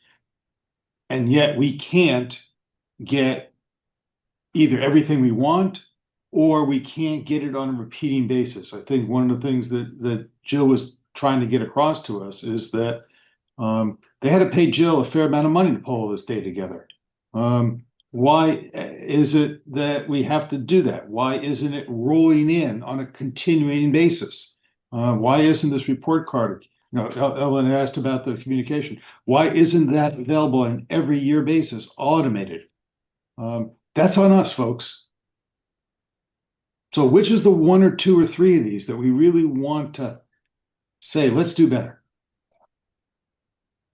And maybe this should be, one of the things, Lori, that we use, I don't know whether it's here, but we typically have the heads of each of our work groups at these meetings. I can't see any of them. I don't know whether they're here. I am. I'm one.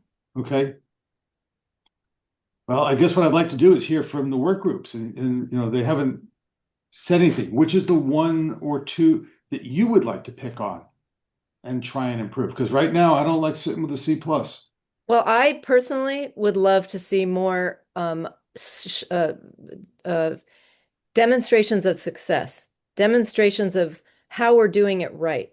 Because I know it monitoring and data is usually demonstrating the weak points, but how do we demonstrate our success?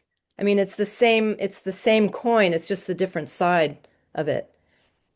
I mean, if people are going to trust municipal drinking water over bottled water, they have to see that the data and the monitoring is working. I mean, I just went to the MWD Vernon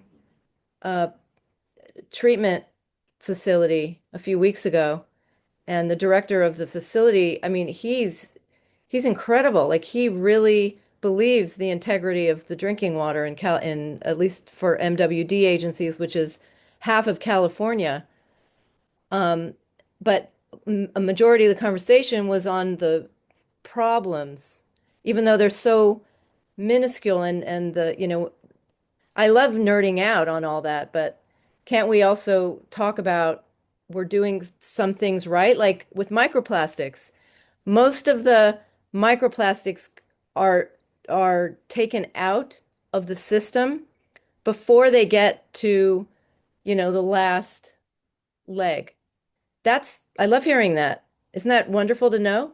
That, I mean, most is a very, I can't give you the exact number, but that's just one example of I was so happy to hear that. And there's a lot of instances of that. So I don't know, that's just my point of view from the Safe to Drink work group perspective, trying to demonstrate, successes and things that we've done that have moved science forward, that we're doing. We are the fourth largest economy in the world. Aren't we doing a pretty good job delivering water throughout the state? How do we show that? Right. So I'd like to take it out of the abstract, Evelyn, and put it into the specific. In other words, we have committees that are relatively specific to some of these topic areas. And I really would like to hear from some of the work group chairs as to their level of enthusiasm for fixing, or if they have looked at this report, the state report, what they see that they could do to make it either better or more repeatable. And if you allow me to add on to that, if any of these work group chairs or specialists in these areas disagree with how we've classified these categories, if you think actually HABs should be in a different category, microplastics should be in a different category, I'm curious to hear feedback on that as well.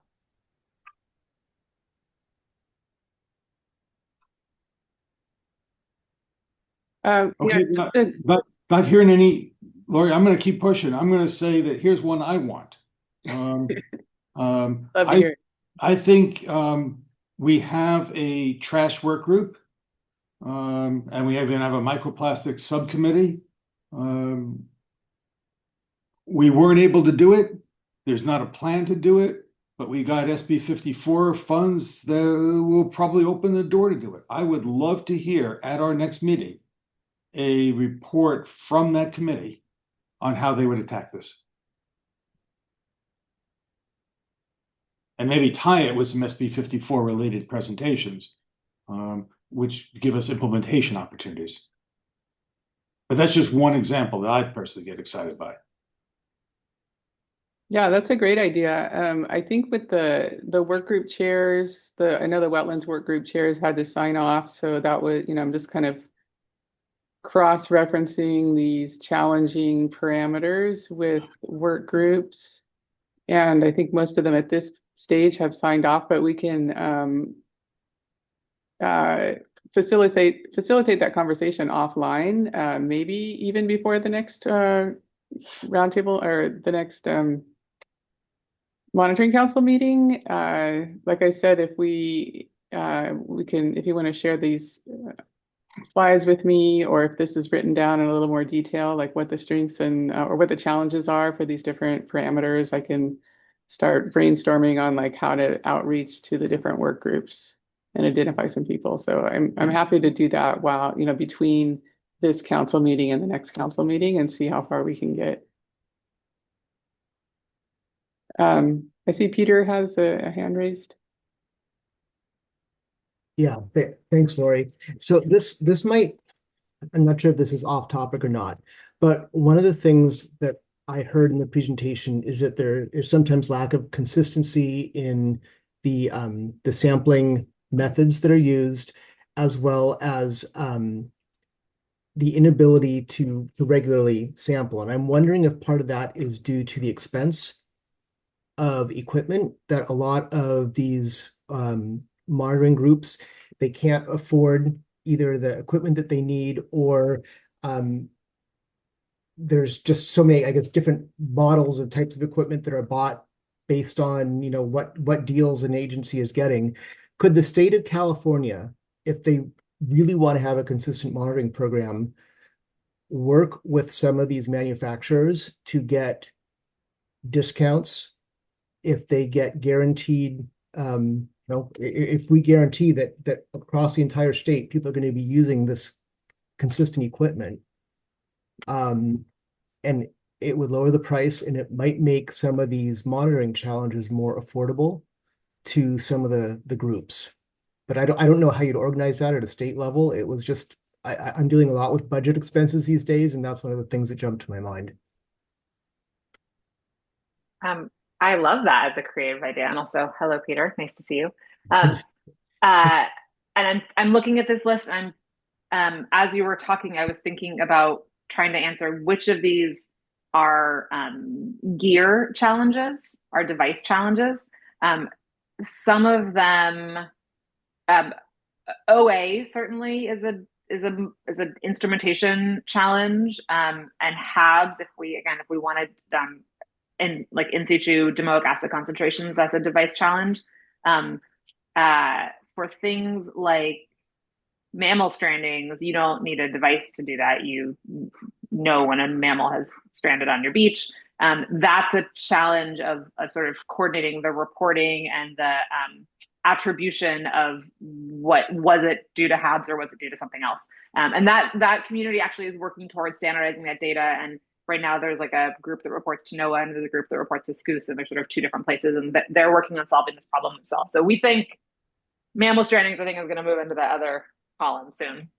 And then for some of these others, I think we can one way to resolve some of these challenges is with a different technology. I think there are ways to, for example, at low cost, use eDNA sampling to monitor birds and fishes and whales, which is a little outside the scope of this group, but that's a technological solution that would is a super efficient way to be able to sample those species. And there's some work that needs to be done on how do you quantify. We're not quite there yet in all those fields on being able to quantify from eDNA samples to numeric counts, but we're sort of moving in that direction. So and then maybe microplastics and contaminant supplements are maybe those are the other places where instrumentation is the challenge. For some of these other ones, coastal access, that's like a satellite imagery question. And that was in the difficult category because it's just the information is stored in a bunch of different databases statewide, and getting it together was a Herculean effort. I like that question. That's creative. Thanks for your answer.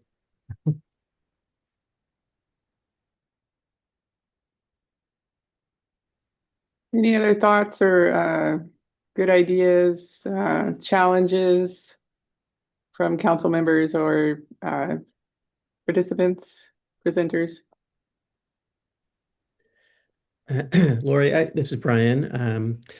Yeah, one thing I would just say is just like as far as this council goes and how we interact with the committees and externally, I mean, we have our strategic plan and our mission and our strategic goals in there.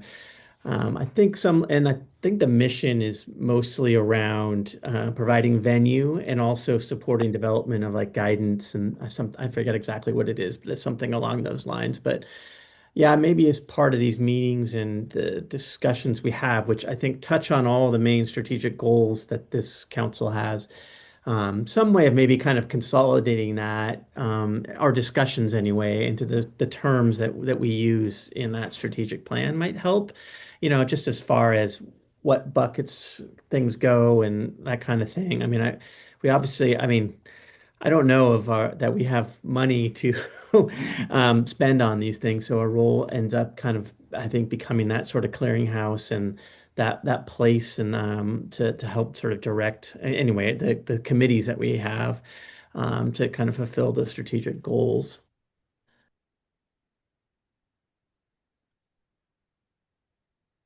That's a good point, Brian, and it's probably a good time to review our strategic goals before the next meeting, and I can share that with council members ahead of time so we can sort of have the same terminology when we're talking about things. And yeah, and you also raised a really good point that the council is, we don't have any outside funding. In fact, Evelyn mentioned this earlier that there's the role of the council is to advise and provide feedback and advice to the state agencies to how to improve monitoring efficiency and make data available. There's only one person, me, who's actually funded to work as a staff person to support the council. So most of the work is, sort of volunteer. We really appreciate everybody's efforts. And we focus on sort of value added reasons why the work groups get together. So we, sort of like we do the best we can with the resources that we have. And it's always good to sort of go back to basics and just look at those. Look at the strategic plan and make sure that we're following, using the appropriate terminology and, sort of have a good understanding of what our role is as a council.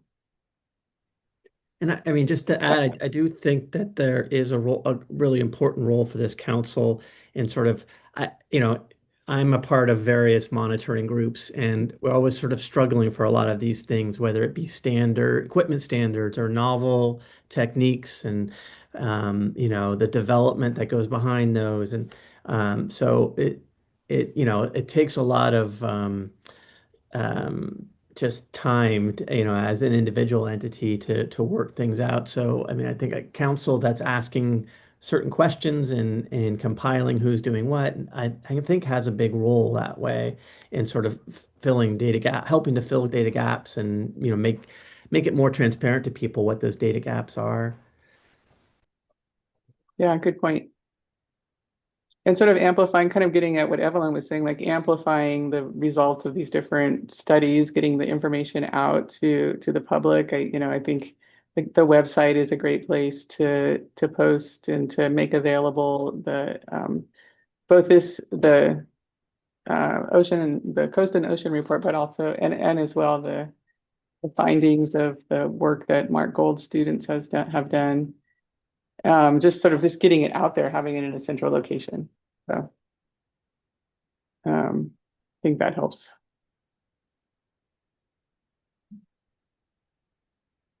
So just kind of wrap up what I'm hearing is at least for this last half, this last two presentations and the discussion of coordinating ocean monitoring. There's some great sort of challenges and suggestions based on the work that you're doing with the Coast and Ocean Report and the actual down to individual parameters that we could could reach out to the work groups and ask them for their recommendations on how they would sort of fill these data gaps. So I think that's one action item that I'm hearing from this discussion. Also, I'm hearing that we should be, there's more to do to kind of put data and to put the information on our website, make it available, distribute the information.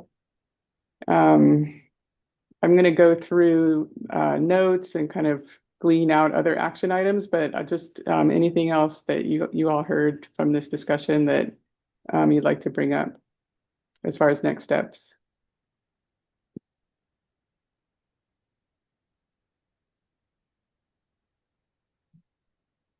So then I guess my one sort of direct question then for Jill and Stacy is, can you share with me these slides and then any other written information you have about the strengths and weaknesses of the different parameters and sort of like what your desired information is, and I'll kind of go from there and circle back with you guys. Yep, absolutely. I can send you these slides right now, and Steve and I are working on a manuscript that'll describe this a little bit more in depth.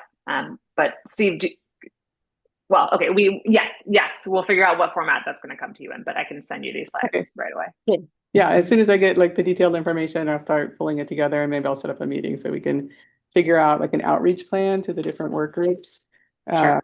Our next council meeting is in August 27th. So depending on how things go, many of the work groups, like you heard from the Safe to Eat work group, they're only meeting twice a year due to lack of funding. So they don't necessarily meet as regularly enough to reach out to them before the next council meeting, but we'll do what we can. Any other thoughts? Other than that, we just to kind of wrap up the meeting, let me look at my notes here. Our next meeting we've had is, as I mentioned, on August 27th. And we've had a request for updates. So still ocean themed items. There's a strong request for a series of talks on ocean acidification, ocean modeling, and also monitoring. We're expecting an overview of some of the estuary monitoring and wetland monitoring programs and how they're kind of working along the coast to coordinate their monitoring. And then I don't think we have lined up yet, but there's interest in marine HABs.